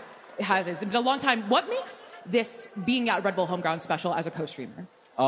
Being at Red Bull Homegrounds is special in itself, but being in New York City with this amazing crowd is something special of its own. So big shout out to you guys bringing the energy. I'm a big advocate to bring VCT to New York one day. So it's the second time we've been here, and I feel like it'd be a major success. So hopefully one day. I mean, just the energy in the crowd. Did you expect to kind of all this energy be here? Because, you know, it's the off season, it's winter, or has this surpassed your expectations? No, I mean, I think New York is about that. Like, they're going to bring the energy no matter what. So I'm not surprised. I'm not surprised. I mean, let's talk about this tournament. Obviously, you were part of Sentinels. Sentinels has been knocked out of the tournament. Did you expect to see Zeta up here? Did you expect to see G2 in the lowers? What were your expectations going in, and how have they met or not met them? I mean, I'm just shocked Sentinels is not here. Where's my team at, man? Like, come on, guys. Zeta is a surpriser for sure. I think G2, like, they've always been really good. So I'm not surprised about that. But I would like to see G2 take this so we can get that NRG final, because I feel like that'd be really spicy. A nice rematch from America's Stage 2. Now, we just watched Collegiate Valorant as well. Was that your first time watching Collegiate? I feel like I've watched before, so I've seen teams play before. I know a lot of the guys. Shout out Moobs, that boy Moobs, if you guys know. No, I'm familiar with a few of the players, but that match was really hype, I'm not going to lie. They delivered it. A lot of clutches, a lot of good plays, so it was fun. Yeah, Collegiate is awesome, and I'm glad that Red Bull is a part of supporting it. And obviously, we have the next match, G2 versus Zeta in the lowers, a best of three. Zeta coming from kind of a brutal best of three. What is your prediction for this game? I mean, I would like G2 to win, but I hope it's a close match just for fun. My boy Baby Bay right there, he's going to go crazy right now. Shout out Unk. Shout out Unk on stage. Nah, I want G2 to win, but I hope Zeta could put up a fight just because it'll be a better game that way. Well, thank you so much. Everyone get it for Tarek one more time. That we have a game to break down before it gets started. So, Desk, take it away. Thank you so much for that, Liz. Guys, give it up one more time for Tarek, folks. Come on, show him some love. Guy's been a stalwart member of the community for a super long time, and of course, big shout out to Red Bull, and you know, he's been working with them for a while too, so awesome stuff there without a doubt. But I'm Golden Boy, that's Doug at Sideshow. We're going to be talking about some video games here today because we got ourselves a little bit of a banger in our lower bracket final matchup. You got G2 Esports facing off against Zeta Division. Now, the Japanese upstarts, of course, looking for a big opportunity here, Doug, to be able to not just take down G2 once, they have already done that. It's now an opportunity for them to take out G2 a second time. But the difference is, as we saw in that upper final, this best-of-3 format, it is grueling for them. And those BO1s, they seem to really thrive in that environment. Yeah, I mean, a best-of-3 is a different beast. And, you know, when you're playing in a best-of-1, you can afford to like, run one, like, cheeky play, right? Like, you can throw one smoke you haven't seen before. You can try a little bit of cheesy stuff and know that you just got to get to 13, and that's really all that matters, and you can walk away with it. But a best-of-3 is a different beast. Yeah, I think, though, that what we actually saw from Zeta in their BO1 victories was that they were clearly the better team. Like they weren't just like cheesing it out and edging victories. Yeah. They were significantly better in the double duelist matchup against G2 on Haven, and then they went up and they whacked FNATIC in double duelist versus double duelist on Bind as well. I've yet to see that fire from Zeta today. We saw 2 maps of them playing against NRG, but I need to see the form factor from them, where players like Absol in particular are coming out and lighting the world on fire. He had the best stats in the tournament coming into today's games. I want to see that kind of drive from them, that belief that they can do it. Yeah. They're no longer an upset team because we've seen them get 2 big upsets already in the upper bracket. Now they've got to actually do it again when it matters a lot more. Yeah, and I think more importantly here too, right, for this Zeta team, you look on the other side of the stage, first match of the day, you've been playing in like dark areas, kind of isolated from everything else up on the top floor of the building here at the Manhattan Center.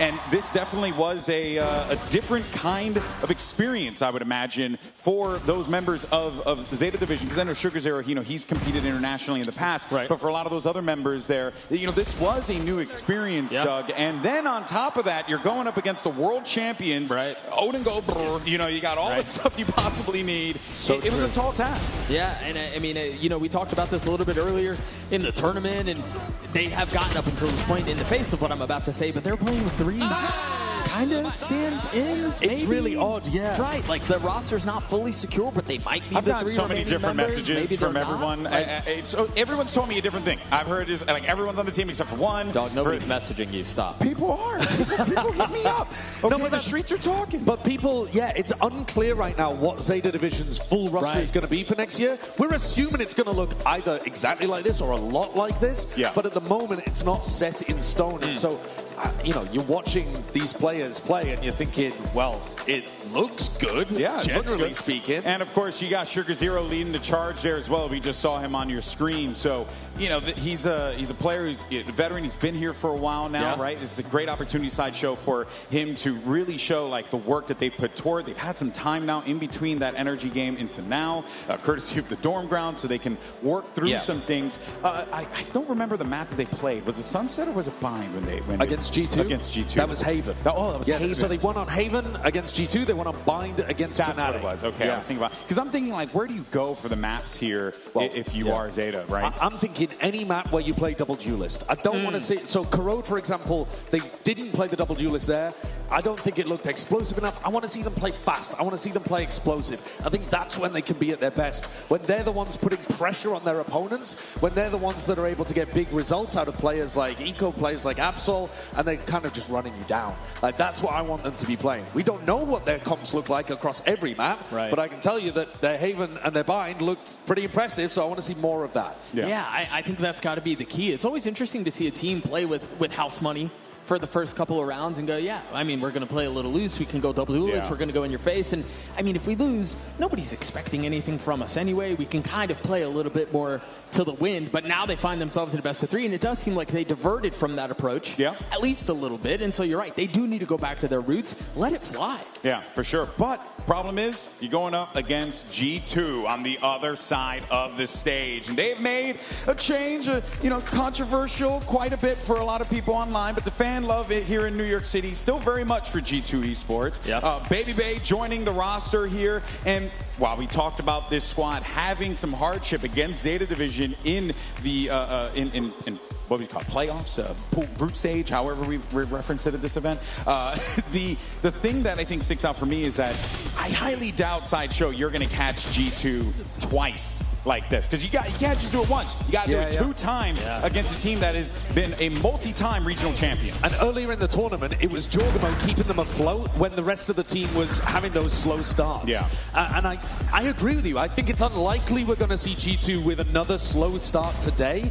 It felt like that was more what was worrying them at the very beginning of the tournament. Right. And then they kind of warmed up into what was going on. You heard Valin talk about it too, where he was like, we're really not used to these slow starts. It's not something that we associate with ourselves or our team, but that just shows you it's more of an exception rather than the rule. And Jorg has been there the entire time, making sure that even when the rest of the team was struggling to wake up, he had a couple Red Bulls and he was down to go with 0.9 kill per round. Yeah, I mean, you remember he started the last map against FNATIC off with a 4K. With a frenzy or an ace. With an ace. Yeah. A straight up ace on the pistol round. I mean, that's a pretty good way to get rid of a slow start situation there. It's not bad. Yeah, no, I'll take that, right? Any day of the week. And I think what you do look to Jogamo as the player to be that spark for you. And I think the talks and the conversations about slow starts and all of that is very firmly in the rearview mirror for the squad that seems to continue to get better, and they're starting to answer a lot of questions about how their compositions and the roles are going to work, given that they've gotten rid of Jonah P and replaced him with Baby Bay, who's going to be in a bit of a sentinel role. And so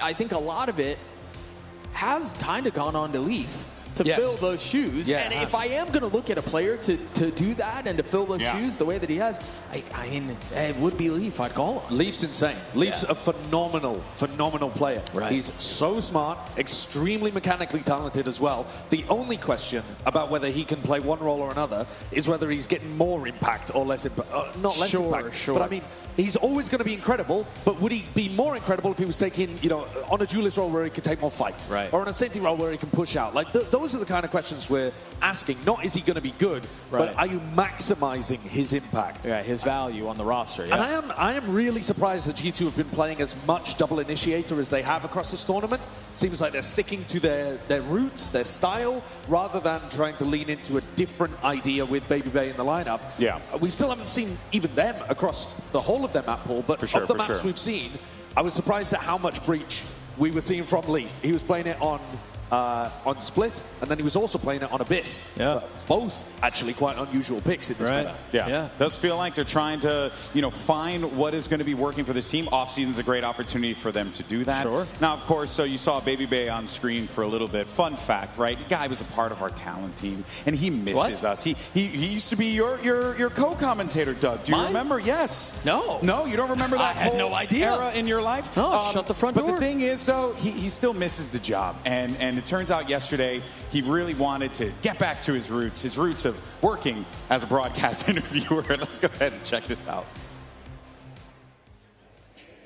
Welcome back, everybody. We're in the post-game interview. I'm here with Baby Bay, notorious Unk worldwide. I want to get your thoughts on something that Rob Moore stated on his stream yesterday. He was saying that you are Mr. Do-It-All. You're coming here playing Red Bull, and then you're going to go to GC, you're going to do analyst work there, and then you're going to come back and play. Like, how does that make you feel? It's just another day in the life of Baby Bay, because to be honest, I don't think things have ever been easier for me. You know what I mean? Listen, everyone on this team are dogs. You saw Dogmo? You saw him do his dance, bro? Yeah, things... Can you show me his dance? Bro, unbelievable stuff. I just can't. Honestly, life could not be easier for me right now. All right, my next question to you is, you are 30 years old, bro, and you wake up every day, is there more body parts hurting every day? How are you getting through playing against players like Redux who are new to the game? Yeah. Honestly, bro, again, everyone else is half my age. So if you were to take the average of all of us, I don't really think Redux has any sort of chance against the experience, the prestige, and the absolute steez that we have on this team. Are you kidding me? What are these questions that you're asking? Give me the mic. Give me the mic. This is my job. Let's actually talk about the game. All right. I wasn't kidding when I was saying, it didn't seem like your job was too difficult. It really seemed as if you were just filling your anchor role. You were able to kind of just get off the leash a little bit on the lurk. Can you kind of speak to that? Yeah, I mean, I love how everyone likes to, attribute my success last time I played on G2 to, being a part of a system and stuff. Well, what now when we are creating the system with me? You know what I mean? So I think I'm just here to, shut all the haters up, bro, honestly. And I think if anyone is watching, I mean, all the pros know, but anyone out there, you viewers out there, VLR forum, whatever, Reddit, I'm the real deal, bro. Just watch, bro. You'll see. All right. If you had to pick out any big spotlights from Sentinels in that game, would you want to give credence to any one or two prospects on that team? Oh yeah, Cortezia, man. Cortezia he's a beast, dude. Honestly, when I saw him popping off on that attack, because if you remember Sen City, the stuff that he was doing at that tournament, I was like, dude, I gotta step it up, bro. I can't just have him get the limelight. So that's why when we switched sides and I was on the attacking side, I got to have a little bit of fun. I got those flanks in. It was perfect. But he is a phenomenal player. I mean, that roster is really young, and you can tell that that's a roster that they're looking for, not for just this year, but 2-3 years even down the road, right? So I like what Sen did with this rebuild, and I'm really happy for them, honestly. And you still have one more game. What are you looking forward to in that one? Yeah. Wait, who do we play? I don't even know who we play. Who do you play? I don't know. Who does he play? Who does he play? FNATIC? Yes. Oh, I've been waiting to play Jake for forever. It's been 5 years I've been playing this game. I've never played against Boaster once. I'm ready for you, bro. I wish it was on stage so we could have a dance-off, but unlucky, bro. Good luck, bro. Thank you, bro. Back to the desk. Always a pleasure to hear from the up-and-coming young talent there in Baby Bay. Bro's going to walk out on the stage in a walker. Yeah. Yeah, of course. So, hey, look, he knows he's coming into this one with some, big shoes to fill, right? Yeah, for sure. But he's also been putting up, very solid, good performances. On the attack side, Viper he had on Split, he was very solid, playing his job really well, never dying in spots where he was overtaking fights, cleaning up on the trades. He's well integrated into what they're doing. And I think a really important quote from him, too, is he wanted to prove that he's earned the spot rather than just, he's got a good attitude or fits well with the team or whatever. And also, when he previously, people were giving him a lot of compliments how well he fit into the G2 system and how, the G2 system's so good, it can make even Baby Bay look great. And so he wants to prove he's actually part of the system. He is what they are now building is to make everyone look great. His job is to make the others look good too. And at the moment, it's working. It's early in the off-season still. Exactly. But it's interesting new looks. No, for sure. And look, it's going to be a point of conversation for the whole season here. Oh, yeah. And look, we want to know who's going to win this game, right? Who's going to come out on top? Who's going to face NRG in the finals here at Red Bull home ground? And thankfully, we have a scientific method to figure that out. Courtesy of Herman Miller Gaming, we're going to spin the legendary Christopher Elizabeth Puckett in a circle to get him to predict who is going to win the game. All right, we got our players set up. All right. Liz, go for it. All right, ready? I have a degree in political science, not real science, but we're going to do it anyway. All right, are you ready, Sugar Zero? All right, are you ready, Jay? Baby Bay, worldwide dunk extraordinaire. All right. I'm so sorry for what's about to happen. Should I do a Baby Bay pose while we do this? Oh, sorry, go ahead. Yeah, okay. All right, 3, 2, 1, hit it. Oh, God. Oh, my God. Wait, hold your point. Start pointing. Oh, why are you putting your feet up? Oh, my gosh. Point. Oh, yeah. Drum roll, please. Oh, do you want to do best 2 out of 3? Or no? Yeah. Okay, best 2 out of 3? One more? Yeah. All right, Puckett, hold on tight. Spin to win. 2, 3. Go, Herman. Oh, my God, we are going to kill a man on here. Oh, it's just going to hate us. Here we go. Okay, and we're pointing. Dre, you are so bad at this. On it. Wait, Dre. Whoa! That's crazy. We have to do it one more time. Oh, no. Oh, no. We got to go again. Gotta go again. Hold on tight. Guys, who thinks G2 is going to win? Zeta? Okay, let's see what Herman Miller thinks. Gentlemen, please. One more time, if you will. 1, 2, 3. And round they go. Oh, my. Spinning like a ballerina pirouette. American Ballet Theater, New York City Ballet in New York City. Some of the best ballet companies in the world. And Puckett will be joining them.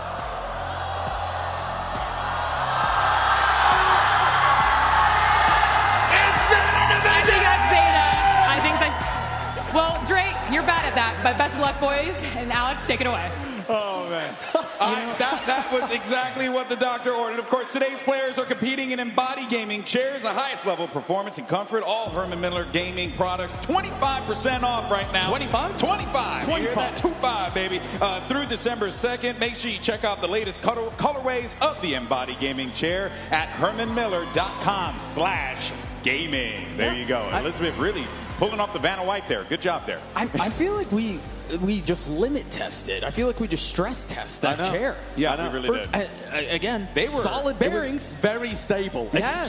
Extremely That thing did not move, bro. No. You know what else it exposed as well is the insane America's bias that we had going on there. I mean, best 2 out of 3 was offered as soon as it was clearly Zeta. The whole thing is rigged. Zeta won 3 out of 3. Whoa. Are we going to do the same on the game? Like if Zeta win 2-0, it's a best of 5. We got to run it back, you know. I don't make the rules, I just enforce them, you know. I can't help it. No, but hey, the Herman Miller chair is currently 1-1 right now. It's never been wrong.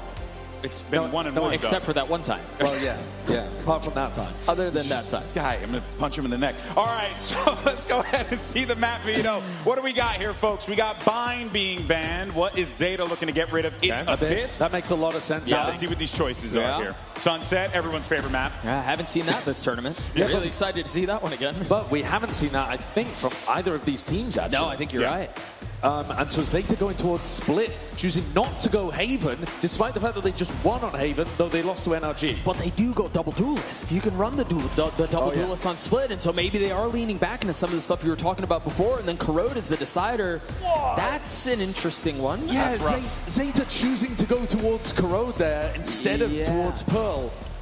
Could you have done double duelist on Pearl? You can. Yeah. Honestly, you can. I mean, you take a page out of like Paper X's book and run the Phoenix or something like that. Yeah. Cloud9 was doing it. Yeah, with the Jet and the Yoru. Yeah. No, you can run that kind of stuff. Yeah. I mean, the Corrode is interesting because we have just seen them lose to NRG, but NRG are definitively the best team in the world on Corrode. So you do have to balance that a little bit. It's like, okay, how much of that was Zeta Division maybe not being as comfortable with the map, and how much of it is NRG actually just being incredible and you just can't beat them on that map. But I also can't help but think, though, that G2 Esports have gotten so much practice and time and officials against people like NRG on Corrode. So if anything, I kind of feel like G2's coming into this one with, a decent amount of time or understanding of the map. And clearly there's something that Zeta likes with Corrode that they want to keep this going. Yeah, and I think the more you think about this matchup and you look down the list of the players and the maps and kind of how this tournament is played out, it becomes overwhelmingly favored the way of G2. And so even with this map situation that we're having with Corrode, you go, okay, maybe they're going to be able to get away with it. Oh, but G2, they're so much better, and they've played against some of the best teams in the world consistently on this map. But the truth is, Zeta has given the finger to that this entire tournament. Yeah, for sure. If G2 had not lost to Zeta in the uppers, we'd all be talking about how G2 are the massive favorites. Right. Like you're saying, because historically they would be. But the reality of the matter was, they kind of got caved in last time they played against them. Yeah. So I think if they come out swinging on a map that they're comfortable on, if they bring it to them on, Sunset, if they can play the double duelist there, a lot of people do still play that, even if they don't. It's a neon map. You get Eco out there trying to bring the pressure to G2. There are chances that Zeta can start swinging really early and set themselves out on a good footing. Yeah, and also, too, we were hearing earlier, and you guys were talking about it, too, about the, the slow starts of this squad. They're certainly going to need to wake up. And I think this New York City crowd is definitely ready to help them do just that. But let's go ahead and send it down over to Elizabeth, who is ready to kick things off.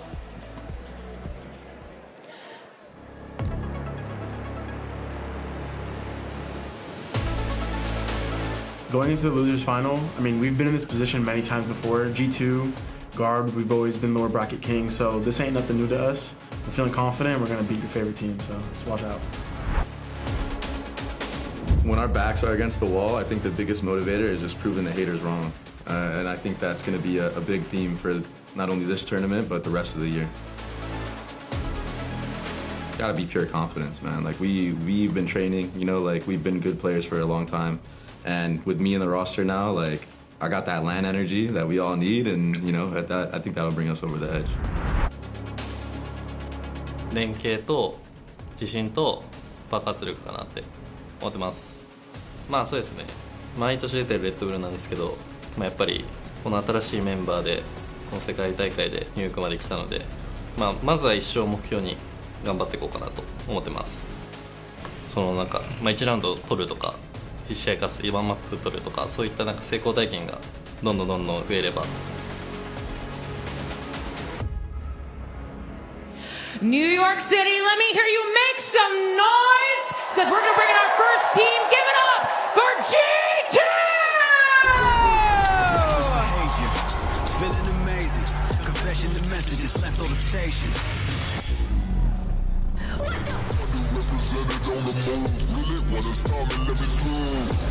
Take a risk, take a ride with me on the edge, looking down from the cliff.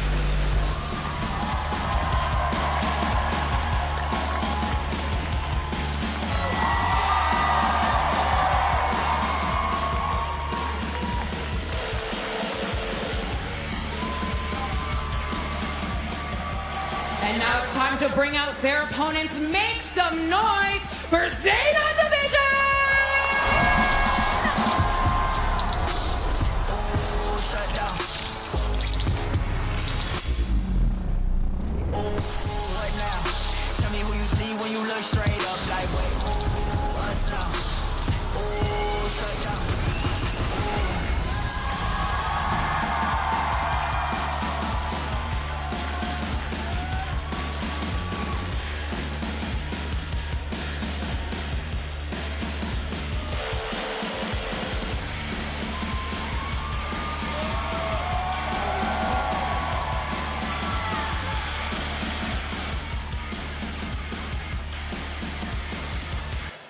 All right, folks, here we go. Now time for our lower bracket finals between Zeta Division and G2 Esports. And both of these teams looking to get that opportunity to face off against NRG in our finals tomorrow. Yeah, it's like the darlings of the ball against the big bad wolves of G2, where everyone kind of wants to see it happen, right? Everyone loves an underdog story, but you've got this impenetrable wall that is G2 that seems to be finding their footing and getting better with every time we see them on the stage. I would agree with that. It's sick that we get to open things up on Sunset too. It's a map that we haven't seen either of these teams. Is Baby Bay going to be playing Chamber? Are they going to run some level of double initiator stuff? Do they run double duelist on the side of Zeta? Do we get big performances out of Absol?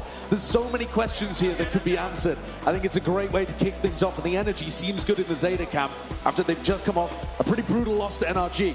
Yeah, I mean, you pointed out Echo earlier and how you wanted to see him kind of get loose and get on the neon and start to slip and slide his way around the map.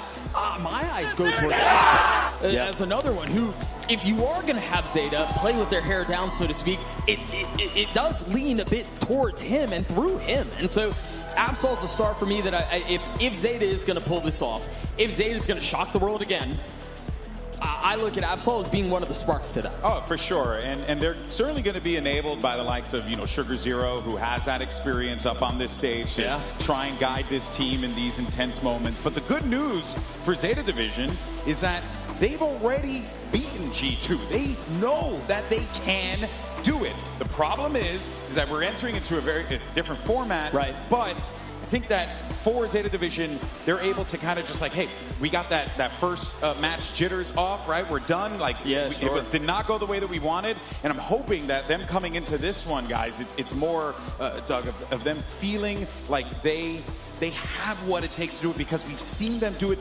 before, despite it being that BO1. Yeah, I will say this, though. We talk about this a lot. It's really hard to beat a team twice.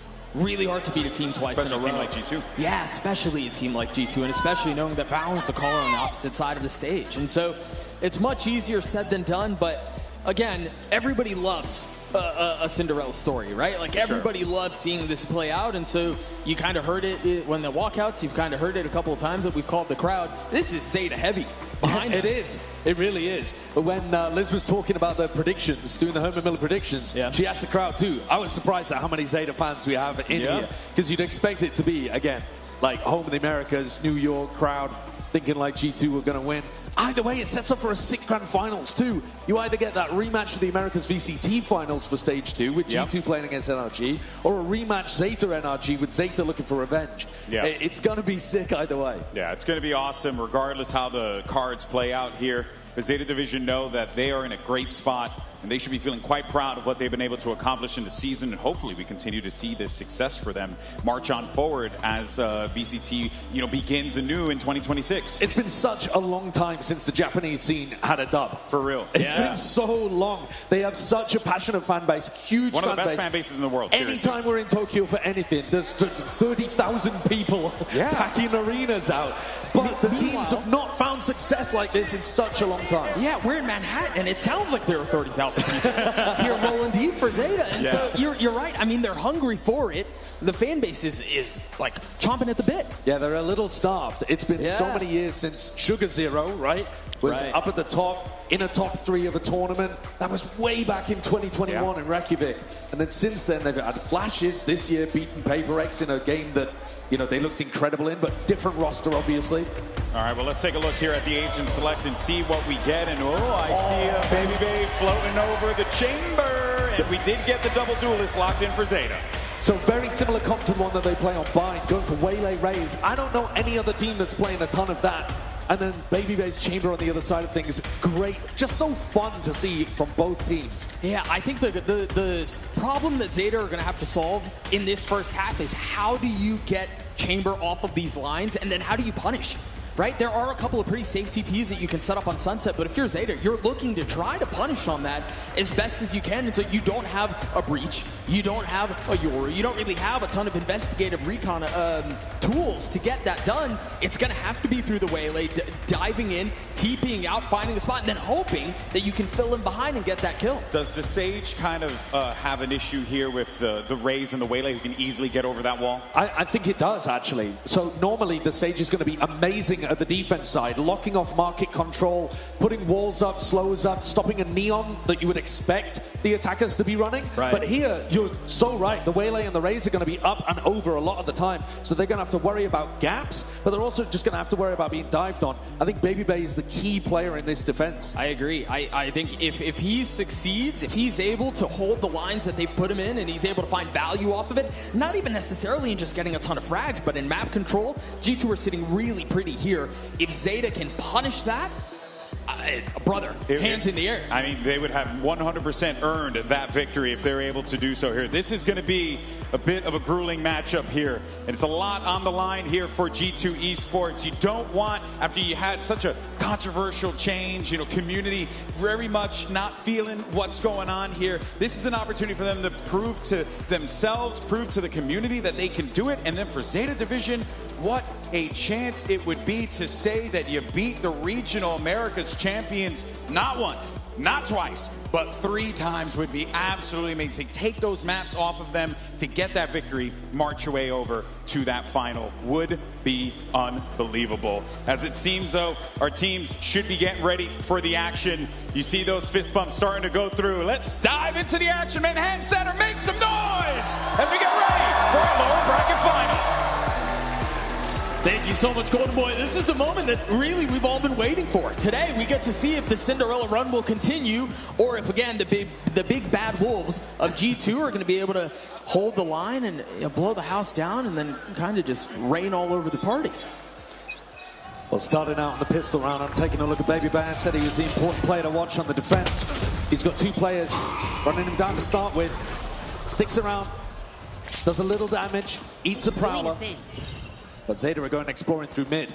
They've got the chamber trap on the other side, and it's kind of smoked off to where they can tuck a little bit further up. Now they've cleared it. They can take a step back. Jorgamo is so dangerous with Frenzy in hand. At least they've done some chip damage to him. Meanwhile, they haven't found the wall over on A. No, and it's given Leaf a lot of peace of mind here. They can stack 4 players to fend off Zeta where they're making noise, which is in mid. Yeah, this is danger. I don't like this. Valorant still has a flash. Yeah, they're starting to take a step back. They evacuate from the space, but not without a kill being traded either way. 1 for 1. You lose Valin. Leaf already invested the wall. It's going to make the defuse a lot more difficult. Again, this tit for tat continues as the rounds play on. Plant down, save plant though. Not the greatest for playing these post-plant positions, but the health advantage in favor of the Japanese team. XCL able to punish one onto Jorgamo. Echo gets another. 3 on the round for the duelist. Zeta get the pistol. A great start, showing that they're not too one-dimensional as well. They went for a prod, Fake pressure over towards B main. Saw if they could try to exploit a kill at top mid.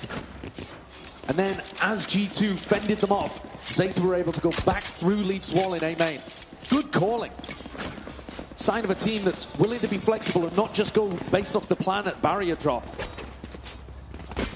The plant money, the kills, going to allow Echo to get up to a Bulldog. He was thinking about pulling a Phantom into this round, but the buy in general going to be really good here for Zeta.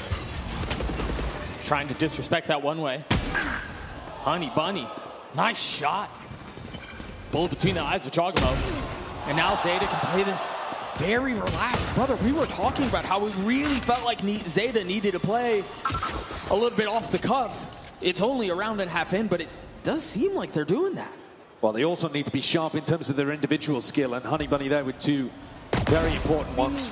Gets caught on the lurk, but they're going to have great information about where most of these G2 players are. Valorant caught, seized up. Yeah, had no real way to go, no real way to respond either. Meanwhile, Echo double dashing out onto the site, TP's back. This little dangerous push and pull, you've got to be careful here. You don't want to put some of these weapons down. But and they're all it's good. only one lost. Yeah, they'll be fine in that. Honey Bunny came in with just the ghost. Right. So they got plenty of stuff to bring into the next round. Like you said, only losing one of those potential guns that they can have in the bonus. It's a great start for Zeta. After what happened earlier against NRG, I think there would have been some doubts that they could bring that form that they showcased earlier in the tournament to a big game like this. I had them. Yeah, I had those doubts. But when you see them open like this, they're certainly going to attempt to win the game. They're going to try to take it into their own hands. Boy, that is fast. And it's a fake. Well, that's just a punish to try to get a pick on a player that would be opening. Yeah, that's where Leaf was playing in the previous round. Baby Bay caught before he could TP back. That's the conversation we were having. He was also out of the range of his TP, so he wasn't even in a position to get away. A bit too far out of his range. Echo's getting flanked by Jorgamon. Jorg would have to come up huge here to avoid losing a bonus. He would be the guy to do it. They were wise, they were ahead of it, they even knew. But Jogamo in that position can't contribute much more. And so Leaf is left in this 1v3. Again, a bonus would be, I mean, a disaster start for G2, but also everything that Zeta could possibly want. In the face of, can they do it again? In the face of, oh, it was just the best of one. To be able to open Sunset up 3, potentially 4 with G2 down in money would be tremendous. And it looks like that's going to be the case. Leaf backing up, doesn't want to contest. Keeps the Vandal, keeps the armor, but allows Zeta up to a 3-0 lead. What a great idea on the bonus. So that's much more about the barrier drop idea there. Yeah. Eco, even though he had a Bulldog to be able to play with, grabs the shorty, double dashes in. Okay, the opening pick didn't quite go his way. But then, Bulldog in hand finds a kill onto Valin. Very long-range engagement. And remember, too, that's the spot that Leaf was playing in the previous round. And so I wonder how much of that was let's try to punish if someone's going to be playing there aggressively. Oh, for sure. Yeah, I mean, it's a very deliberate bonus round idea there from Zeta that they could try to run on an Eco as well, something like that, but G2 are going to have to be a little bit cautious. We were talking about how explosive the Waylay Rays can be. Both of those duelists can jump on you at a moment's notice. Everyone on the side of Zeta is A, including those two duelists. But there's plenty of firepower on the other side. They dodged the stun, though. How far ahead of this do they go? Jogamo falls. Trent, nice with the Sheriff. Finds a second. Almost. Gets a third. Lots of bodies behind this. G2 can start stacking over towards A. They heard noise from pretty much everyone on Zeta. Zeta have to some degree, defend the guns that have been dropped as well, so Absol's in. Satcheling all the way back side, looking to clear, but Jenny was never covered. Echo from on high gets another. And now it's Leaf again, thrust in this 1vx situation. Put in a position to be the savior for G2. Gets his one, and then walled off. Forced to take the fight the way Leaf wants him to take it, a heal. Just managing to buy a little space. He's got the ultimate line. And there it is. Absol's got it. Find the timing. Bullet whizzes right by his ear, but stays alive. And the clock becomes a factor here. This is an extremely strange position. Leaf walled himself off from being able to path around both sides of the box. Can't really flank him. Oh, dude, what in the world was that? Oh, that's disgusting.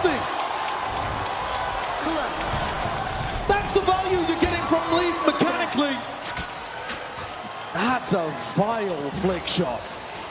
And the Red Bull clutch comes through. Comes good in the 1v2. He had entirely the wrong read about where Absol was there. Crosshair placement be damned, baby. Can't believe what he's watching. Neither can the crowd.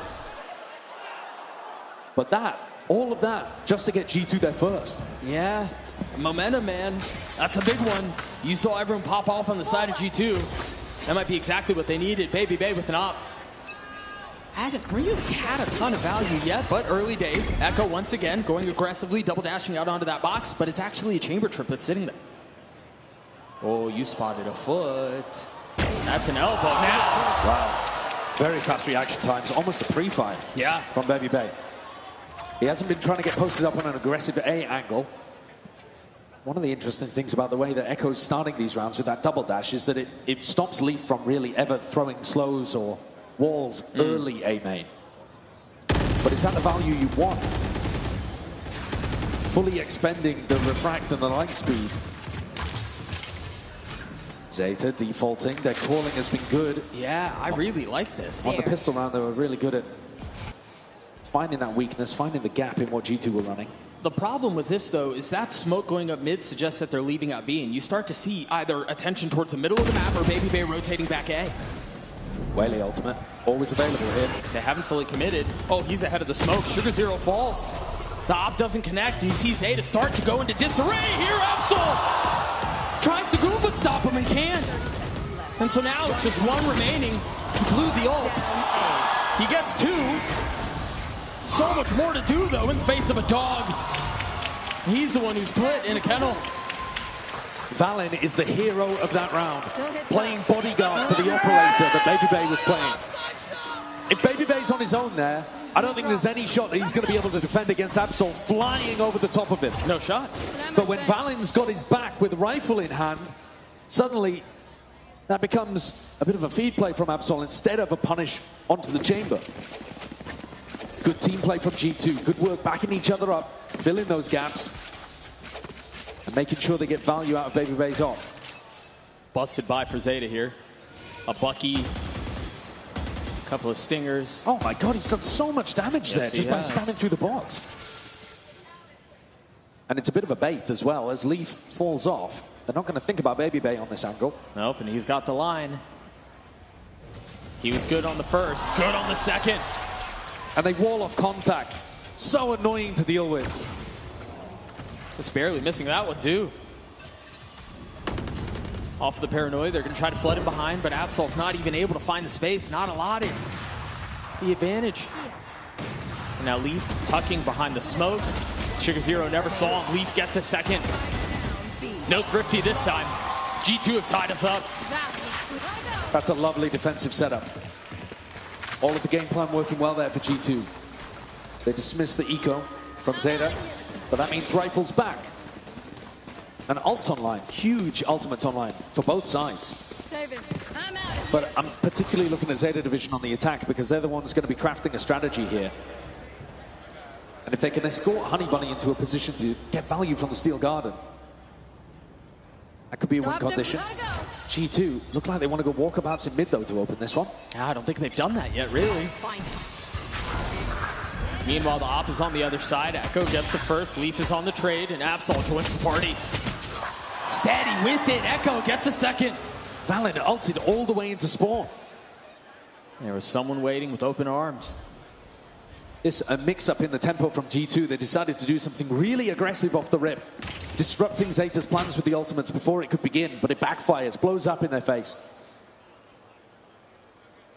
Trent's going to see what he can find, maybe get any info, perhaps a pick. But Zeta are playing bunched up. I don't think he's going to be given that. No, and there's nobody home on the A side at all. G2 gambling that things were going to end over towards A. And at this point, Trent's going to realize the error. XDLL at least does invest in ultimate if you're thinking about silver linings for G2. Yeah. But they're few and far between in this round. I mean, I guess if you're Zeta, you want to secure it. And so leave no stone unturned, but either way, they find that the site is open, they get the spike down. The thing is, G2 do have money.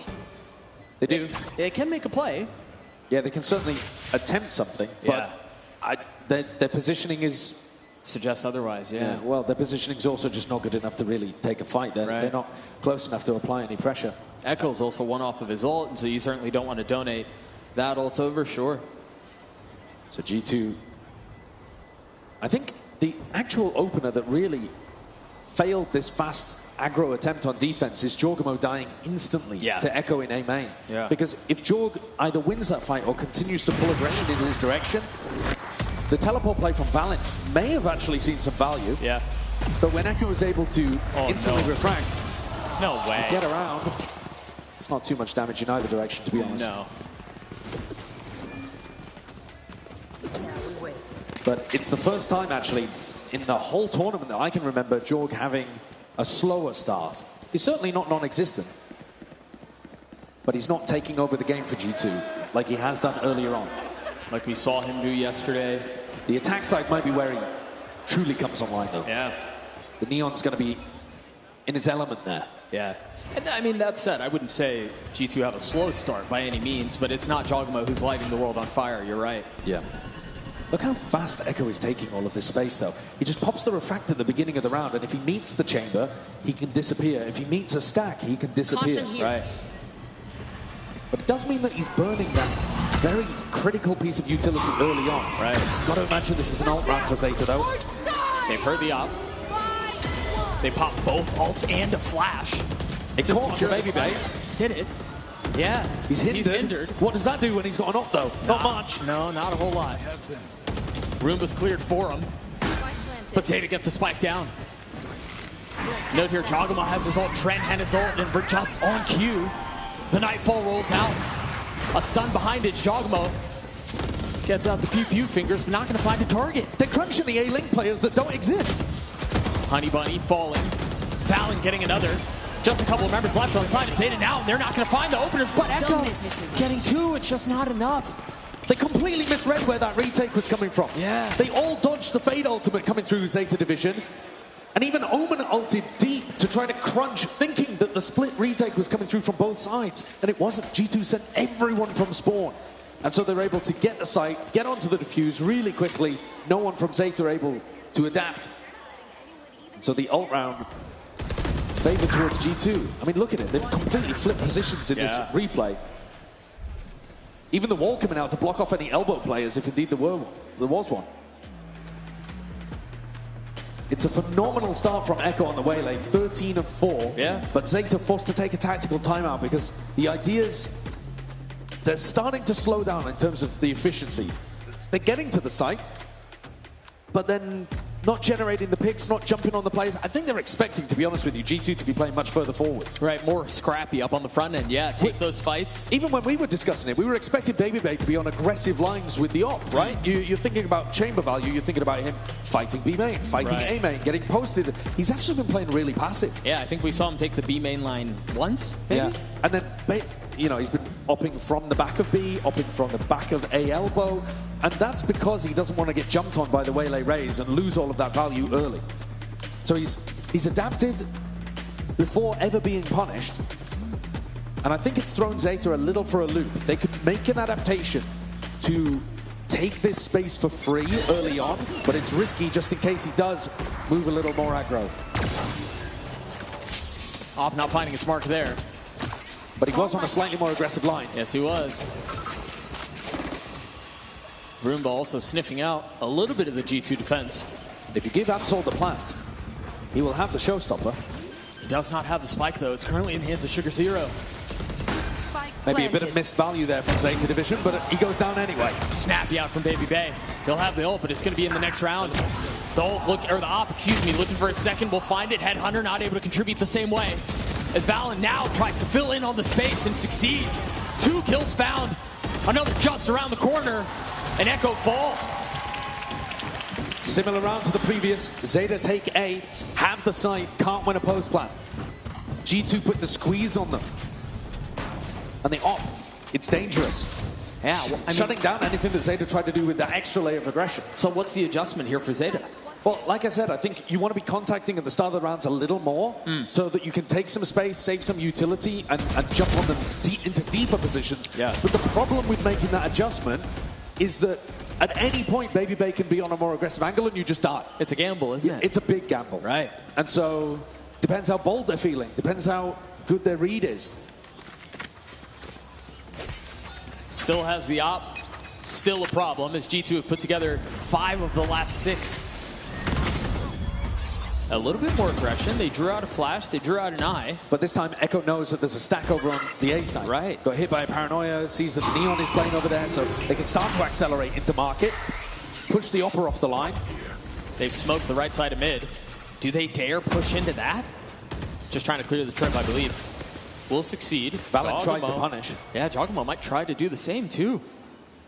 On set, he sits back behind the smoke. And Leaf has walled B main, so they can afford to commit many resources here towards mid. They're going to go for a reclear, G2. Start to see that first panel go down. Immediately, smoke goes up. Echo falls, who's been the star for Zeta. He wasn't expecting Jorg to be that deep in mid. Proactivity rewarded for G2. Baby Bay is in the right place at the right time. They've had the better adaptations, the defense.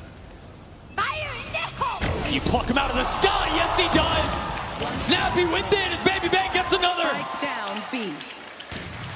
His adjustments have been perfect. The positioning, anticipating exactly where Zeta want to go. Left. At the start of this game, we were thinking, wow, he's not quite on the deepest lines. But when you watch what value he's getting, you can't have a problem with what Baby Bay's up to. Right. And they're just playing with XDLL here. Got him wrapped around. No time on the clock. 10 seconds left. You got one. That's 2 off of the Nightfall.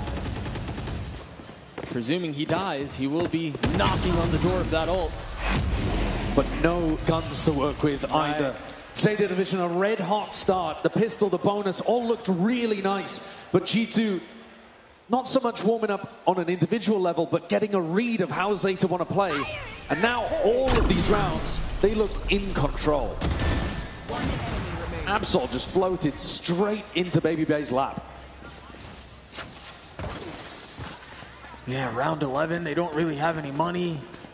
You presume G2's going to be at 7, and so if you're Zeta, you're looking to get away with a 7-5 at best. Cover going out. We'll see what they do here on this thrifty round, though. They continue to push that, and this time you see the adaptation actually coming out from G2. For as much as Echo hits that line every time, Trent gets 2. Leaf gets another. This round is already over. Yeah, Trent just spamming a smoke down towards mid. They even res round 11 to make it a 5v1. I don't think Echo's winning that. Last round in the half. And so we go into this last round here. They should have money. They're going to have a couple of ults. I mean, I guess just one, actually. The XDLL, Sugar Zero's one off of his, and we've seen some Silly Omen stuff, but yeah, this one will be tough. I think maybe you want to be saving the refract a little. I know that Echo wants to do this as part of his A side default, but if you prowl at the left side instead, the only player that's been playing there is Baby Bay. So if the Prowler meets contact A main, you know the chamber is there, you can try to jump on him. He's elbow now, though. But so they are prowling out. They do prowl on the left side, he's playing the right. Misses the shot again, but they'll have another opportunity. Pushed off the Nightfall. Honey Bunny falls, and they try to push their way forward. Echo up first will buy a little bit of cover and a little bit of space. And G2 are kind of shut out of the sight. But they're fast on the flank. Yeah, brother. They're going to kick the walls down. It's these post plants that haven't been working for Zeta. XDLL's already down. Baby Bay jumps into a second, hits that shot. Don't do it to him. Sugar Zero and Absol not able to find anything else. Sugar Zero, what can you do there? 1v4? Good luck, brother. G2 are out for revenge today. The jump swing. Baby Bay misses some of the more easy shots when he's posted on the line at the start of the round and then hits that, jumping around the corner into A-Link. They look very confident now. It's all smiles in the G2 camp. Leaf was even rezzing for a 5v1 in round 11. So they're clearly very comfortable out there. Not shaken by the fact that they lost to Zeta in a BO1 earlier. We'll see if they can figure this out. We've got Liz standing by with one of the GOATs of the game, and Finesse. Take it away. Yes, it is one of the GOATs, none other than Finesse. Hello, sir. How are you? Give it up for Finesse, everyone. I mean, talk to me about watch partying here. Watch partying in New York City at Red Bull Home Ground. How's it been? honestly, it's been pretty cool. The amount of people that are here, it's impressive how many people are here to support Valorant, and people are so excited. I think it's insane, honestly. This makes it feel like an actual like VCT event, I'm not going to lie, just because of how many people are like cheering for all these teams, you know? I actually heard more Zeta chants than I did, you know, for NRG, probably because they're the underdogs, but still, the support that these people have for everyone is pretty insane. I mean, something I've noticed about your co-streams anytime I tune in is you're kind of almost like an educator when it comes to your co-streams. And you are so open to answering questions, no matter how basic or how advanced. How has that been, kind of like being such like a leader in that space as a co-streamer? I don't really consider myself a leader. People like Tarek, for example, people like even Sam at the beginning, they're like inspirations to me for why I do, like how I was able to get to the point that I've gotten to. I just appreciate that everyone watches and enjoys it. And I do the best that I can to like genuinely try to put in the effort to make it so that it's enjoyable for like all kinds of people and then like also informative to some degree. I mean, obviously. I mean, how many people watch Vanessa's co-streams out here? Amazing. Now, I've been asking everyone for predictions. Can I have a prediction for the scoreline in this best of 3 between Zeta and G2? Nah, it's just G2 2-0, sorry. Simple as that. Well, thank you so much. Everyone give Vanessa one more time. I'm going to send it back to the desk because we have a game to get back to. Yeah, I love, you know, we've talked about it a little bit, but I truly believe this is the greatest city in the world. And they're backing Valorant Esports from top to bottom. It's been so much fun to watch. They'll see if they can will Zeta back into this because they're down 4, and any of that early start that they pulled off is just kind of gone now. It's a bit of a whimper. Yeah, I did think Finesse was going to get some boos when he said G2 in a 2-0 fashion there against Zeta Division, but you know, he's too well liked. That's the thing. And look, I respect it. He's 6 to his guns. He's not a people pleaser. Well, it looks like a G2 2-0 at the moment, doesn't it? It was a great start for Zeta Division, but I think they're going to need another pistol to have some hope here. On the attack side, maybe the Chamber and the Sage will find it a little more difficult, but I think you could say the same about the duelists on defense. Yeah. Absol and Echo maybe finding it a bit harder to find their timings. Aggro plays like this will make a lot of sense. But they've got to be fast. I think you lean more into the aggro crunches off barrier drop instead of contacting up, because when you've got a double Senti comp on attack, you know a line is being held. Jorgamo found value going for a pretty similar play in a previous round, but Baby Bay very ready for that one. Shut down Echo and Absol. I mean, look at the positions being held right now for G2. They know exactly what is happening. They know there's going to be an aggressive push, holding the deepest lanes on the map. 50 seconds left in the round. A flash through towards A. Yeah, pushing Absol off the line. All right, which he wasn't even up in the first place. XDLL peeks in the mid, spots him out, and they are going into the stack. Chances for Zeta to win. I mean, you've even got an XDLL who's arriving just in the nick of time. Honey Bunny backside, one tagged, eyes traded. Both teams lit up, and it's G2 who cracks the site wide open. The stack crumbles, as does Absol. G2 get the pistol. No follow-up off the back of the paranoia. G2 with pace, head through market and continue what has essentially been an unbroken streak. Round 7 going to Zeta Division, but other than that, pure dominance. And Zeta are not one of the teams that we've seen go for the force buys after losing pistol. That's been G2's domain. Yeah. Josh RT looking a bit proud, a bit relieved, a couple of mixture of emotions. What's going on here? What do we got here? Do they dare peek? I just hope so. Nah. Well, as soon as the smoke comes through, that quad stack disintegrated. Yeah. It's a bit of a shame, really. I think that would have been fun to watch. Baby Bay, second time's a charm. Traded back, though. Not really in a spot to be able to... I mean, I guess Honey Bunny's able to grab the weapon. But there's 3 players with full armor on G2, so it's not even like... I mean, usually that outlaw would be an enormous piece of treasure to grab. But not this time. No, now they're walled off on the other side, too, thanks to Leaf. They're very good at playing around their timings as well. As soon as the wall goes through, G2 commit. That discipline that you know to expect from this squad. Trying to chop it down. They do break one of the panels. Jogamo, steady. Not finding lethality quite yet, but damage dealt and threat delivered. There goes the outlaw. Just like that. Now picked up by Sugar Zero, who's going to try to do what his teammate could not. Giacomo forced to take a step back. There's Leaf down to 10 HP, so you found one of the weak ones. Still more work to be done, though. Echo falling. Got to force your way through, and they just don't have the guns. They don't have the space. The machine of G2 keeps on whirring. Yeah. And at the moment, it's making mulch out of Zeta. The fire that was present at the beginning of this map, earlier in the tournament, when they took down G2 on Haven, not quite present right now. This is G2's map pick. If you're expecting Zeta to be playing a fantastic game, maybe that'll come through on Split, but I think they had chances here, being able to cause a lot of problems with the Waylay Rays, and credit to G2 for immediately adapting to what they were expecting to come out of the Japanese team. Here they go, walkabouts again.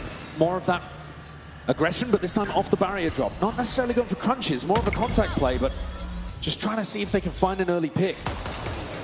They threw that thing all the way in reverse. They're going to try to push their way out towards B. Echo is here. Honey Bunny not far off either. Giacomo falling at the hands of the duelist, but instantly traded. Traded, walled off. 4v4. Leaf up a bit too far. But again, the protocols from G2 seem to suggest that they're going to be able to stabilize on this. Once again, down in numbers. 2v2 now. Sugar Zero left alone. In a 1v1. Trent waiting on the other side, guessing, paranoid on where he is. Confirmed now. And takes a step back. Trying to buy a little time as Sugar Zero's on the prowl. He's on the hunt. Trying to find a timing. Trent at the ready. Looking at just the right place. And Trent delivers for G2. Incredible composure there from Trent. 20 kills, 20 and 6, an absolute lights out map from him. Trading out all of these into backside with a Bulldog, and then going for a wide swing, baiting the early shot out of Sugar Zero and punishing him. A lot of experience from Sugar Zero that he adds to the Zeta Division team, but Trent gets by far the better end of him in that 1v1. And that was a must-win round for Zeta. They're going to go into a tactical timeout, but at this point, 7-round deficit, you're on an eco, you're looking towards Split. Yeah, I mean, not only that, 7-round deficit and G2 are 2 rounds away from closing the map out. Absolutely. I mean, they're knocking on the door. Yeah. At this point, too little, too late, I think. And so what are we even talking about here, right? During this timeout, is this a moral rally, like a rally cry? What's going on? I mean, there are some things that you can still learn from this. From the players are going to be focused in the moment. How do we win round by round by round? Right, of course. If I'm the coach of Zeta, though, I'm maybe using these final rounds to figure out what actually works against the way that G2 are playing. Because think about what we're going to see on Split. We could easily see something really similar on Split. Yeah. Where G2 are playing slow defaults with a double initiator comp, and Zeta are playing double duelist and trying to force the pace up. If you can find a way of making this double duelist style work on defense, whether it's those barrier drop crunches that you were talking about, or whether it is, hard pushing out one side of the map and playing retake for the other side, whatever the idea is, if you can find something that works here, you might be able to bring the learnings through to map 2. Absol's already been picked out of the round. Yeah, these individual fights forward have not been successful for Zeta. G2 are just too disciplined and too ready for it. Yeah, and I think a lot of the problem is, too, because of how coordinated they are, even if you do get a pick, there's a chance G2 has another member close by who's going to trade him out. Oh, for sure. I mean, that's part of the reason why Trent has got 20 kills already. Yeah. He's just rock solid in those positions. Again, Zeta punished for going walkabouts down tiles. They play together so well. The contact plays are not working. That's a nice shot. Go on, son. Take another. G2 gets to 12, and Zeta really kind of a shell of the team that we saw yesterday.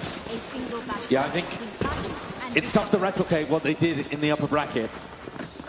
A lot of that was on their attack side, where they wiped the floor, for example, with FNATIC, with G2.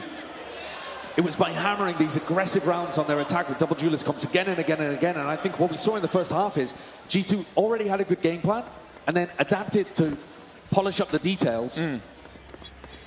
And unfortunately, when you're down 8-4 and going into your defense with double duelist on Sunset, you're probably not set yourself up great. No.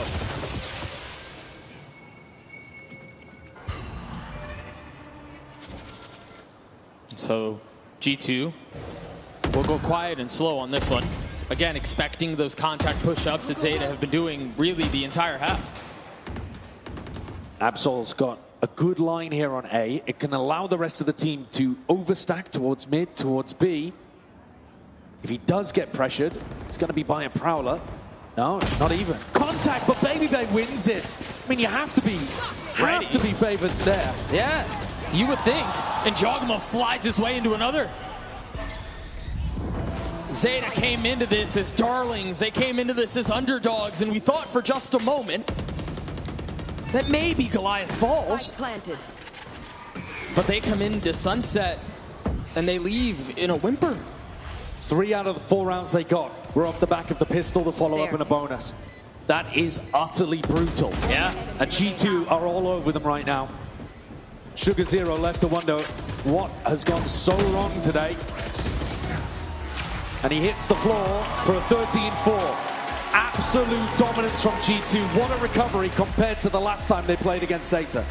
I mean, to think that it could have been worse, right? It could have been worse than 13-4. It could have been. It's a wild situation there. Again, G2 taking map 1 up against Zeta, and they do so in pretty convincing fashion. I don't think they really got tested at all.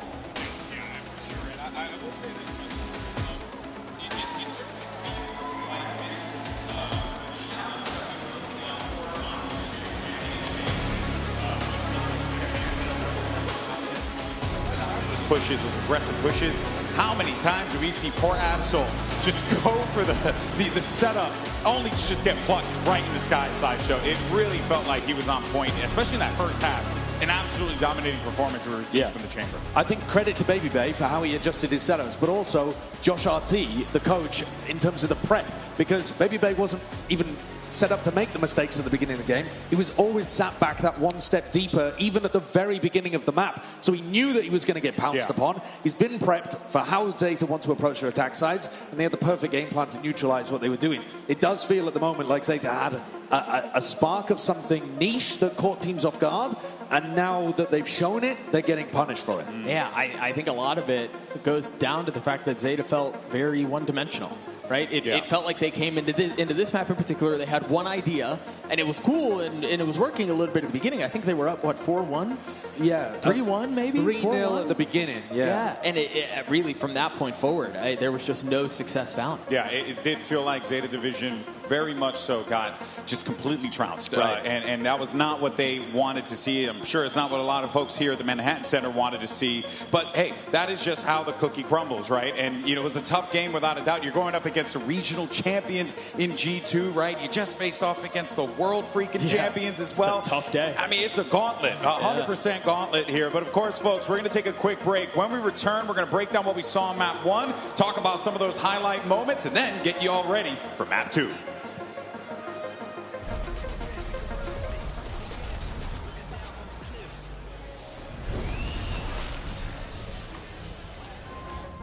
To get that opportunity to face off against NRG in our final smart. Yeah, it's like... One enemy remaining. Oh! Stop fucking playing me!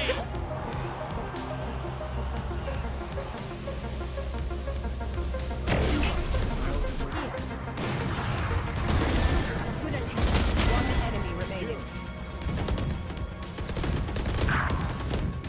One enemy remaining.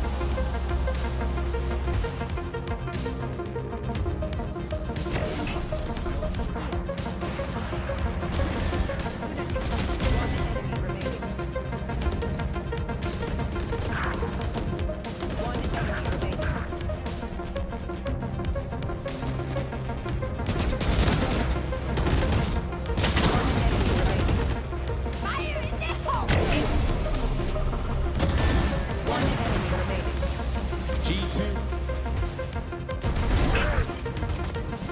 Spike planted. Last player standing.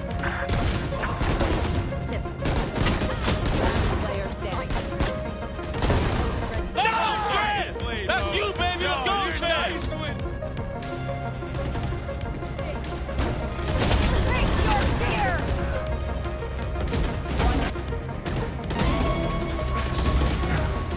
To get that opportunity to face off against NRG in our finals tomorrow. Yeah, it's like... One enemy remaining. Oh! Stop fucking playing me!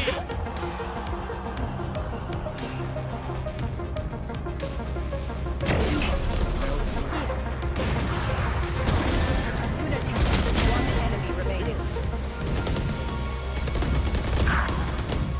One enemy remaining.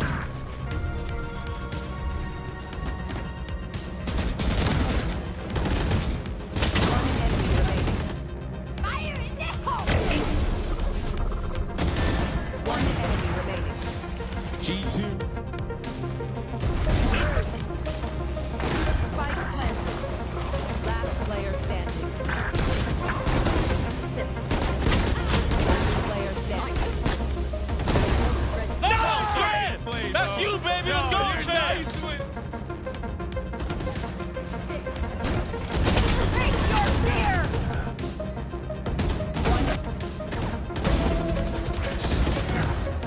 To get that opportunity to face off against NRG in our finals tomorrow. Yeah, it's like... One enemy remaining. Oh! Stop fucking playing me!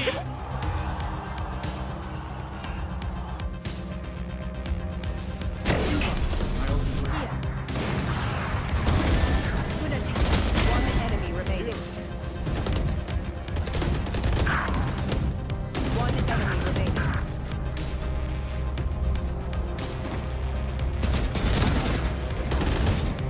One enemy remaining. Fire in the hole! One enemy remaining. G2.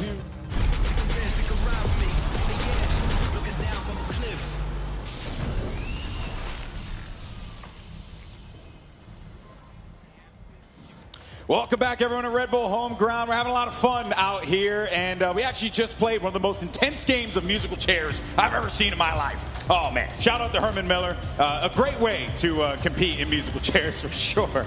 Do you think it's harder to play musical chairs in cosplay? I think so, but, you know, right? I think our boy... Boomer Stone, Vacation Boomer Stone picked up the win. And there goes Chris Puckett, the legend himself, just guiding him through the crowd. Unbelievable stuff there. Of course, having a lot of fun here at the Manhattan Center in New York City. Of course, Golden Boy alongside Doug and Sideshow. We just watched, honestly, G2 just absolutely trounce Zeta Division on that sunset pick.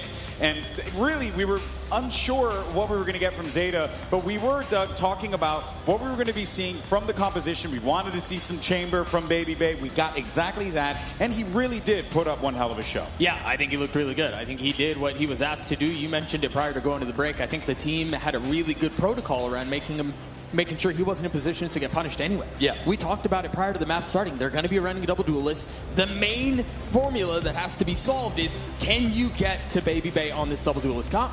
They weren't able to do it.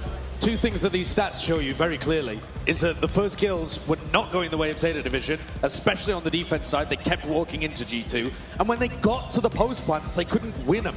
They got the spike down 8 times, which is really decent, but they only won half of those, which is very poor. And a lot of the time it was on A, G2 getting the retakes, or Zeta feeling like they were forced to fight a little further and getting caught out. These are big things that they're going to have to deal with as we move forward to their map pick of Split. Man, I mean, looking at the MVP breakdown, though, Trent, what a showing from him on the fade, doing everything he can on the initiator role. Really, I've always said he's a fade merchant. That's the thing with Trent. Have you always? I thought he was a Tejo merchant. No. Tejo? Who's Tejo? Teo. Fade is my new friend now. Oh, okay. No Teo, only Fade. But yeah, there are a couple of those big moments from that first half we were getting from Baby Bay, and it did really shut down, and honestly, it deflated whatever energy we were seeing from Zeta Division in this game. It started things off, we thought, okay, Zeta's swinging, you know, it's 4-4 tie, maybe there's opportunity here, but then they just started to peel away, Doug, and then once it did, they never looked back. Yeah, the truth is, there was a lot of hope and a lot of excitement, but G2 just really kind of imposed their will upon Zeta. They busted out the Chancla and they whooped them.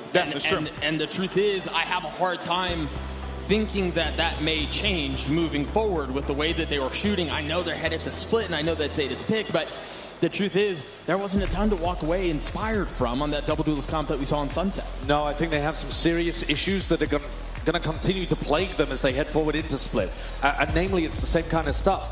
On their attack side, are they actually able to pin down some of the G2 members? And even if they do, can they win post plants off the back of it? And then when they play defense, how do you defend aggressively into a team who's so disciplined in their attacking defaults? Right. Yeah. All of these questions that were posed on Sunset are going to be exactly the same on Split. Yeah, I do feel like you're seeing a little bit of inexperience diff here, right? Like, yeah. I mean, not even a little bit, a lot of it. Right? Like, there is, and not to take anything away from the Zeta guys, it's just that these G2 players, they have been in these high-stakes situations, playing in front of big crowds. They have experienced this many times, and as a result of that, you have to wonder, Doug, like that level of experience, that level of discipline, as Sideshow have pointed out, it's a very, very difficult thing to break through if you're Zeta Division. Yeah, I mean, the tough thing, even the tougher thing is, you kind of set up very nicely how they are so diametrically opposed as far as experience comes into this match, but you're also asking this kind of piecemeal, maybe solved roster, but maybe has 3 stand-ins to solve all of these problems on the fly. Yeah, it's a tall task, for sure. Borderline impossible. Yeah, no, without a doubt. At very least, they're getting excellent experience here, right? They're playing against the top teams. They're playing against the world champion, playing against the Americas champions. You can't ask for much more in terms of getting that experience as a team that's still trying to figure out what you're doing heading forward into 2026. But you'd love to go home today having won at least a map after how good you looked throughout the playoffs portion earlier. All right, well, here goes your agent select here. Nice to see the breach on Split, but I also on the other side got the Sky there from XDL. Double Duelist is going to be run here. Waylay for Jogamo. I do think we're going to see Jogamo maybe have himself a dog of a time out there today if anything goes his way. Well, the first half is going to be that same question we were talking about to end Sunset. How does Zeta increase the tempo and force fights against G2? Yeah. G2 are going to be hyper-disciplined, always with a fault line, ready to punish. Baby Bay locking down the A side of the map. Where does Zeta find their advantage early on in the round? Let me inject some hope. Okay. Allow me to inject some hope. Just for a second. They couldn't do it last map because they didn't play many rounds on defense. Now they're starting on defense, so they'll get at least 12. I like where your head's at, Doug. All right, folks, let's go ahead and jump into the action. It's time for map 2. What in the world do Zeta do here? G2's going to start on the attacking side. Golden Boy, very eloquently mentioned, Jogamo's going to have a dog of a time, right? He's going to pop off as you would expect him to, as he really has all tournament, and he's got all the tools to do it. Leaf on the breach. We mentioned the fault lines at the ready, and they're flirting towards AO. Deep smokes too. I mean, yeah, this is an A-hit. Yeah, this is incredibly fast, and Honey Bunny without a snake bite in this round because it's a pistol, can't hold them off. Instead, it's going to be a full retake. If Zeta can win these, though, if they can win retake scenarios, it will give them a massive win condition. Yes, but Jogamo is a frenzy. And that's always a big problem. Right. He makes it look like the best gun in the game. That paranoia is really nice. A little ebb and flow, and there you go. Jogamo with the frenzy from a distance, called right on time. Honey Bunny there on the trade, though. Didn't have the spit, does have the ghost. And that might just, don't go that way, might just be enough. Never mind. G2 kind of snatching us back. Baby Bay healthy, tries to pluck one down from heaven and succeeds. A spam into the smoke.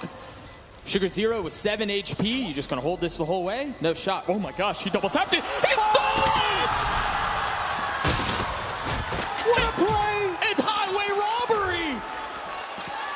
There's a bit of that experience coming through from Sugar Zero. Outplays Baby Bay in the clutch. I don't really know how Baby Bay managed to pick up a frenzy in the midst of that too. The perfect gun to try to spam in, knowing that he'd done some damage to Sugar Zero as the smoke came up. God has played with him. Winning the pistol round early on was not enough for Sunset, but at least it gives them a great chance starting out here on their map pick of split. And it kind of brings the crowd back into the game too a bit. Yeah. So we'll see if that will be enough. Heavy investment. Boy, they drained the banks on this one. They didn't look right. Oh. That's a big, big mistake from XDLL. And it continues to compound. Valorant not only gets a kill, upgrades a weapon, gets another. This would be a tragic way for that to swing back, but Honey Bunny and Sugar Zero steady with it. Still in the 3v3, better weaponry. Yeah. There's Echo in the face of the dashing Jogamo. He gets his kill, gets away though, but now he's left in a 1v2. Jorg hasn't seen Sugar Zero in essentially the whole round. There's an Omen smoke in his face, but that doesn't tell you much about the positioning. No. And this spike is in a horrible spot, very out in the open. Yeah, it's got to feel so uncomfortable.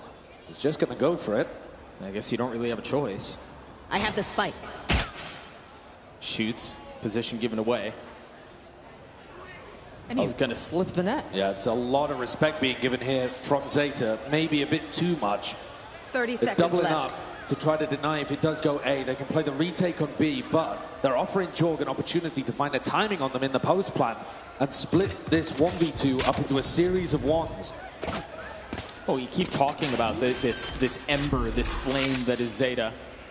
Spike planted. I mean, this would pour a bucket of water over it, wouldn't it? Jorg has to go for a fight here. You're up against the two smokes players of Zeta Division. You cannot play off-site. He's got a stinger. And they've got bulldogs on the other side. I mean, the range advantage alone should secure the situation. He might be trying to push them as they get the smoke onto the spike. They've closed the gap, and that tips in Jogamo's favor. There's the tap of the spike. The smoke is down. He's going to check it on the other side. He's going to get one. He's going to get both! A Red Bull clutch and heartbreak for Zeta. Oh, it's diabolical. The stuff that Jorg has been getting away with in this tournament is outrageous. All the wind out of their sails. The way he swings in here, it's exactly as Sugar Zero's looking the other way. He couldn't have caught a better timing. What a way to play that. Against the two smokes players on the retake, knowing that they'd be inside of it. It's such a gamble. And now Jorg, in round 3, one away from an ultimate. Stop me if you've heard that one before. Instant pick already onto Echo. Well, these kind of rounds, you're expecting G2 to hold those super safe defaults. Right. And look at the positioning of Baby Bay and Leaf over towards A. They couldn't be further back towards their own spawn. Yeah. Just trying to bait somebody like Absol into taking an aggressive fight. And of course, it's Echo who gets punished over in B main, like you said. But they're just looking to try to punish the duelist players early on. This was entirety of Sunset defense. Zeta feeling like they had to go, had to try to make a play, had to peek for at least information early, and G2 were punishing them. Which the truth is, I mean, we talked about that as probably one of the correct ways to run the comp, too. Yeah, I mean, you do want to be getting aggro a little early in the round. I think part of the problem is that Zeta have not demonstrated an ability to play a big set retake well. So even if they do push out one side of the map, can they win? Right. Or are G2 just going to save a bunch of utility and have still aftershock, paranoia, stuns, all sorts of stuff to fend off the retake? So you imagine here if you're Zeta, you're just trying to die to the spike, not give any ult orbs over. You do not want somebody like Leaf or Baby Bay getting up to an ultimate. No, not at this point. It's bad enough that they already have Jorgs. Right. Baby Bay's going to go hunting. He can smell blood. How's that sniffer? Not good enough. Sidelined by one.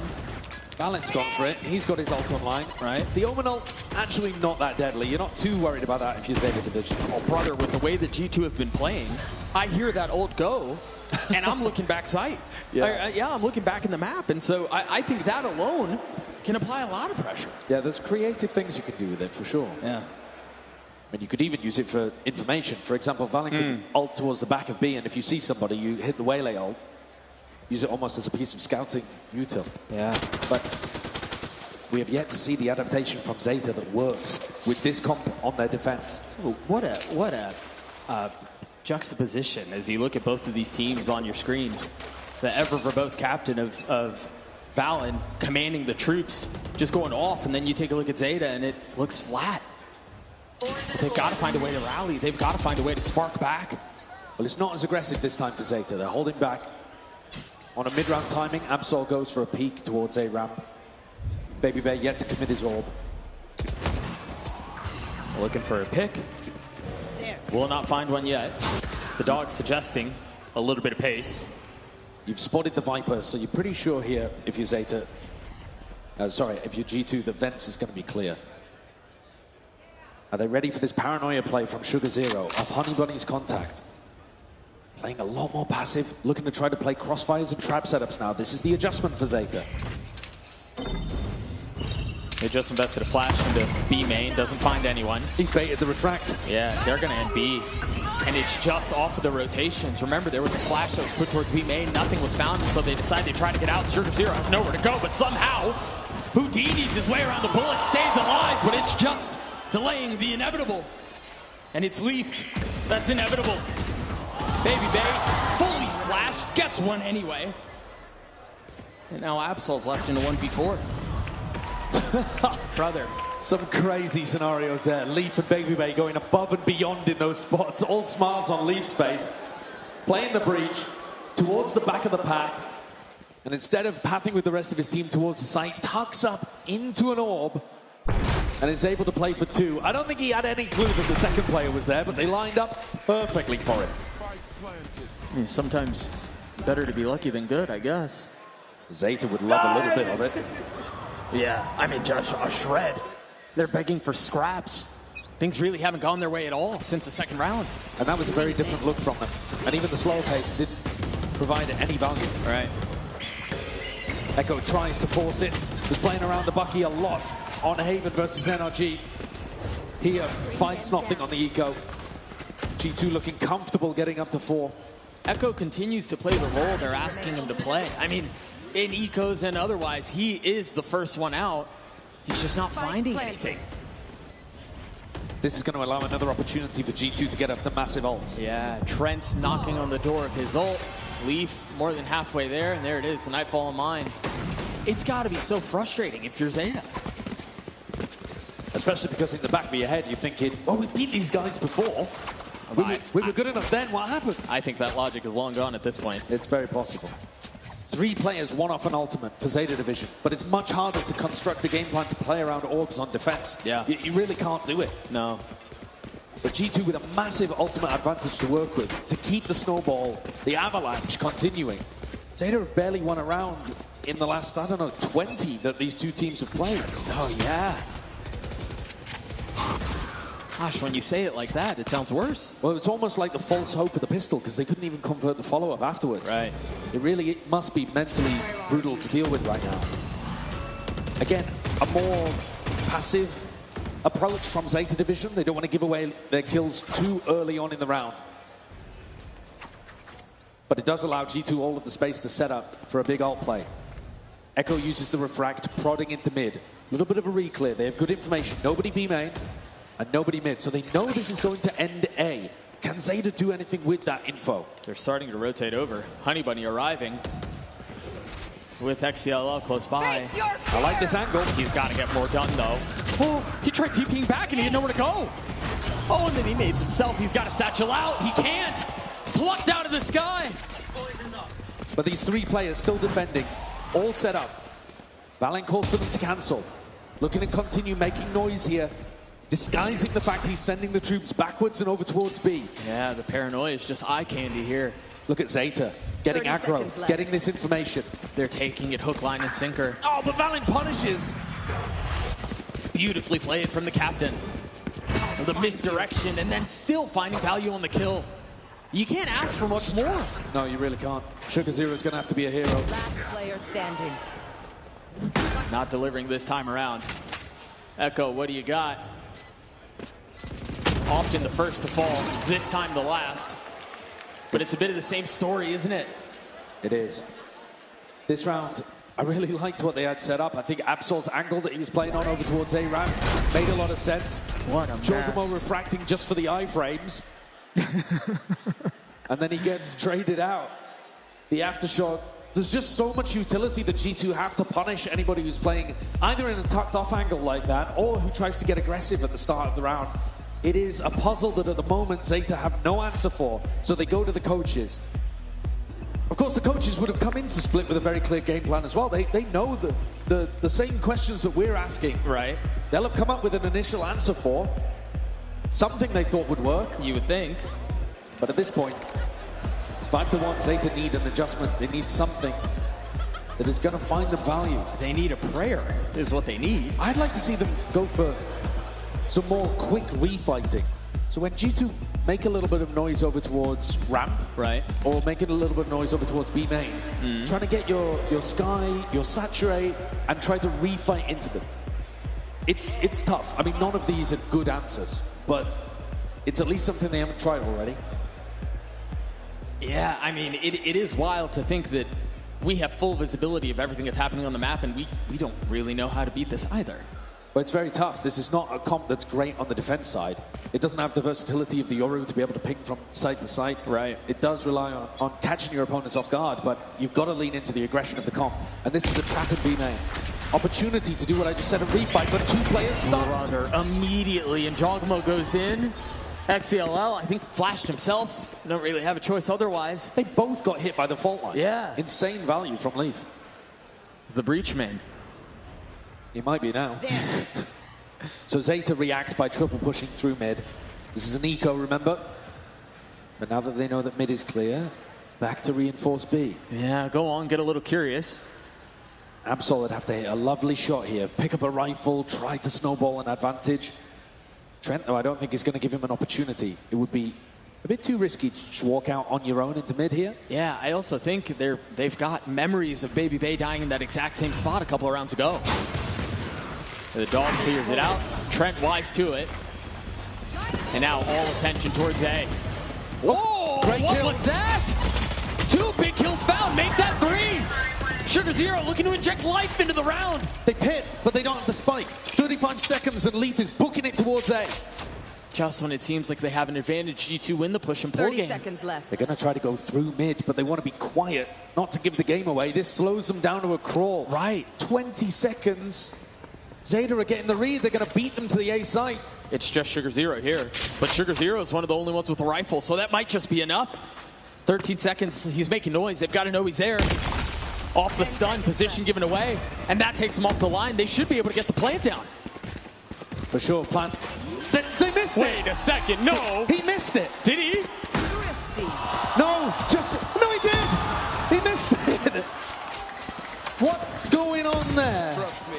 What a silly round. Planted with, 3.9 or whatever seconds on the clock. Don't ask me why. Maybe just trying to optimize the plant position as best as he could, but, I mean... Yeah, brother. Come on, you got to get it in the ground. Yeah, when it's squeaky bum time like that, just put the thing down. So, yeah, a fraction of a second too late, but an unforced error. A small amount of disappointment, but to be honest, I'm not mad. It's a rare blip. Yeah, I'm not mad. I'm just disappointed. Well, there's a gift for Zeta Division, and how desperately they needed it. Bring them down. Now, what do they do with the lifeline that's been given to them? Well, that round, can you replicate it? They got great information that it was ending towards B, and they stacked and they fought in the choke. Boxed G2 in before they were even able to escape. Hit some ridiculous shots along the way, too. Sure. What is this? What are you up to? You flash on the other side of it, right? You don't just dry swing out! You don't just dry swing out! At least Sugar Zero gets the trade. That could have gone even worse. Honey Bunny, not tracking that one. Crossed up.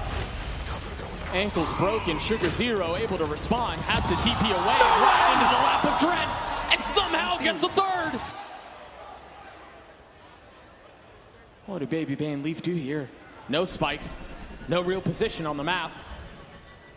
They're really set apart. Echo's about to get whacked in the side of the head here. Clothesline by Leaf. Good comms there.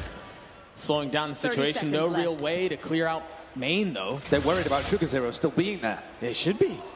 They're going to find the timing. They're going to find shots. It's just Leaf on the other side. He's going to have to find two, and he can't. Leaf, excuse me, Zeta, they get another.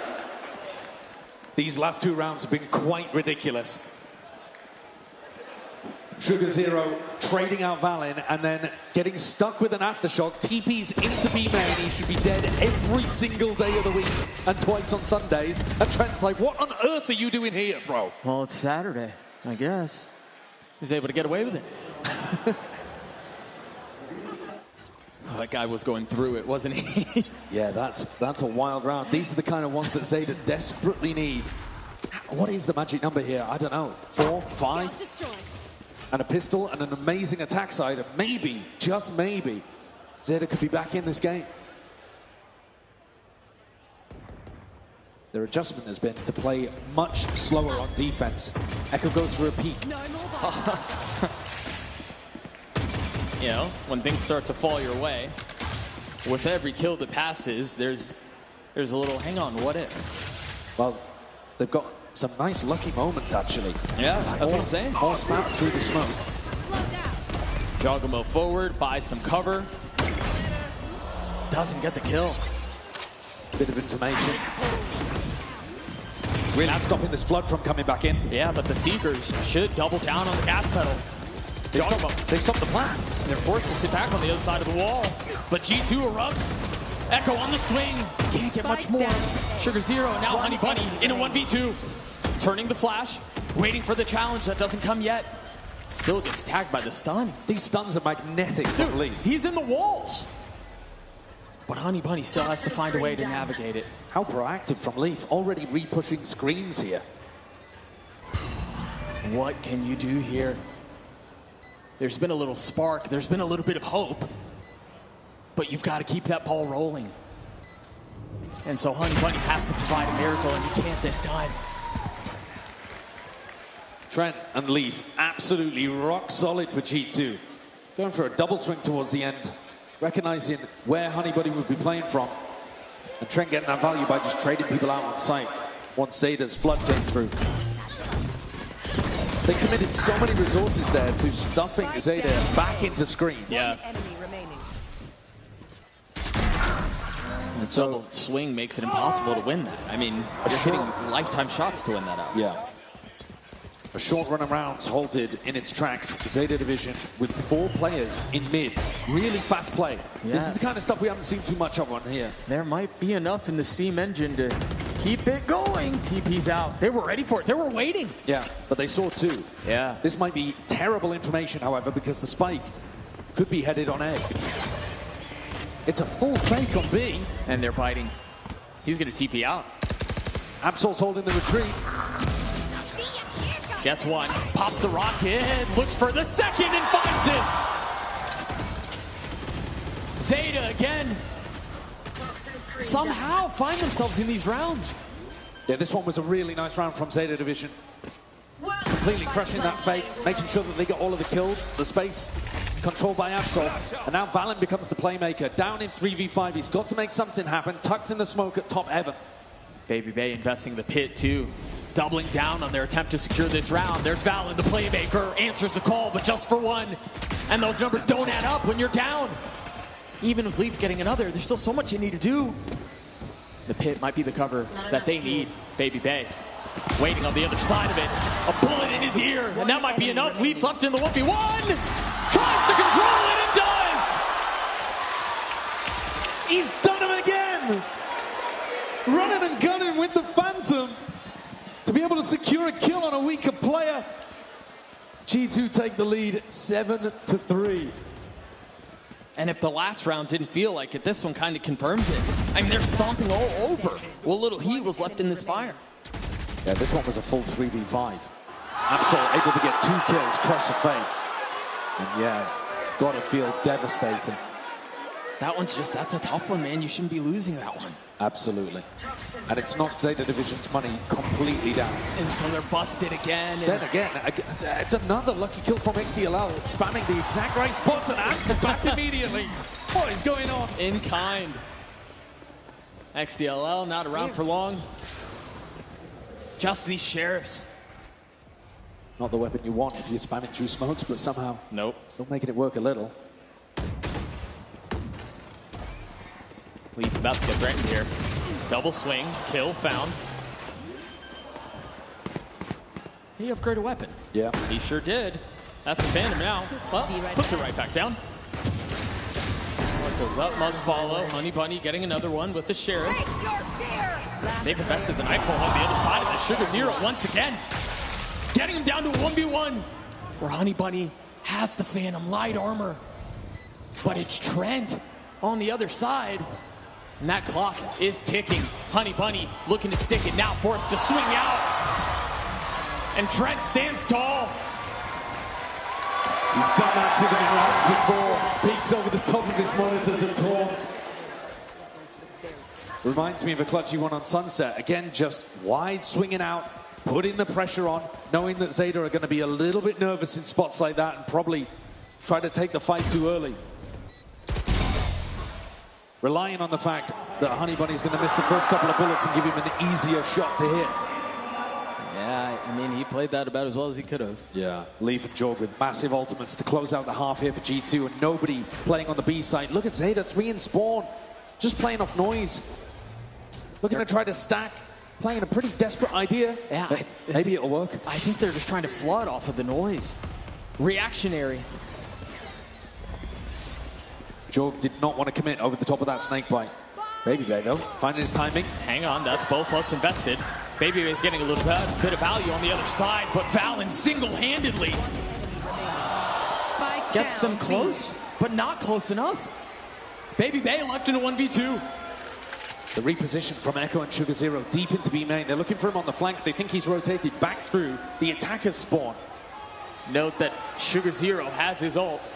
Nice movement. Tech didn't make a noise down there, but the deployment of the orb is going to make them now warned. Did he smoke off the spike? He didn't. He's just off the mark. My man said he was 30, but he wanted to prove people wrong. This would certainly go a long way in doing that. He's got to have to find 2, though. And with 30 seconds left, 30 seconds with every left. second that passes, doubt continues to introduce and cloud the mind. I quite like this from Zeta, though. They're making sure that he's not on some kind of mid-lurk. They let him get the plant and they can play the 1v2. The panic, the paranoia going through Baby Bay's head right now as he wonders where exactly they are. The silence so deafening. Paranoia out. One bit of position given away. No real idea on where the second one is. And now Baby Bay tucking in his orb. Looking to try to isolate and segment the fights in his favor. Gets one! Gets both! Straight out of his seat! He's earned this spot on G2. And he's here to showcase how and why. Plays like that, 1v2. The first ISO in the 1v1, this one is beautiful. No opportunity for a trade. Tiny little cut in the pie, slicing it around the corner. And he's up at the top of the scoreboard again for G2 while playing the attack side Viper. 14 and 8. Not too bad. No, he was immaculate last time he played this as well. He's so good at playing these controlled positions, never getting punished, and getting big value exactly when his team asks for it. You know, part of the conversation we were having earlier is we see up. I didn't know what was under that. All of a sudden, it was going to be a family-friendly show. Let's go, I think we are watching and continuing to watch G2 answer a lot of the questions that we had around this new roster. Yeah, and it's not the answers I was expecting. No, me neither. I was not expecting the answer to be, yeah, Leaf is going to completely fill almost the exact same agents, not just the role, but the exact same agents that Jonah P. you'd be expecting him to play. And Baby Bay's going to fill in for Leaf's position and be at the top of the scoreboard. You know, these are not the answers I was expecting to come out from the G2 camp, but it's working well nonetheless. It is against a Zeta that really has been spinning their wheels since round 5 of the first map. Yeah, pretty much. Right? I mean, they haven't really found any success or any reason, any ability to hang on to hope. No, they are going to need to come out with something utterly explosive. And maybe because it's split and the sites themselves are a little smaller, perhaps they could jump onto people and avoid, for example, we think about Sunset and the angles that Baby Bear is playing. Pretty far back, pretty deep positions. Yeah. It can be harder on split to play deep positions that are near exit avenues. If you're thinking about anchoring A, deep positions over towards elbow, you're not playing a chamber, you can't escape as easily. Deep positions on B towards back sight, well, you're not going to be able to escape potentially out through CT. But I'm coping here, trying to come up with ways that Zeta are getting back into this game. Yeah, you are. Are you confident in anything you're saying right now? No. No. No, I'll be very real with you. Yeah. I'm going to need some huge moments, I think from Absol particularly, because he was top of the stats, bar none, coming into today. Yep. Now, that was only a sample size of 2 maps, and that's part of the volatility of this tournament. You get runs like this, where Zeta Division can be a top 3 team, but the 2 maps that they played, they dominated. They did, but now they're getting exposed in this more marathon, less sprint situation. You go from a 40 to a 5K, and all of a sudden, they look lost. I've never done any running in my life, so I don't understand that reference. I've walked. They are walking towards B. Valent's there with the flash. There's a stun setup too. I mean, all of this is so nice. Valent still back sight, still gets a kill, steady shots from the leader. And the fault line perfect. Leaf again with another assist.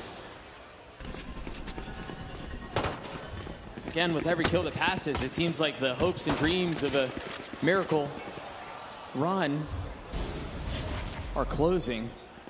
That was insane patience out from XDLL. Yeah, they've got options to go back into B. I'm not sure whether the spike is going to commit to A here. If it does, Trent's got full information that there's no pinch happening. He might get a pick here. It's actually Baby Bay who might. And so what? They double down and try to flush him out? The problem is reinforcements are arriving again.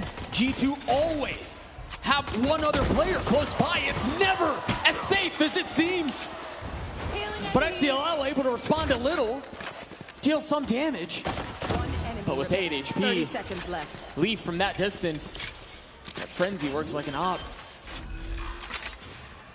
And so now Echo with the Ghost in a 1v3. The stun tags because of course it does. Leaf looks like he's been playing this agent his entire life. Yeah, every fault line gets value. Every single one. Either off contact or off a piece of utility or just with Leaf's fantastic game sense. G2 take a 7-round lead. I think you've got to force it, Zeta. You've got the plant money. Yeah, you didn't get very many kills, but if you don't force here, what are you playing for? Yeah, I suppose, but I mean, what's the idea? What? Well, what was working for Zeta Division previously, you pop into sites. Yeah. If you can get some space, then you can set up Honeybuddy for going for like lurk plays through mid in the post plan. Sure. It's just that the actual pop into the B site got countered by Paranoia fault line. Right. And even though the double duelists commit, they can't get the kills. Yeah, sure. So you've got to somehow bait out that first wave of defensive utility and still get into the site. The G2 are playing with such confidence right now. Even Valent on that swing, they're going to try to dive onto him, but he doesn't stick around long enough to punish. He TPs back out immediately. Sugar Zero from up on high, able to get one, but it's not enough. This force is going down with nothing. XDLL though, and Echo, making me eat my words. Leaf undetected. He's going to show up a little late. Now Echo, 19 HP, 5 bullets, can't connect. Leaf gets the last 2, and that might be wraps. It could well be. They actually had an opportunity there, Zeta Division. Went out with Echo, he refracted, they go through as the second wave.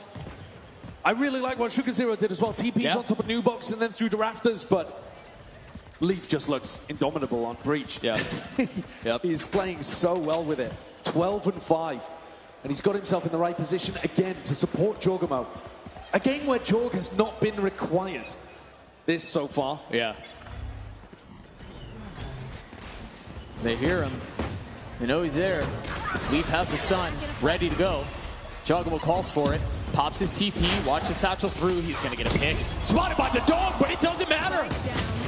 Puts XDLL down. Oh, and he's going for more. The Bucky, the problem. G2, the problem. And Zeta with no solution. Leafs movement, what a menace. Giorgamo too hasn't had to do much in this game, like I said, but when called upon, a massive outplay. Doesn't matter what gun is in his hand, he's going to pick up the Odin by the look of our screen too. Man. Thinks about it, puts the Vandal back down. Oh. It's a tragedy out here. Yeah, that but one's G2, tough. G2 proving that they're a cut above, a step ahead. 2. Right, so what's in the playbook when you're down 3-12 on tournament life? Well, What do you call there? They're looking to take some B-main control, maybe bake down the paranoia a little early on, and then you could go into a re-hit on B. The paranoia has been the big problem, along with all of Leaf's utility. I don't think they didn't even fully clear out ropes. Just fake pressure. They want to go back into the B-pop, but like I said, Valin still with that flash to work around. And he's playing up. Oh, well, this could be a mistake. Trent's G2 there go too. for it. They both swing at the exact same time, and as has been the case this entire match, G2 can do no wrong. It's absurd. What a way for it to potentially all end for Zeta. Baby Bay is in spawn with a judge, flanking around with a shotgun. 9 opportunities to close this one out, and they may not need more than 1. Zeta's got to feel like there are 7 guys on G2 right now. Like, they can't find any space on the map. Every time they try to make a play, there's somebody from G2 there. Every time they think they've isolated and they've found an advantage a little somewhere where they can press and make it hurt, Left. G2 have it covered. And so patient from Leaf and Jorg, letting Zeta get the plan down before they tighten the net. Both got tagged. Sugar Zero, get out of there.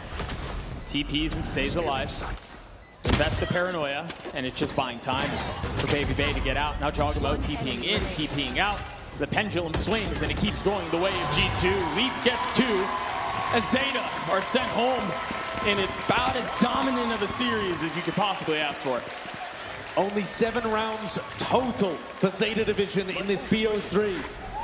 After they beat G2 13-7 on Haven earlier in the tournament. What a recovery, what a resurgence, what revenge for G2. They head forwards into that grand final to face off against NRG.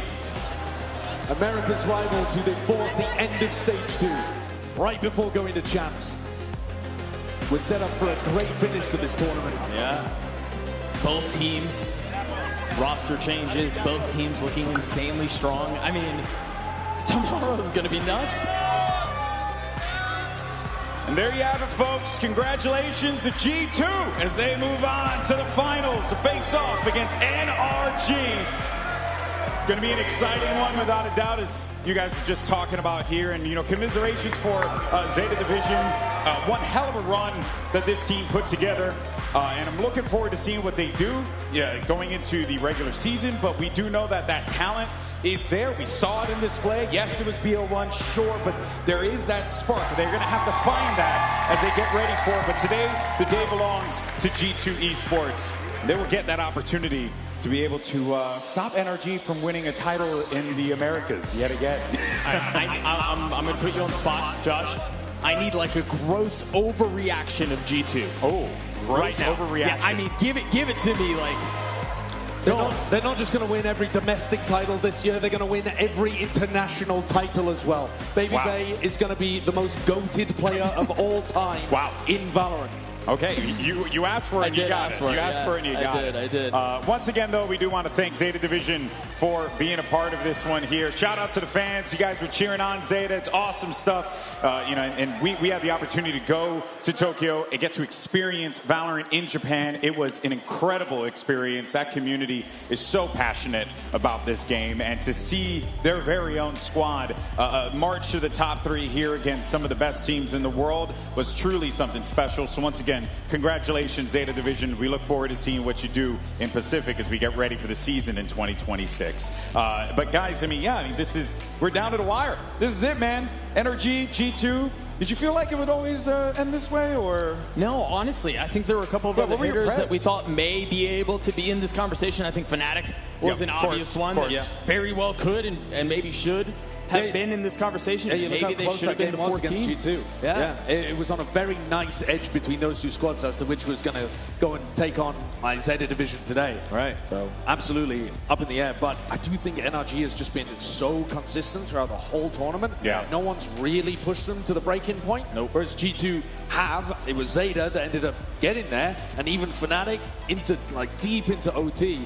So I think NRG, for good reason, looking like the favorites for tomorrow. Oh, yeah. And which is awesome considering how things regionally, when we did the domestic matches for the Americas Finals, NRG were never able to get past the G2 hurdle. Yeah. So this is actually going to be very interesting because now I do feel like this is an NRG with a different identity almost, right? A different kind of swagger about them that was a little different when they were facing off against G2 at America's Finals. Yeah, and I think we touched on this a little bit throughout this tournament. NRG is one of the only teams that I can think of in the history of sports that somehow wins a championship, goes through a roster change, and somehow might look better. Might look like they've reloaded and they're stronger than they were before. And that's just a wild thing to think about because, again, we talked about it. Teams tend to kind of let off the gas a little once they've reached the summit of the mountain that they're trying to climb. And somehow, it's like they're doubling down. Yeah, no, without a doubt, guys. We'll see, of course, how this all shakes out tomorrow. We'll talk a little bit more about it as well. But for now, let's send it over to Liz, who's standing by with the man with the glorious hair. It's Trent. Thank you so much, EB. And yes, it is a man with the glorious hair. It is very nice hair. Trent. Give it up for Trent, everyone. An incredible game from you specifically today. I want to quickly talk about Zeta Division. I think they surprised a lot of people coming in here. What was your read on them? Because you got to watch them play earlier today against NRG. Yeah, I mean, I think we just had a good read on them. We kind of knew their play style. They like to play very aggressive, and they try to get in your face. So we just try to be more together and, just play together, hit our shots, and we would win easily. I mean, you were hitting your shots, sir. You had some insane stuff out there. I mean, talking about tomorrow, we're back to NRG. You've beaten them before. But to be fair, you beat them in Stage 2 Americas, and then they won champs. You did not. Just calling a spade a spade. So what is going to be different this time that you're going to defeat NRG once again in a grueling best of 5? I mean, like we beat them in Stage 2. We kind of know how they play. And, I mean, we respect them. They're a great team. Like, they won champs. So we know they're a good team, but we know we're better. So we got it. That's fair. I mean, I don't know if you guys can see it, but Andre Baby Bay is currently sitting on a stair and signing his people, good evening, King. Talk to me about that energy now that he is a full-time member on the team. He talks about the LAN vibes on during his package. What has it been like on LAN with him right there? He brings a lot of energy to the team. Like, I lost my voice just from the energy that he brings. Like, I want to get hyped up too now. So it kind of just bleeds into the team, and, we love it. And that's why we got him. So he's a big piece for us. Now, you said you were better than NRG. Would you like to leave a message for NRG when you face them tomorrow? So they'll be thinking about it when they fall asleep. Good luck. Simple as that. Well, thank you so much, Trent. Everyone give it up for Trent one more time. Thank you so much. We're going to send it back to the desk to wrap some things up. Okay, we gotta do like a trash talk course, Right. Maybe you can tell they're not from New York. Bro, just go out to Union Square, right? Get in a rap battle, and then you'll learn a lot about life. Right. Okay, just go ahead and do that. That's all you need to do, and that's how you get the trash talk down. No, but I'm so excited for that game. G2 versus NRG. We've seen it many times, but it does have a much, much different tone this time around. But reflecting on this win that we saw on Split, it was a struggle without a doubt for Zeta Division. But if I'm being honest with myself here, this is the kind of game and the performance that I would need to see from G2 to feel confident about this squad, especially going up in the final against the world champs. Yeah. I think, we've touched on this a little bit. G2 have answered a lot of questions. Yeah. They have. And their questions abounded for us on social media, on what this team was going to look like, if the project was going to work, if the roster situation was going to play out the way that it did. And maybe they're honeymooning. Maybe they're one of the best teams in the world. I have no freaking idea. But I do know that they've gone through this in a way that you would want them to. For sure. Sancho, do you have any perspective on that as well? Do you feel like this G2 team, they're starting to, like they have kind of figured it out, or do you think there's still more to come? No, I think there's way more to come. Yeah. I think for sure there's going to be more to come. They've only just made this change. They're just settling into stuff. But I think the same could be said about NRG too. One of the reasons why I think we're very positive about NRG heading towards the future is that they only started to look like a great team very late this year. True. Well, stage 2? It was, stage 2. It was tail end of stage 2 as well. Where they really started to ramp it up, overtook Sentinels, battling against G2. They weren't actually better than G2 in Americas at the end, and then overtook them pretty dramatically at Champs. Yeah. And I think there's still more of that trajectory. They didn't plateau out with the Champs win. It looks like there's more to give. And you heard it from Kiko in terms of how protocol-based, how many different layers there are to what Bonka's trying to do with NRG. It might be difficult for Kiko even coming in to learn all of the different check marks that he has to do going through a round. Yeah. But I think once they get that sorted too, they're going to continue to grow and be great. Yeah, it's fascinating too because you talk about the parallels between the teams and both squads making that one change. But it's quite different, right? You went with a veteran who has not just succeeded in Valorant but also succeeded in other esports as well. And then on the other side, you have a young guy who's found his footing in EMEA and now looking to really make a name for himself out here as well. It truly is something special. It's awesome to see. And we're going to, of course, get the culmination of this tournament tomorrow. But folks, before we say goodbye, we got to let you know that you need to set up your Twitch drops, people. Okay? Look right there. Bam, bam. Okay? Twitch drops are activated. Okay? Well, they've been activated all day, to be fair. But make sure you connect your Riot account. I do wish Mimi was here to give me the details of what was offered in the it's like a gun buddy, or is it like it's a clutch title as well. It's a spray. Okay, it's a spray. It's a spray. I know things, people. Right. Okay, right. I paid attention to the in the meetings for sure. But guys, I mean, this is it. We do have an awesome show match tomorrow as well. It is going to be Team 10s going up against Team Ludwig. Ludwig is going to be in the house, which. I mean, I've worked with Lud a lot. Does he even play Valorant? He does, but he's not as good as 10s, I can tell you that much. Give Ludwig a GameCube controller, my guy would do work, okay? That's what he needs to do. He's a good Smash player. But yeah, no, so that's going to be going down tomorrow. Team 10s versus Team Ludwig. And then, of course, our grand finals. We'll have NRG facing off against G2 right here at the historic Manhattan Center in the greatest city in the whole freaking world, New York City. We'll catch you guys tomorrow, same time, same place. Be safe out there.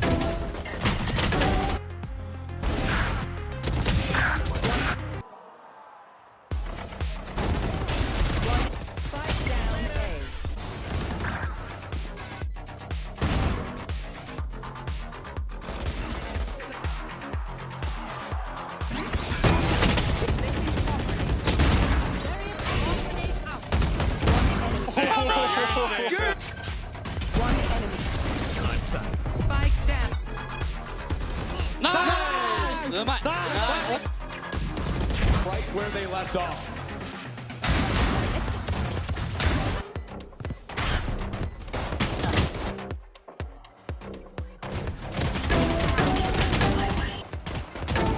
Like what? That's a peak. Like professional messages left on the station.